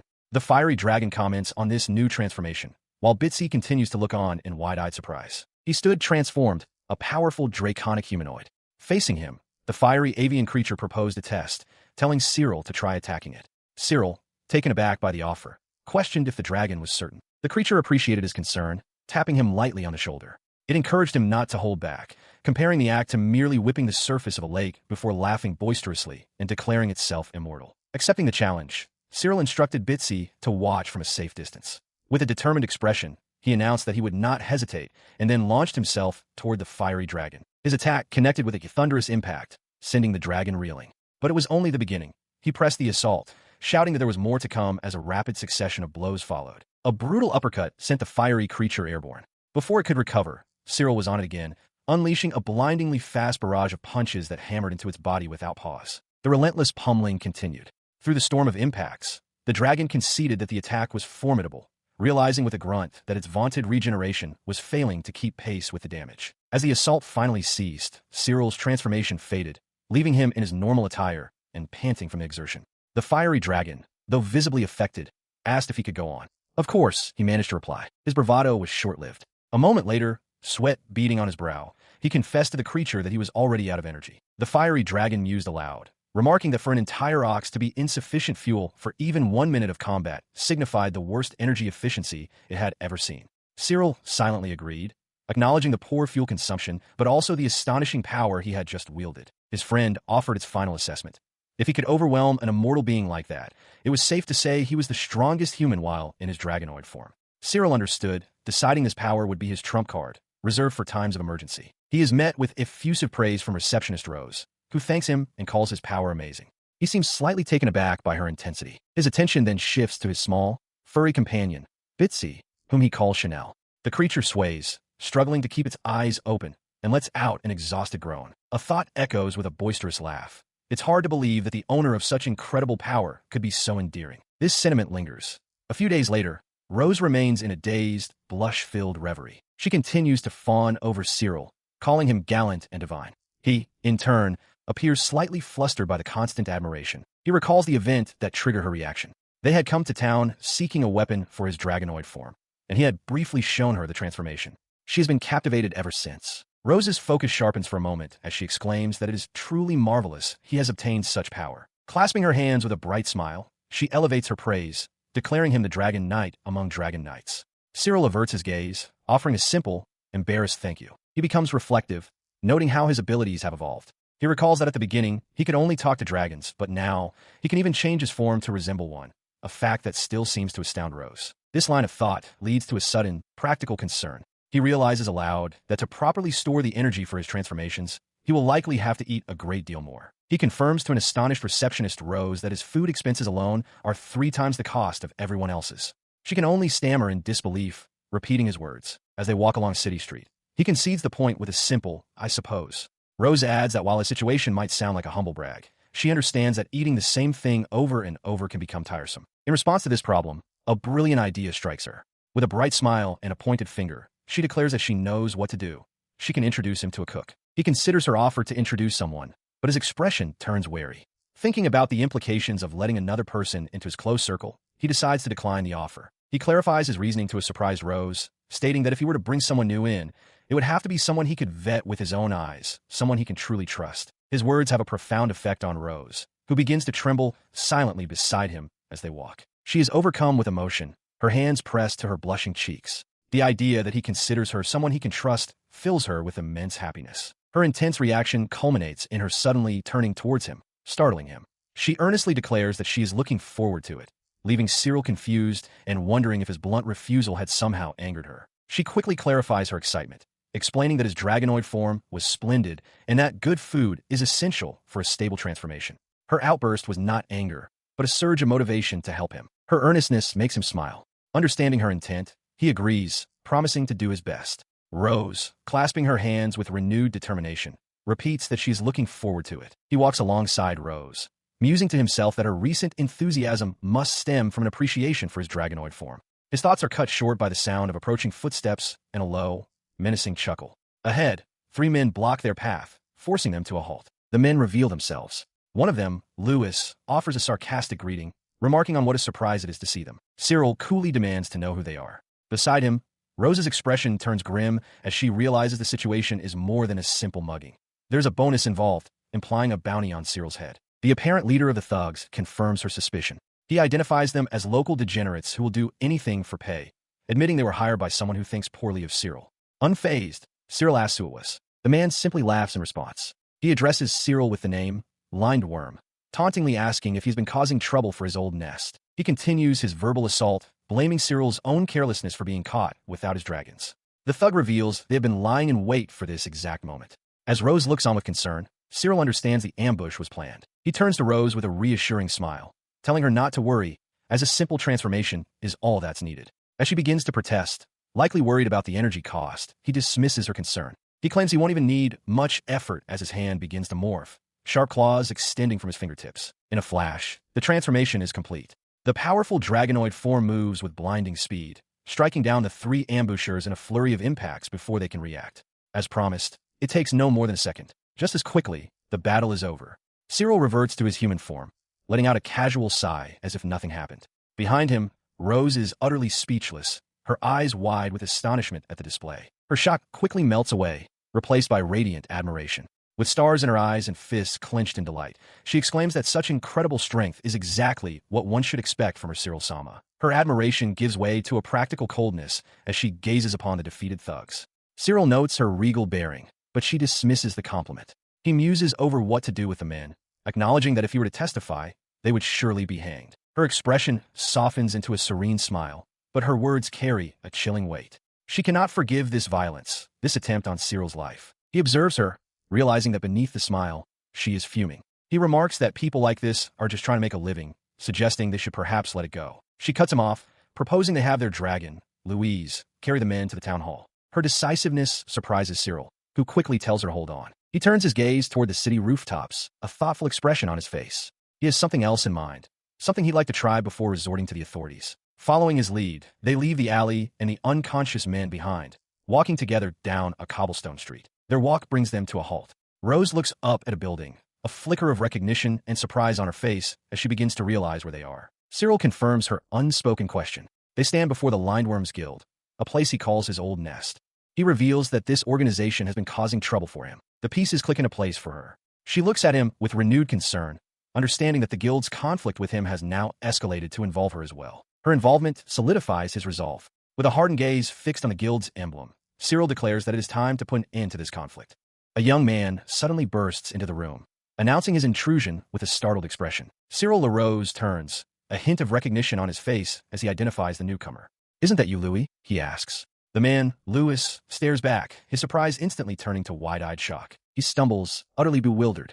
"Wow, what are you doing here?" Louis sputters, unable to comprehend Cyril's presence. Cyril's expression hardens at the reaction. "So, guilty then," he murmurs, before stating firmly that they need to speak with someone in charge, noting that Louis seems to have nothing to say for himself. Beside him, Catherine Mornier looks towards Cyril with a serious gaze. "Sir Cyril," she begins, "isn't it time to tell the truth?" Her voice gains strength and resolve. She declares that, as far as she's concerned, facts are facts, and they should be made public. She continues, her gaze unwavering, explaining that she has come to a realization. The person standing before them is not simply Jean, but Her Royal Highness, the Princess. Catherine confirms her own revelation with a simple, calm, yes. The weight of this truth crashes down on Louis, who can only stammer in disbelief, questioning if what he's hearing is real. Her eyes narrow with determination. She states her intention to speak openly about everything she saw and heard, without hiding a single detail. The declaration renders Lewis completely speechless, his face frozen in a mask of pure, unadulterated shock. He stammered, reaching out a hand as if to halt the proceedings, his pleas of wait, no, trailing off in a panicked silence. His desperation went unheeded. Catherine calmly accepted Cyril's request to accompany him to the government office. Cyril, however, observed the exchange with a sense of resignation, thinking it was unlikely Lewis would listen to the princess's testimony anyway. He felt a pang of apology, realizing it was too much to ask her to state the fact herself. She, however, remained resolute, her gaze lowered in thought. For Catherine, revealing the truth was far more important. With her decision firm, Cyril turned back to the distraught Lewis, informing him that this was his last chance. As Lewis choked back a sob, Cyril reflected internally that his intervention had been necessary. Had he not stopped her, the princess would have exposed everything right then and there, just as they had planned. Lewis pleaded for them to wait just a moment, but Cyril turned his back, announcing that if no one in charge appeared, they were leaving. Making good on his word, he and Catherine proceeded down a long, official-looking corridor, leaving Lewis behind. They were soon shown into a formal waiting room. Moments later, a man entered, bowing his head and offering an apology for keeping Her Highness waiting. The man introduced himself as Pascal, the deputy guild master of Lindworm. He expressed surprise at seeing Cyril, one of the guild's most senior members, and stressed that they could not afford to disrespect the princess. He then bowed deeply, apologizing profusely and admitting they should have informed everyone the moment she arrived. Catherine's gaze remained cold as she questioned if he truly believed their actions up to this point hadn't been disrespectful. Stung by her sharp retort, Pascal could only continue his bow, reiterating their sincere, heartfelt apology for the offense caused to Her Highness. She sits opposite the deputy guild master, her expression unyielding. He confirms that, after questioning Lewis, it seems true that he had Cyril attacked. Catherine coolly acknowledges his admission. In response to her cold confirmation, Pascal bows his head, apologizing profusely and promising that Lewis will receive appropriate punishment. Cyril, however, quietly interjects, telling him not to, leaving Pascal momentarily confused. He continues, explaining that the fact Lewis hired thugs to attack him is not the main issue. The real problem, he states, is that Her Highness was present when it happened. Cyril then turns his attention directly to the princess, asking her to recount what the thugs said when they saw her. Her expression hardens as she recalls their leering faces. The thug had called her a good catch and a bonus. She confirms to Cyril that this is continuing her testimony to Pascal. Catherine states plainly that the thugs tried to defile her. The deputy guild master can only utter that he understands, the gravity of the situation beginning to sink in. Pascal begins to sweat, attempting to downplay the incident by claiming it was by chance and that the thugs didn't know her identity. Cyril immediately refutes this, asserting that their ignorance doesn't lessen the crime. He presses the point, asking if Pascal truly understands the consequences if this story were to become public. The full weight of the implication crashes down on him. Beads of sweat form on his brow as he stammers, unable to finish a sentence, realizing the catastrophic potential. As he flounders, Catherine gazes out at the guild headquarters. She states with cold certainty that if this news reaches her father, the king, the entire Lindworm Guild will be in serious trouble. This final declaration shatters Pascal's composure. He slumps forward, his face a mask of pure despair, and asks weakly, "What should we do?" Cyril understood the gravity of the situation. This was an assault case, and if they reached a settlement, the matter would be closed, potentially without true justice. Faced with this grim reality, the deputy guild master, Pascal, wiped sweat from his brow. He pleaded with them to wait for a moment, clearly overwhelmed by the implications. Moments later, he returned, presenting a case filled with currency. He offered 100,000 riels, asking if this sum would be enough for them to forgive the guild. Catherine turned her gaze to Cyril, silently deferring the decision to him. Pascal watched them both, his expression a mixture of hope and anxiety, awaiting the verdict. After a moment of consideration, he gave his answer with a single word, "All right." With the settlement accepted, Cyril and Catherine departed from the Lindworm Guild office, leaving the crisis behind them. As they walked, Cyril commented that the incident should serve as a good lesson for the perpetrators. Catherine, however, seemed distracted, prompting him to ask what was wrong. She apologized, explaining that she had just remembered something urgent she needed to do. When he asked if it was truly urgent, she confirmed that it was. She then asked for his permission to leave. Understanding she likely had official duties, Cyril told her to go ahead. He offered his assistance, but she politely declined, assuring him it was nothing serious and thanking him for the offer. With a cheerful "see you," Catherine departed. Cyril watched her go for a moment, a thoughtful expression on his face, before remembering his own task. He still needed to report the thugs to the government office. He stands before a building, the sign identifying it as the Dragon Gear Shop, a thoughtful expression on his face. His attention is drawn to a nearby construction site, where workers announce that the job is finished. He offers a simple acknowledgement, "Good job," Turning to his two dragons, Quirce and Colette, he invites them inside. The larger dragon, Quirce, cautiously asks if it's safe to enter, and Cyril confirms that it is. As they approach the entrance, the smaller dragon, Colette, looks around in confusion. She wonders aloud what kind of construction it was and what the people were carrying.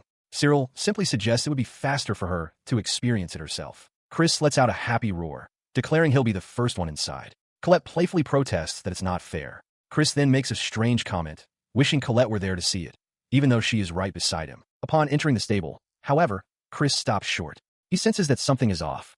From the doorway, Cyril watches them with a knowing smile. Colette also notices the change, agreeing that something feels different and asking what it could be. Quirce admits that he doesn't fully understand it, but the feeling is undeniable. Cyril prompts him, asking for his assessment. Suddenly, Quirce stomps his large foot into the ground with a thud. A look of pure delight spreads across his face as he realizes the change. "It's the soil," he exclaims, declaring how comfortable it feels. Colette looks on in surprise. Colette agrees that the soil is indeed different. Cyril confirms their discovery, explaining with a smile that he had the soil in the dragon's stable replaced. He clarified that the new ground covering was a type of soil called bluegrass. The dragon Colette reacted with a shout of pure shock, scarcely believing what she had just heard. Her stablemate, Quirce, noticed her astonishment and asked if she was familiar with it. Colette simply affirmed that she was. The conversation drew the attention of the wyvern, Emma, who added her own disbelief. She explained that bluegrass is the most expensive of all soils used for dragon stable floors and questioned if Cyril had truly covered the entire stable with it. He calmly confirmed that he had. At his admission, Quirce asked about the cost. Cyril casually stated it was roughly 20,000 riels. The figure stunned the dragons.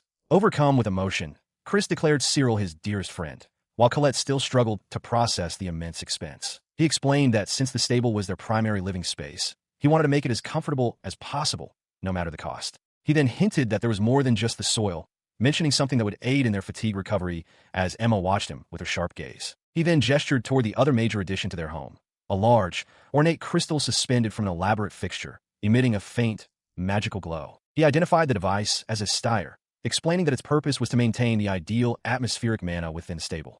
Quirce and Colette stared at it, a look of awe on their faces. The wyvern, Emma, elaborated further, stating that the styre replicates the mana density of the ancient era when dragons were first born. She seemed impressed, remarking that humans had done well to create such a thing. Processing this new information, Colette turned back to Cyril, her voice small as she asked if this device was also incredibly expensive. He closed his eyes with a gentle smile, replying that he had come into some easy money and was finally doing what he had always meant to. He then revealed the total cost was 80,000 riels, a sum that left Quirce gaping in utter astonishment. He watched as the dragon, now adorned with a frilly maid's headdress, expressed its pure joy. It was truly happy, and it thanked its master for his kindness. As he savored the moment, his attention was caught by two voices nearby. One woman remarked that he was even more amazing than she had heard, while the other agreed, stating that was simply the kind of person he was.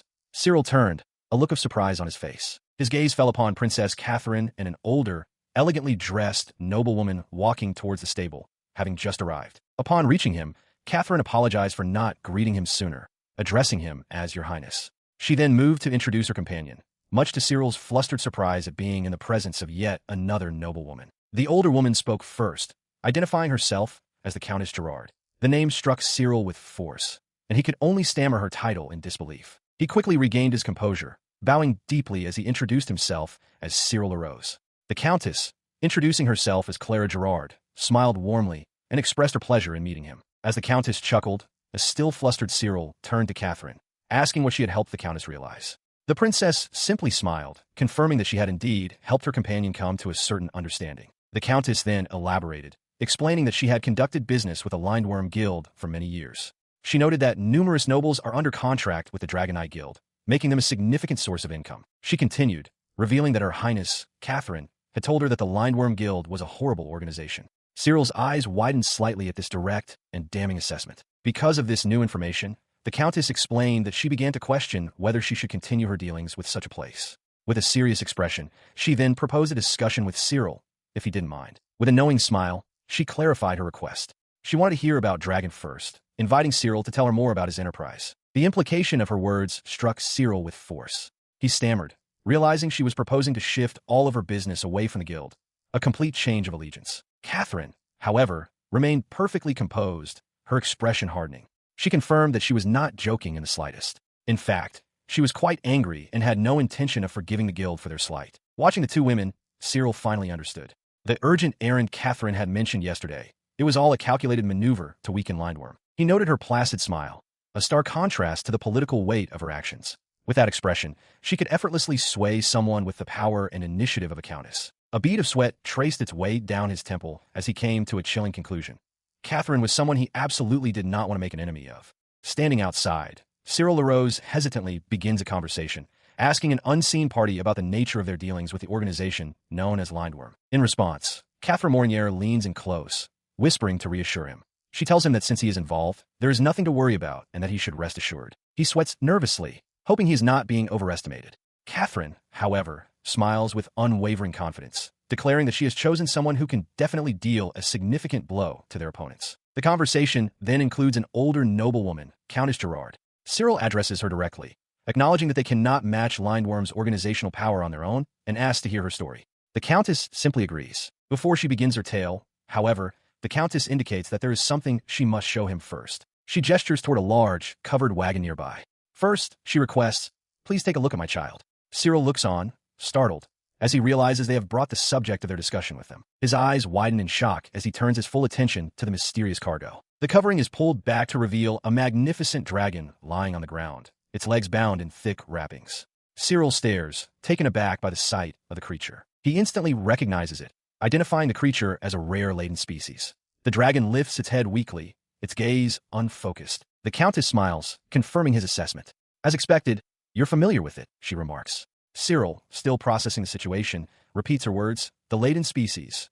You mean that one?" He looked upon the creature, a laden species. It was known that while they are not particularly powerful among dragons, they possess a beauty that no other can match. His gaze then fell upon the heavy, metallic shackle clamped around its leg, the attached chain rattling against the ground. As he processed the sight, Countess Gerard asked for his opinion on her child, remarking with a chuckle how beautiful she is.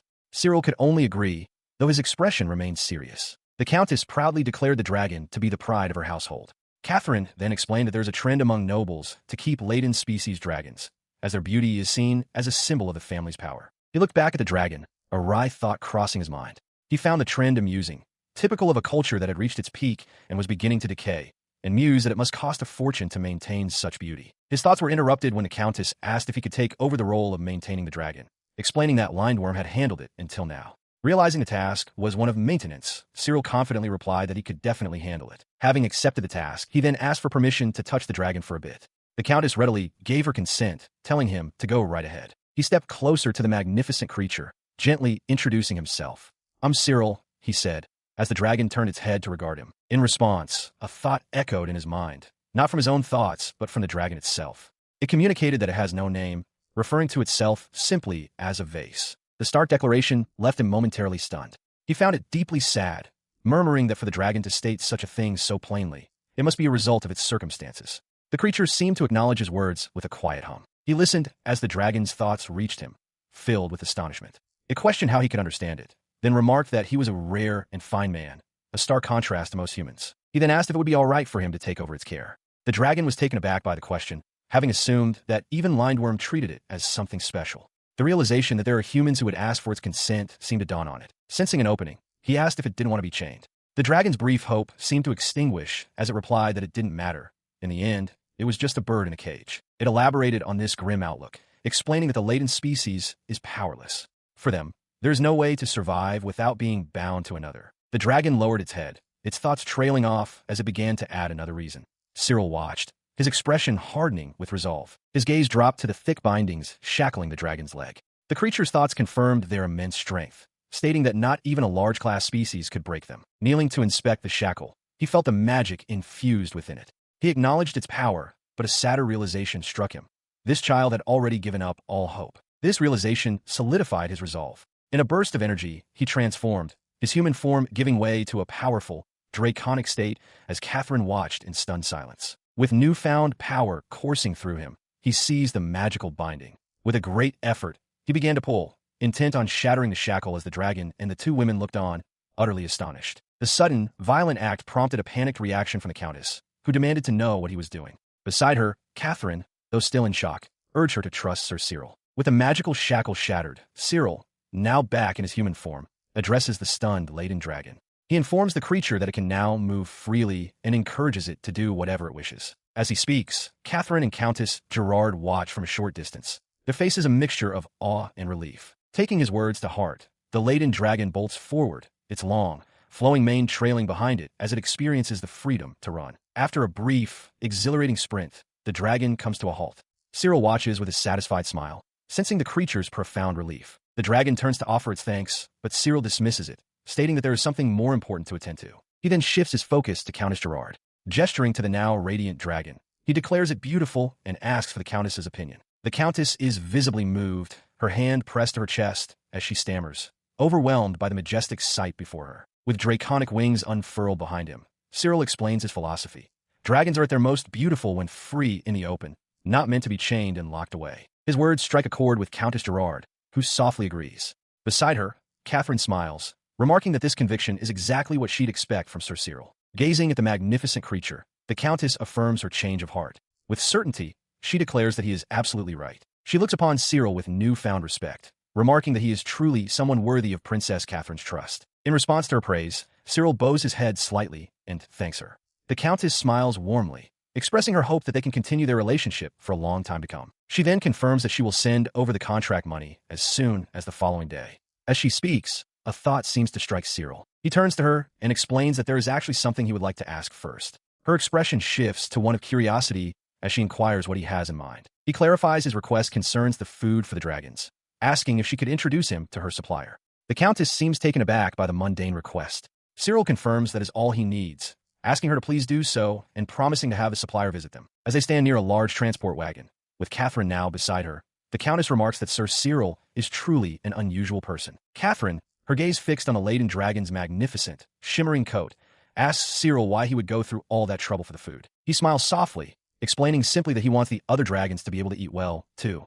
Catherine's surprise melts into a bright smile, and she exclaims that his sentiment is so typical of him, always putting dragons first. Gazing out at the vast, mountainous landscape, Cyril reflects on his simple wish, to live in a world where caring for dragons is considered normal. The following day, outside a prominent building, an unseen person apologizes for the sudden summons. At the guild counter, Cyril asks about the day's business. The receptionist, Rose, leans forward with a smile, informing him that while it's a minor matter, they have received a request addressed specifically to his moniker, Dragon First. She laughs, cheerfully noting that her desk has effectively become his personal contact point, a development she's quite proud of. A faint smile touches Cyril's lips. He acknowledges it as a compliment, surprised that a request has come in for him by name. His curiosity piqued, he asks for the details of the request. Hang on, Rose replies, turning away from the counter with a slight bob of her hat. I'll read off the list. She returns, holding not a single request, but a thick stack of papers. Cyril stares, taken aback. List, he stammers. Rose confirms, explaining that it's a compilation of all the requests they've received for him. He leans closer, his eyes wide as he tries to process the volume of documents, and hesitantly asks just how many requests there are. With a professional nod, she begins flipping through the sheaf of papers. Oh, let's see, she murmurs. I can't tell you the numbers right away. As she begins to tally the jobs, Cyril's expression becomes increasingly strained. The numbers are staggering. 97 collection missions, 46 extermination missions, and the list goes on. Hold on, wait a second, he blurts out, cutting her off. He gestures toward the pile of requests, demanding to know what this sudden influx means. Rose looks back at him, a bead of sweat on her temple, confused by his question. From across the guild hall, another adventurer overhears the exchange. What do you mean? What does this mean? The man asks, gesturing toward the counter. Didn't you expect this? Rose clarifies the situation for him, her expression serious. The rumor, she explains, is spreading like wildfire, that Cyril's guild swooped in and took Countess Gerard's lucrative deal right from under the nose of the powerful Lindworm Guild. The news leaves Cyril utterly stunned. He processed the implications of his newfound fame, realizing that with so many requests, he would have to start picking and choosing.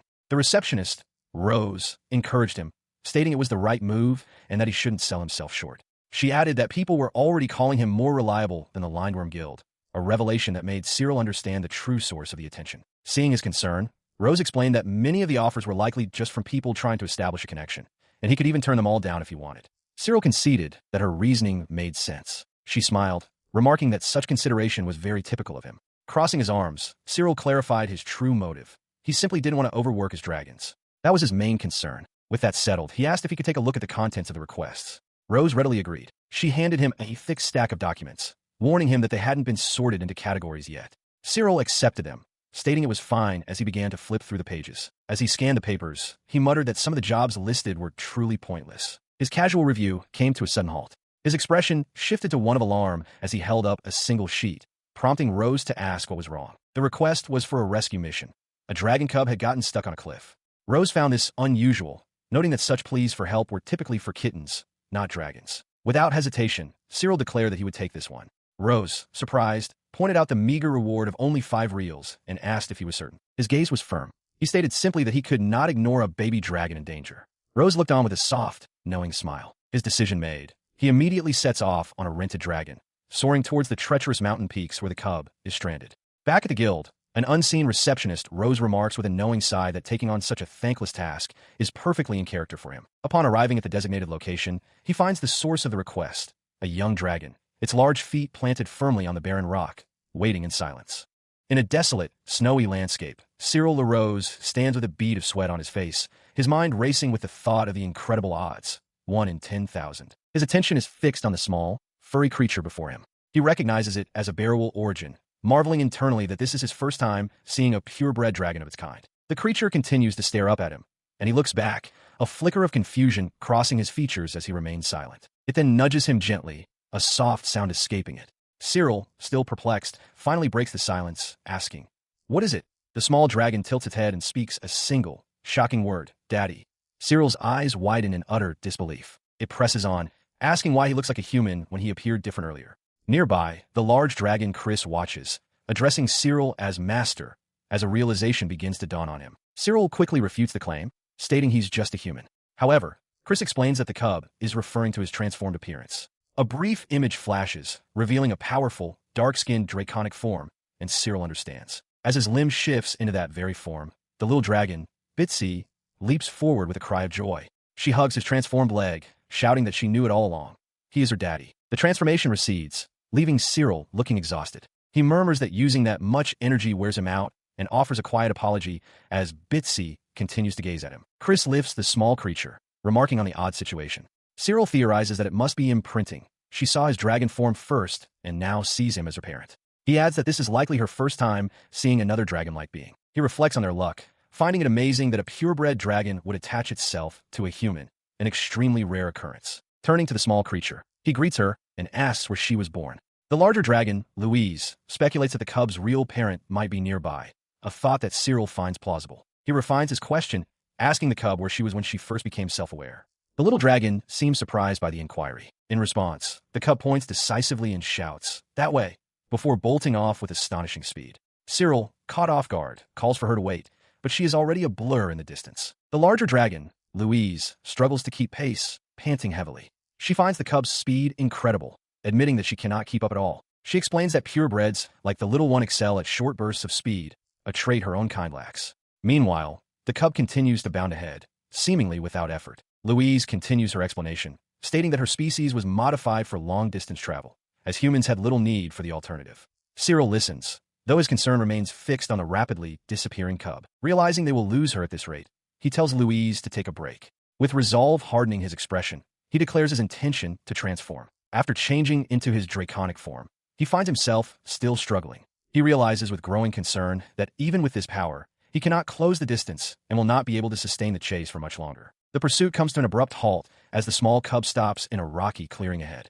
She turns back and calls out cheerfully, "Daddy, over here." The small cub had led him to a desolate, rocky clearing. Before them lay the remains of what looked like a massive, dark-colored shell, shattered from within. Cyril surveyed the scene, a bead of sweat on his brow as he began to understand. He turned to the cub, who explained that she had gotten lost while searching for him and that it had been a scary experience. Putting the pieces together, Cyril asked if this was where she had come from, and she confirmed it. His gaze fell upon a large, dark fragment lying amidst the rocks. A realization struck him.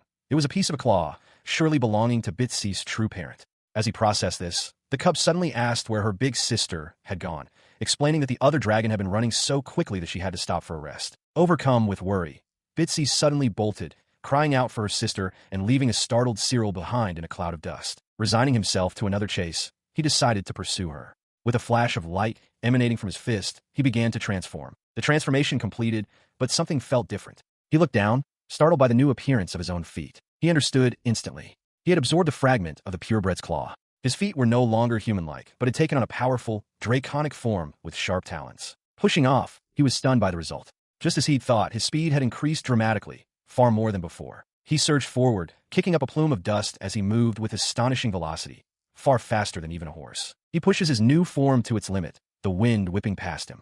The speed is incredible, but he can feel the immense strain. The dragon knight finally stumbles to a halt in a forest clearing, gasping for breath. The energy drained from the transformation is brutal, leaving him completely spent. From behind a tree, a large, shaggy-haired dragon peeks out, its voice small as it timidly calls him daddy. Overwhelmed, Cyril slides down against a tree trunk, utterly exhausted and declaring himself done for the day. The creature cautiously approaches him as he sits on the ground, asking what's wrong. Cyril manages a weak smile, insisting that it's nothing. Just then, another voice cuts through his exhaustion. A different, large dragon wearing a maid's headdress appears, remarking with surprise, "Master, you're fast." Cyril looks up, startled to see both dragons now before him. He lets out a weary laugh, observing that they're all run ragged after the long chase. The maid dragon, identified as Louise, explains that she anticipated he would be tired from transforming so much. The shaggy-haired dragon stands beside her, looking equally worn out. Gazing out at the distant landscape they crossed, Cyril offers a sincere gratitude to Louise.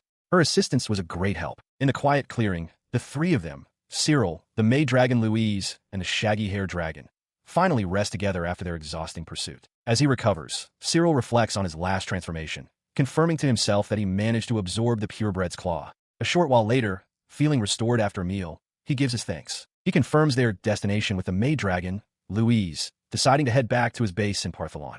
The large, shaggy dragon, still clinging to him, excitedly asks where they're going, calling him daddy. Cyril then asks if she wants to come along, to which she gives an enthusiastic yes. As they prepare for the journey, he looks down at his new companion and realizes something is missing. He decides that she needs a proper name. After a moment's thought, he suggests a name for her, Leah. The newly named Lee's face lights up with pure delight. Her happy cry of acceptance echoes across the vast, mountainous landscape. Sometime later, they arrive at a familiar location where a massive, fiery avian dragon greets Cyril as a dear friend. Holding Leah in his arms, Cyril remarks to himself that she is quite a rare purebred. Leah, completely unfazed, greets the imposing creature with a cheerful hello, proudly announcing that she came with daddy.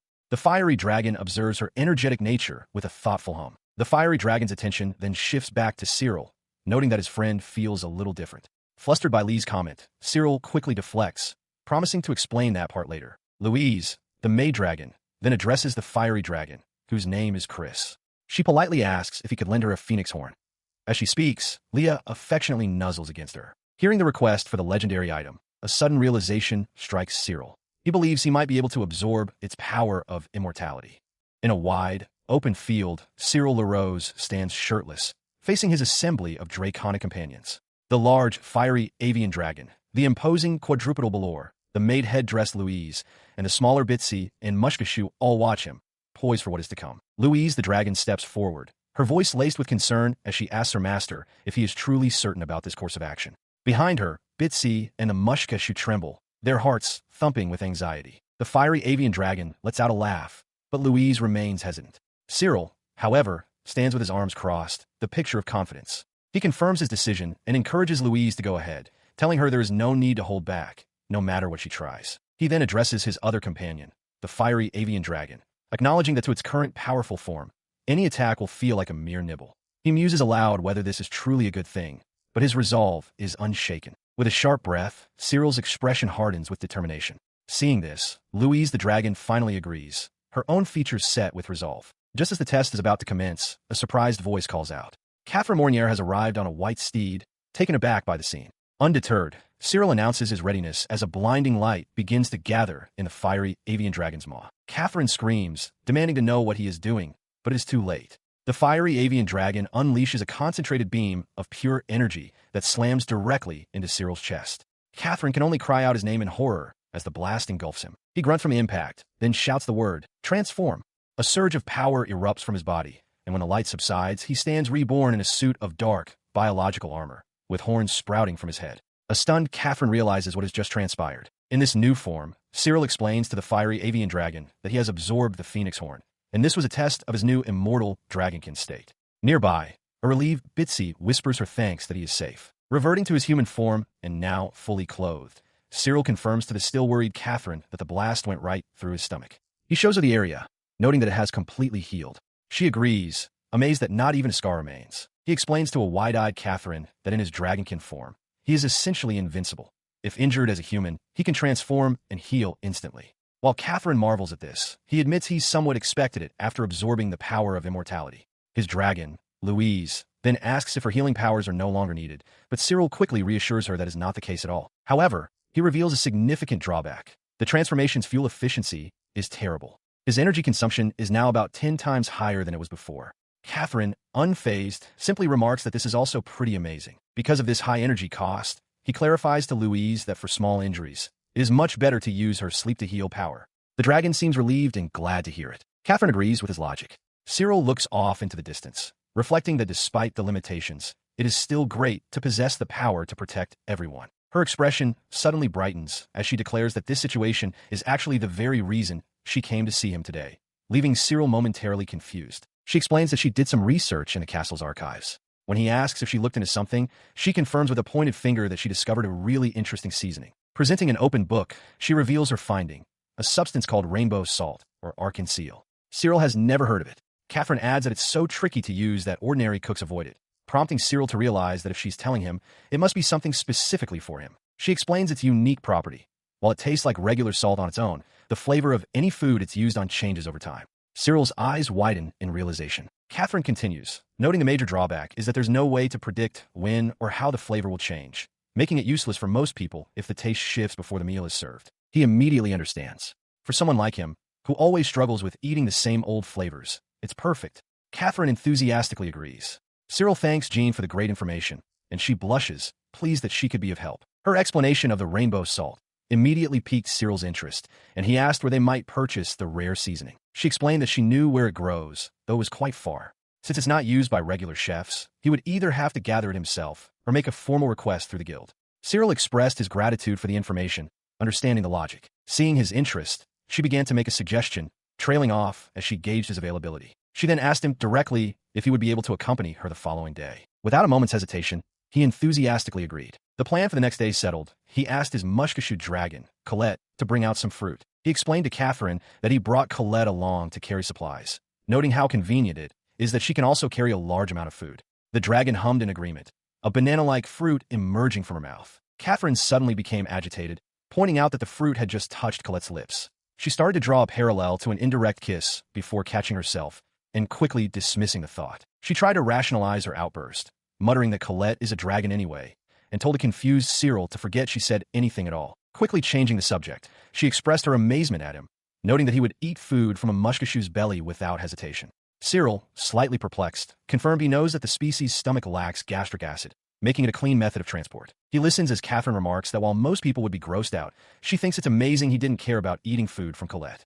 She smiles, admitting she both understands and doesn't at the same time. He becomes flustered by her directness. His embarrassment deepens when Colette, the mushkashu, innocently offers him seconds. His attention is suddenly pulled away by a low, rumbling sound echoing from the valley below. He stares into the distance, questioning what he just heard. Catherine notices his change in demeanor and asks what's wrong. As the deep rumbling continues, Cyril confirms that he hears something strange. The sound intensifies into a distinct roar. Catherine wonders aloud if it's just the wind, but Cyril's expression is grim.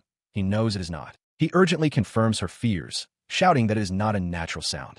As Catherine calls out his name, he tells her to wait up and begins to run towards the noise. His feet pound against the forest floor, kicking up dirt as he dashes through the trees with purpose. From a cover of the treeline, they discover the source. A massive, hulking golem is bearing down on a smaller figure. Cyril recognizes the victim as a Naga-type dragon knight. Catherine, seeing the dire situation, asks what they should do. With unwavering resolve, Cyril tells her to leave it to him and shouts a single, powerful command.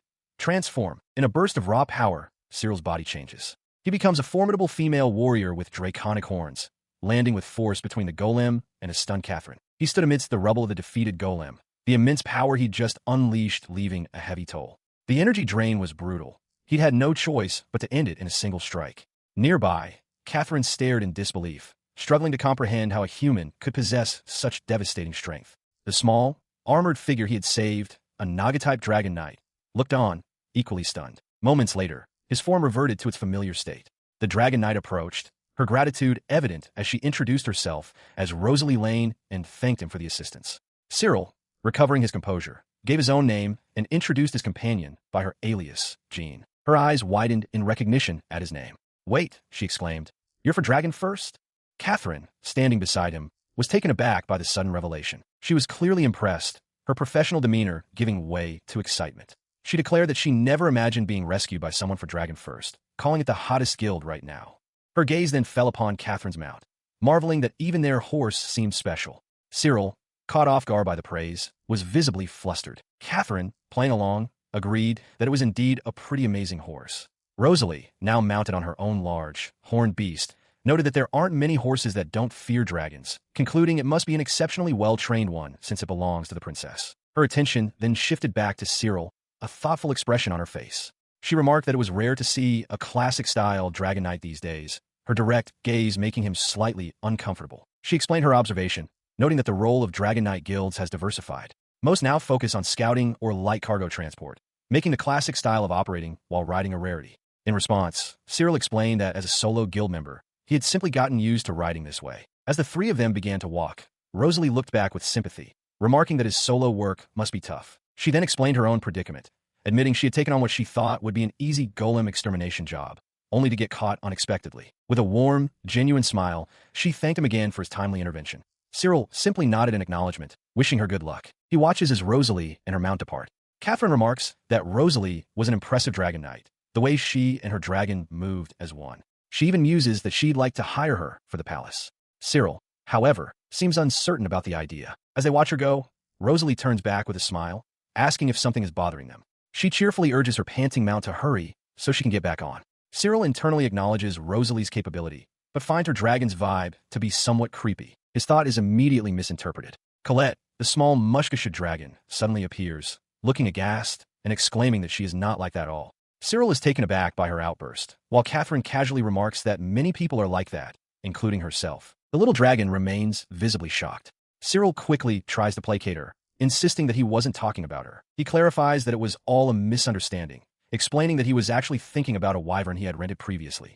Colette, flustered, seems to realize her mistake, internally questioning why she would even assume he was talking about her. With the misunderstanding cleared up, a slightly flustered Cyril trails behind Catherine and Rosalie as they continue their journey. After some more travel, he points ahead with excitement, announcing that their destination is finally in sight.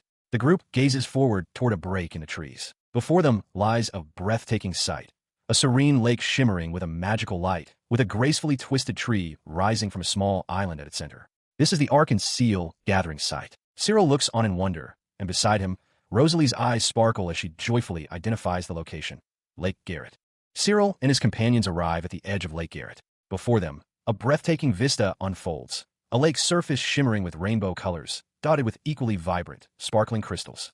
Rosalie Lane explains the phenomenon, while Cyril can only express his awe, finding the sight truly incredible. She elaborates that the minerals in the lake slowly crystallize due to changes in the water level. She identifies these formations as Ark Seal crystals, which glitter under the light. Rosalie mentions that she mines them regularly, so it's no trouble for her. When Cyril offers to help, she politely declines, stating she will go collect some herself. Her mushkasha dragon, Colette, stands ready beside her. Cyril then suggests that while she does that, they should go hunting to test the flavor of the local game.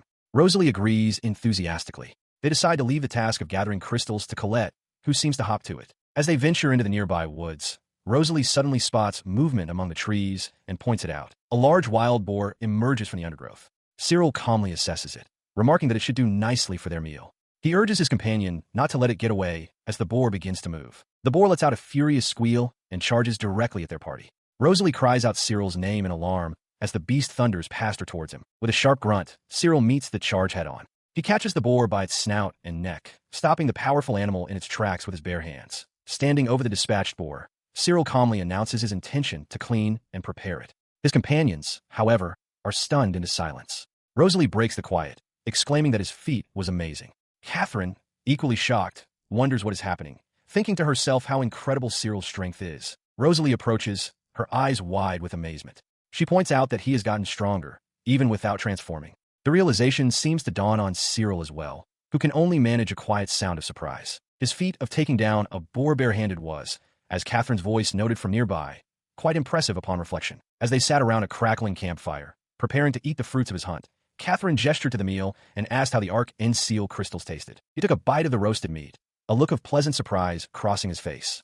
Delicious, he declared. Catherine agreed enthusiastically, marveling at how every bite brought a new flavor, sometimes sweeter, sometimes spicier. She felt she could eat twice as much, to which Cyril readily concurred. His thoughts, however, were still processing recent events. He turned to the small dragon, Colette, and thanked her for gathering so many of the crystals. She responded with a proud huff. He then grew more contemplative, voicing his realization that his base physical ability had undoubtedly improved. He mused that it had increased just enough to stay within the realm of human limits, and wondered by how much. Colette considered this, acknowledging that a power-up without an energy drain was a major benefit. She then asked why he couldn't simply keep boosting his power by using his dragonkin form. He looked away with a sigh. That's the thing, he admitted quietly.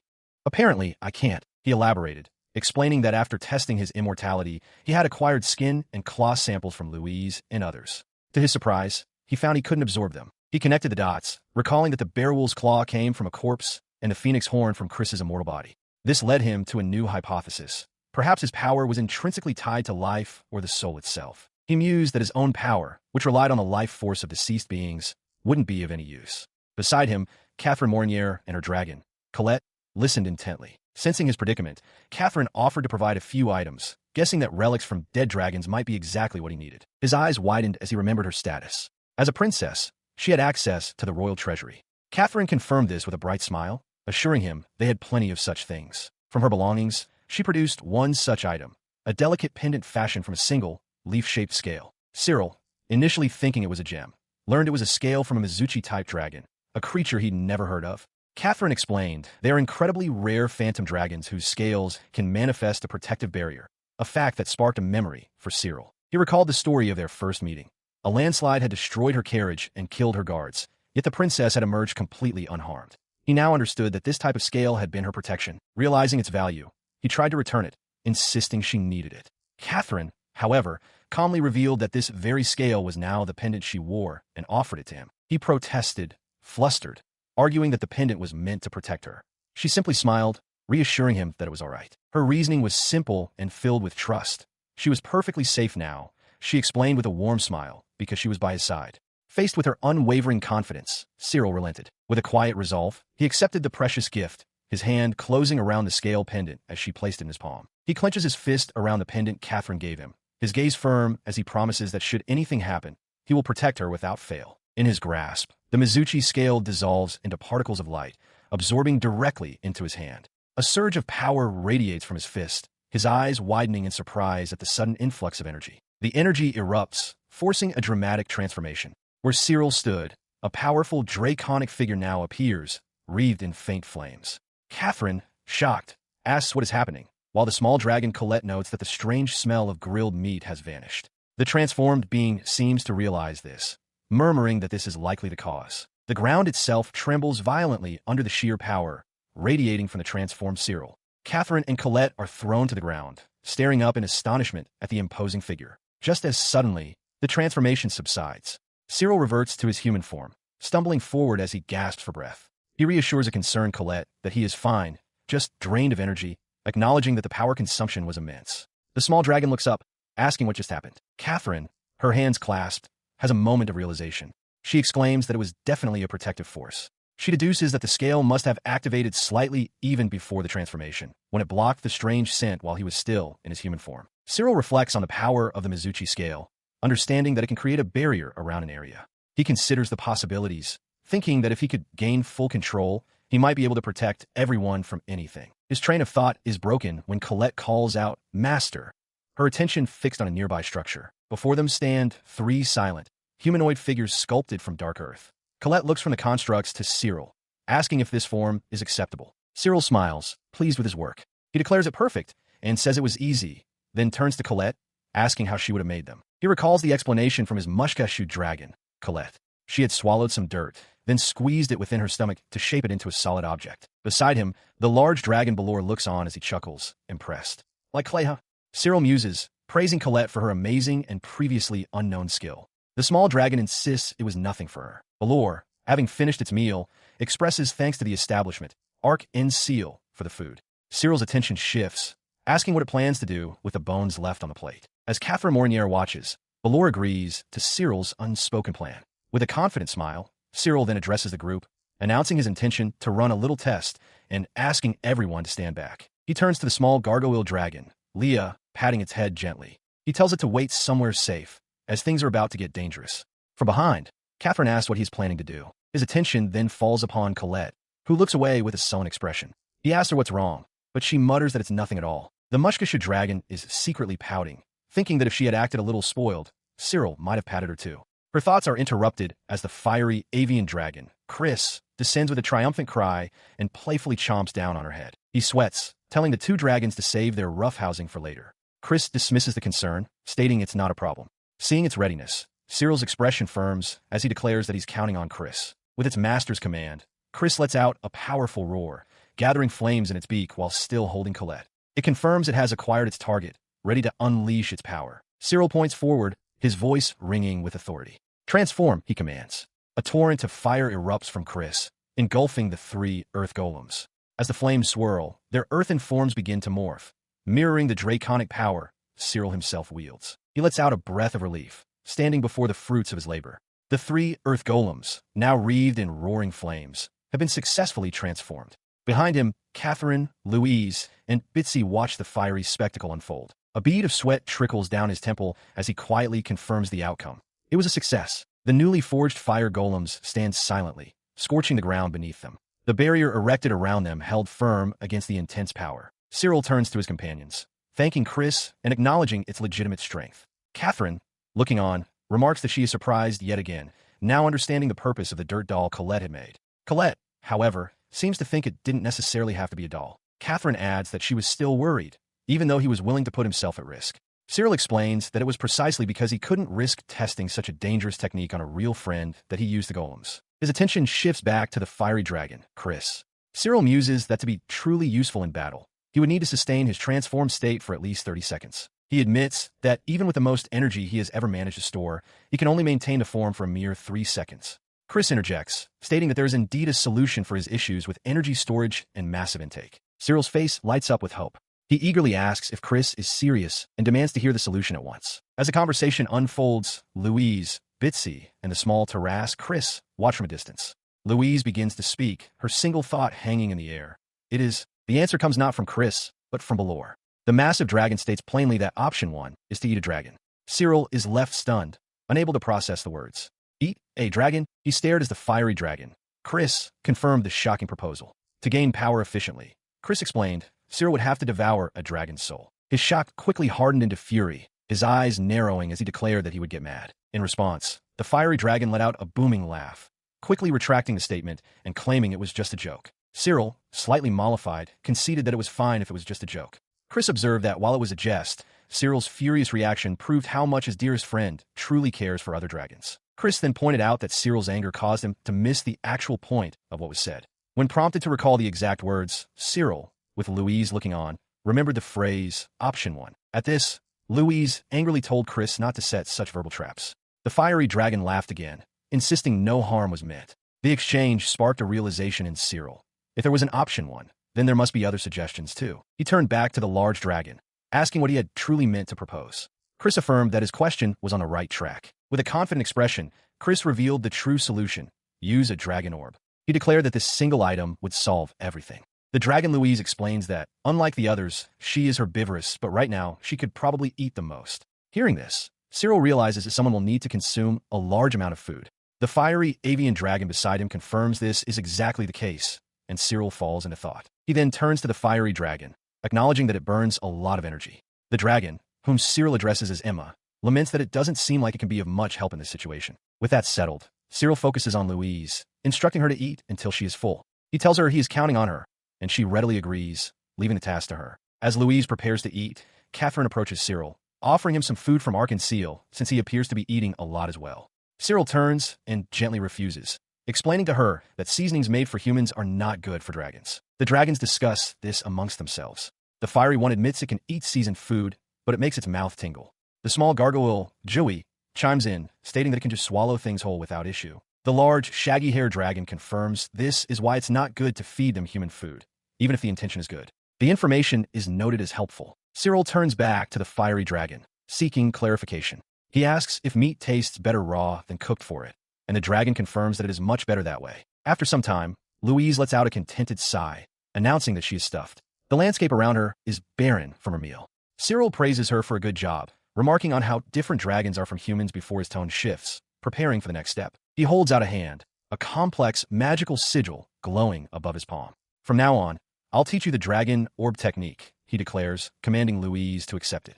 The dragon looks up, startled by the sudden display of power. The glowing energy from the sigil streams down, enveloping both Louise and the fiery avian dragon in a brilliant light as the technique is transferred. She watches, captivated, as a small, brilliant orb of energy begins to coalesce in the space before her, and another large, dark-maned dragon. A soft sound of awe escapes her as the light intensifies. Cyril turns to his draconic audience, which now includes the fiery avian dragon, Quirce.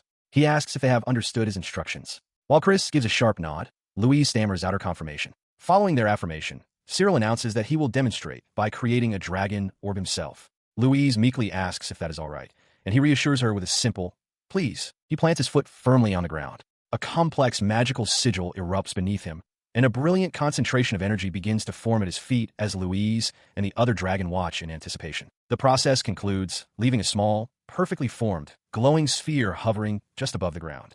It's done, Cyril states. The fiery dragon praises his good work, and Louise identifies the object as the dragon orb. Taking the orb in his hand, Cyril examines it, wondering aloud what he should do with it. Beside him, the human Louise leans in for a closer look, remarking that it resembles a perfectly clear pearl. The fiery dragon, Quirce, gives a simple, direct instruction. Eat it. Quirce adds that while it can be chewed, swallowing it whole is easier on the body for the first time. Cyril acknowledges the advice, understanding now. He pops the orb into his mouth. A moment later, his eyes widen in shock as he clutches his midsection. What's wrong? The human Louise cries out in alarm. Cyril stammers, feeling a strange sensation beginning to stir in his stomach. He struggles to describe the feeling, finally likening it to a piece of dried seaweed, suddenly and rapidly rehydrating and expanding inside him. The initial shock gives way to understanding. Cyril realizes the sensation is pure energy itself. The fiery dragon laughs, confirming his realization and noting that chewing it would have made the expansion even faster.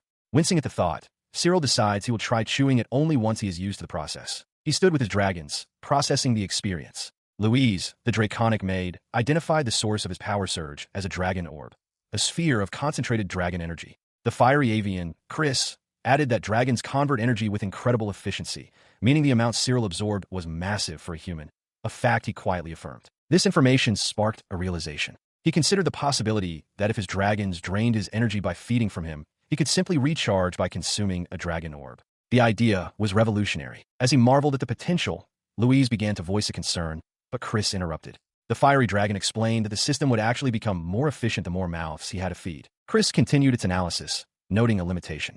Since Cyril couldn't seem to stockpile the orbs and his own base energy didn't increase, it was likely he could only produce one at a time. Cyril, however, dismissed this as a non-issue. To him, even with that constraint, the ability was a huge help. His optimism prompted a booming laugh from Quirce. The fiery dragon roared with delight, declaring that this new power meant more dragons would inevitably gather around him, which in turn meant more dragon orbs. Finding Quirce's excitement somewhat reckless, Cyril decided to quantify his newfound energy. Transform, he commanded himself, initiating the change into his draconic form to gauge its duration. The transformation completed in a flash of energy. He stood before his companions in his full, armored draconic state, a silent, powerful figure against the open sky. Moments later, he reverted to his human form, clenching his fist as he processed the result. A single dragon orb granted him 5 seconds of power. While it seemed short, he knew it was a significant improvement, opening up a host of new possibilities.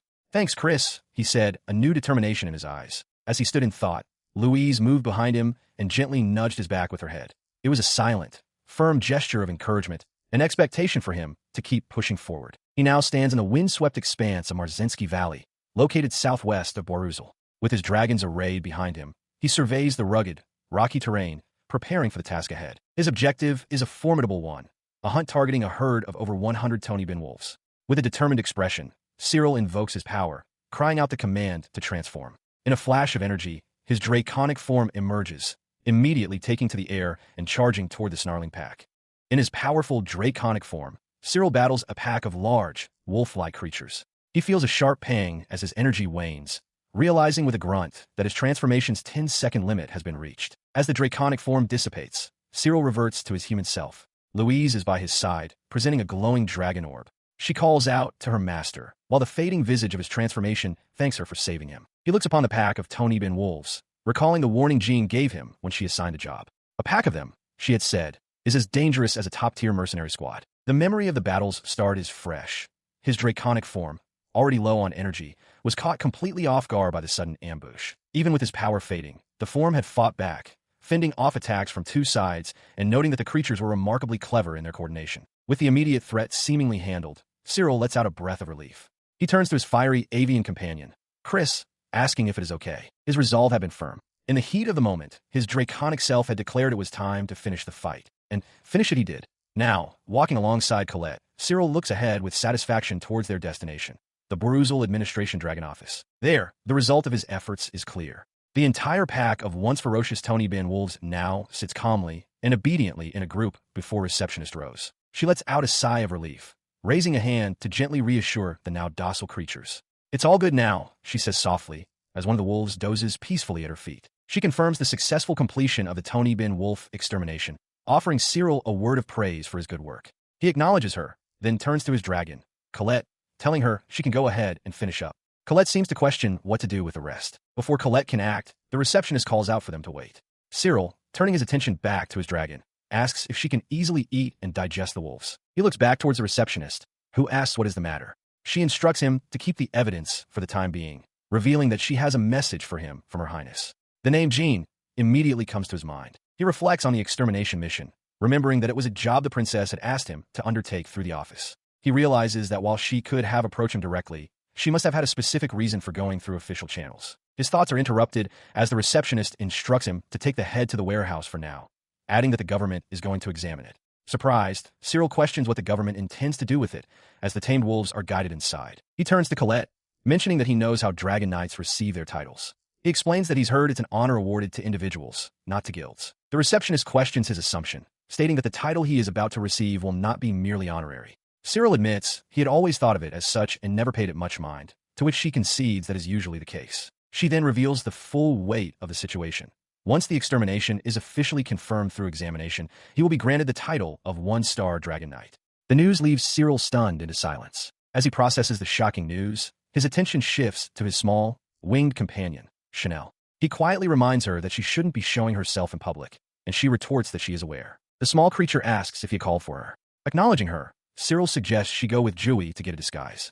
Chanel protests passionately, declaring that with everyone else trying so hard, she wants to contribute as well. The small, winged creature passionately declares her desire to go. Seeing this, the large, furry dragon Leah also shows her eagerness to join, leaving Cyril to look on with a hint of surprise. To channel their energy, a game is devised. Colette explains that they will be looking for flowers that heal human illnesses. She specifies that these rare blossoms only grow in hard-to-find spots, like cracks and rocks, and that whoever gathers the most will be the winner. Chanel and Leah listen intently, ready for the challenge. With the rules established, the hunt begins. The three companions, Chanel, Leah, and Jui, eagerly scour the rocky landscape, searching for the elusive blossoms. Their efforts yield impressive results. Leah looks on in amazement at baskets overflowing with the collected flowers, while Chanel remarks that they gathered so many and couldn't have done it alone. With their baskets full, the competition concludes. Chanel and Leah excitedly ask who won the game, but before a winner is declared, Colette announces their next step, taking the haul to the city's apothecary. They arrive at their destination,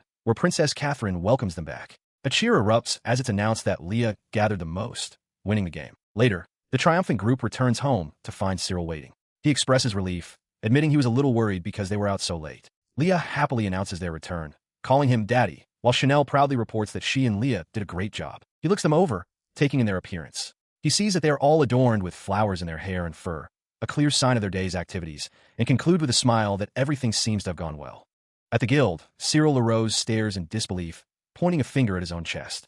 Receptionist Rose has just informed him that he is being considered for the rank of a one-star Dragon Knight, prompting a stunned me from him. Beside him, Catherine Mornier watches with a knowing, amused smile. Leaning forward with a cheerful expression, Rose confirms that defeating an entire pack of Tony Bin wolves single-handedly is an incredible feat worthy of recognition. As he walks away with Bitsy, Cyril processes the news. He murmurs to himself that even he, who knows little of such things, has heard of the star system for knights. He turns back to the women, asking if there's a concrete standard for earning a star. Rose thoughtfully explains that it is a title the nation bestows upon Dragon Knights for remarkable feats, a system known even outside their ranks. Rose elaborates on the hierarchy. 1 star is for achievements in a specific area, while 2 stars are for accomplishments in multiple fields or for mentoring a 1-star knight.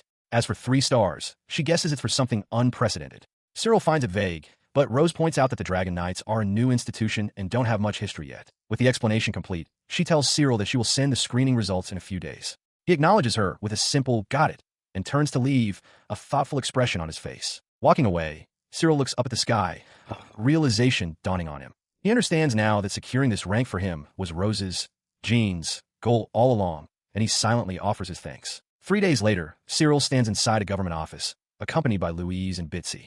He holds an official notice, having been safely certified as a 1-star Dragon Knight. A well-dressed man, Sebastian Bernal, stands nearby. The official, Sebastian Bernal, sits behind a large, imposing desk. With a polite gesture, he asks Cyril to please wait a moment. His request leaves Cyril standing nervously in the opulent office. He sweats slightly as he takes in the lavish curtains, chandelier, and expensive decor, the grandeur of the room clearly intimidating him. He sat waiting on a plush sofa, noting how different this opulent room was from the usual guild offices. A sharp knock on the door drew his attention, and he gave a verbal confirmation to enter. In response, a maid entered pushing a serving cart.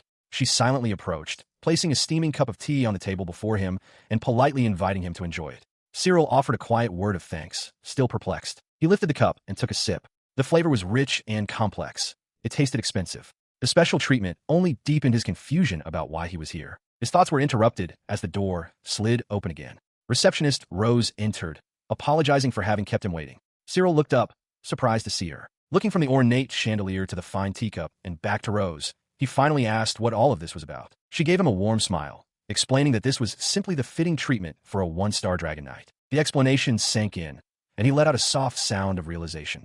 So that was what this was all about. He asked if being a 1-star knight really made such a difference. Rose confirmed that it absolutely did. As Rose took a seat and asked what brought him in, Cyril took another sip of tea, admitting that this whole 1-star affair was more impressive than he had anticipated. He then clarified his purpose, apologizing for the trouble after she had done so much for him. He explained that, despite the grand setting, he had simply come to get a job, just like any other day. He looked at receptionist Rose in confusion. She calmly informed him that there were no personal requests available for him at the moment, a statement that only deepened his bewilderment. Rose elaborated, explaining that this was a direct result of him becoming a 1-star Dragon Knight. Cyril, still not understanding, questioned why this would be the case, recalling the large number of job postings that were available even after his work for the Countess. She continued, revealing that most of the clients had withdrawn their requests. A proper client, she stated, knows their place and wouldn't dare hire someone of his new, elevated stature for a mundane task. Cyril fell silent, the information slowly sinking in. To clarify the level of prestige he now held, Rose offered an analogy. One would not approach a royal supplier simply to ask for a single slice of bread. The comparison struck a chord, and Cyril began to grasp the true implications of his 1-star rank. His expression shifted as the realization fully dawned on him. He concluded aloud that from now on, he would only be receiving bigger, more significant requests. Pleased, Rose noted that he caught on quickly. Outside, his dragons, Louise and Colette, overheard the news. Louise, in her distinctive maid's headdress, reacted with wide-eyed shock, shouting in disbelief at the idea of having no work. Sometime later, while walking through the town with his companions, Cyril explained the situation to them. He reassured them that this was a good thing, as it meant he was being valued highly, a goal he'd had since being expelled from his former guild. He urged them to look at the people in town to see the proof. Understanding, Louise replied that if that was the case, she could accept it. Cyril gestured toward the townsfolk, drawing his dragon's attention to the gathering crowd. As he did, he realized the townsfolk weren't just milling about. They were all looking directly at him and his companions. A murmur of recognition seemed to pass through the crowd. The crowd's interest grew into excitement. 2 young women pushed their way to the front, their faces beaming. One of them called out, asking if he was Sir Cyril. Taken aback by the direct attention, he hesitantly confirmed his identity as others watched in awe. He is immediately approached by 2 enthusiastic young people, a boy and a girl, who declare themselves to be his huge fans. Overcome with excitement, the girl asks if they can please shake his hand. He obliges, shaking the boy's hand. The young fan explains that they, too, want to become Dragon Knights someday. Cyril, slightly taken aback by the direct admiration, simply agrees as the boy celebrates the handshake. His initial surprise gives way to a warm smile as he tells them their passion makes him happy. In response, the 2 youths beam, declaring their shared goal to become awesome Dragon Knights, just like him. The boy then asks for advice on how they can become like him. Cyril pauses to consider the question, reflecting that while the 1-star Dragon Knight title represents dignity to adults, for children, it is something to aspire to. After a moment of thought, he offers them a single, crucial piece of advice: to take good care of their dragons. He gently pats both of them on the head, leaving them momentarily confused by the simple instruction. He then clarifies that his advice is correct, explaining that a dragon is an irreplaceable partner. The 2 aspiring knights listen with rapt attention. He continues, assuring them that if they can truly treasure their partner, they will undoubtedly become great dragon knights. His words strike a chord, and the two youths look up at him with expressions of pure awe. As the two stand in awe, Cyril turns away with a gentle smile, realizing that this might be the happiest he has ever felt. Beside him, his dragon Louise looks up, sensing his change in mood. The two aspiring knights watch him go. The boy observes that while it's difficult to change the minds of adults, children are different, implying that Cyril's message has reached them. This interaction solidifies a new resolve within him. Looking at his dragons, Louise and Quirce, he realizes that if more kids start looking up to him, his philosophy of dragon first will finally begin to spread. He walks toward a large building, accompanied by receptionist Rose, who remarks that he really hasn't changed, even after his recent rise in rank. Their destination is the manhwa Giga Trading Company. Inside, Rose presents him with a basket she has received, filled with his product, dragon tier incense. She holds up one of the cones, praising its impeccable quality. However, she immediately asks if it's possible to increase the quantity, a question that gives Cyril pause. He considers this as Rose notes how popular the incense has become. He explains that they cannot risk lowering the quality by attempting to overproduce it. The difficulty lies in the manufacturing process. While the production of galleon, the raw material, is now on track at the Partholon base, a shortage of dragons makes full-scale mass production challenging. Rose elaborates on the product's success, explaining that the dragon tier incense is in a league of its own for dream control. She shares an anecdote about a noble widow who was so pleased that she claimed to have clearly seen her late husband's face in her dreams. Hearing this, Cyril realizes the incense must be circulating among the nobility as well. Rose confirms that its quality is indeed that high. She presses him to keep the high demand in mind, even if lowering the quality is not an option. He acknowledges her point with a simple, "Got it." Changing the subject, Rose mentions that aside from the incense, there's another job she wants him to take. Piqued, Cyril asks what it is. She leans forward, asking Cyril if he has ever heard of a master dragon. He looks away, thoughtful, admitting that he has heard the term before, but seems to lack specific knowledge. To illustrate her point, she gestures towards a large, horned dragon resting with a freshly laid egg. She explains that dragons can lay eggs without mating, but the dragons that hatch from them lack reproductive abilities and are almost always female. This, she clarifies, is the reason for the overwhelming female population among dragons. However, she continues, when dragons near the end of their lifespan, they can mate with a member of the opposite sex. This union produces a special female capable of reproduction, a female known as the master dragon. Cyril is visibly impressed, remarking on how different their biology is from that of humans. The implication of this value causes Cyril to pause, a sudden thought striking him. Rose confirms his unspoken question, stating that the value of a master dragon is, naturally, extremely high. Noticing his hesitation, she asks what is wrong. Cyril dismisses it, saying he feels like he might know something about this, but can't quite recall it. He urges her to continue with her explanation. She obliges, adding that even a master dragon's egg fetches a high price. She then reveals the job, to guard one such egg, currently held within a protected case, until the moment it hatches. She specifies that they need someone highly skilled and trustworthy for the task. More importantly, they want to employ the very skill he used to defeat the Tony Bin Wolves. He understands now. The story of his one-star accomplishment has spread much further than he thought, reaching even the influential manhwa trading company. His realization is met with the staggering terms of the offer. Rose informs him that while the payment is success-based, it will be 3 million reals. Cyril is left speechless, utterly shocked by the sum. His companion, the dragon maid Louise, considered the offer with an impressed hum as they stood outside the manhwa building. He, however, was still processing. 3 million was a hefty sum, and he recognized it was also a great chance to boost his reputation. Louise chimed in that it was not a bad deal at all. His attention then shifted to his other companion, Colette, who had fallen strangely silent. He asked what was wrong, noting her odd reaction to the talk about master dragons as she struggled to find the right words. She finally spoke, reminding him of the story of an egg left behind at the end of a dragon's life. She then posed a critical question. Didn't that sound just like the story of Leah? The name struck Cyril with the force of a physical blow. A memory surfaced, the image of a large, shaggy-haired dragon he once knew. He realized with a jolt that this was the connection he couldn't quite place earlier. It was Leah. The memory sharpened, recalling the details of Lee's passing. It was said that the remains of the original species dragon were found together with an eggshell and what appeared to be a single claw. The full weight of the realization settled upon them. Colette looked up at Cyril, voicing the unbelievable conclusion they had both reached. A master dragon had been living with them all along.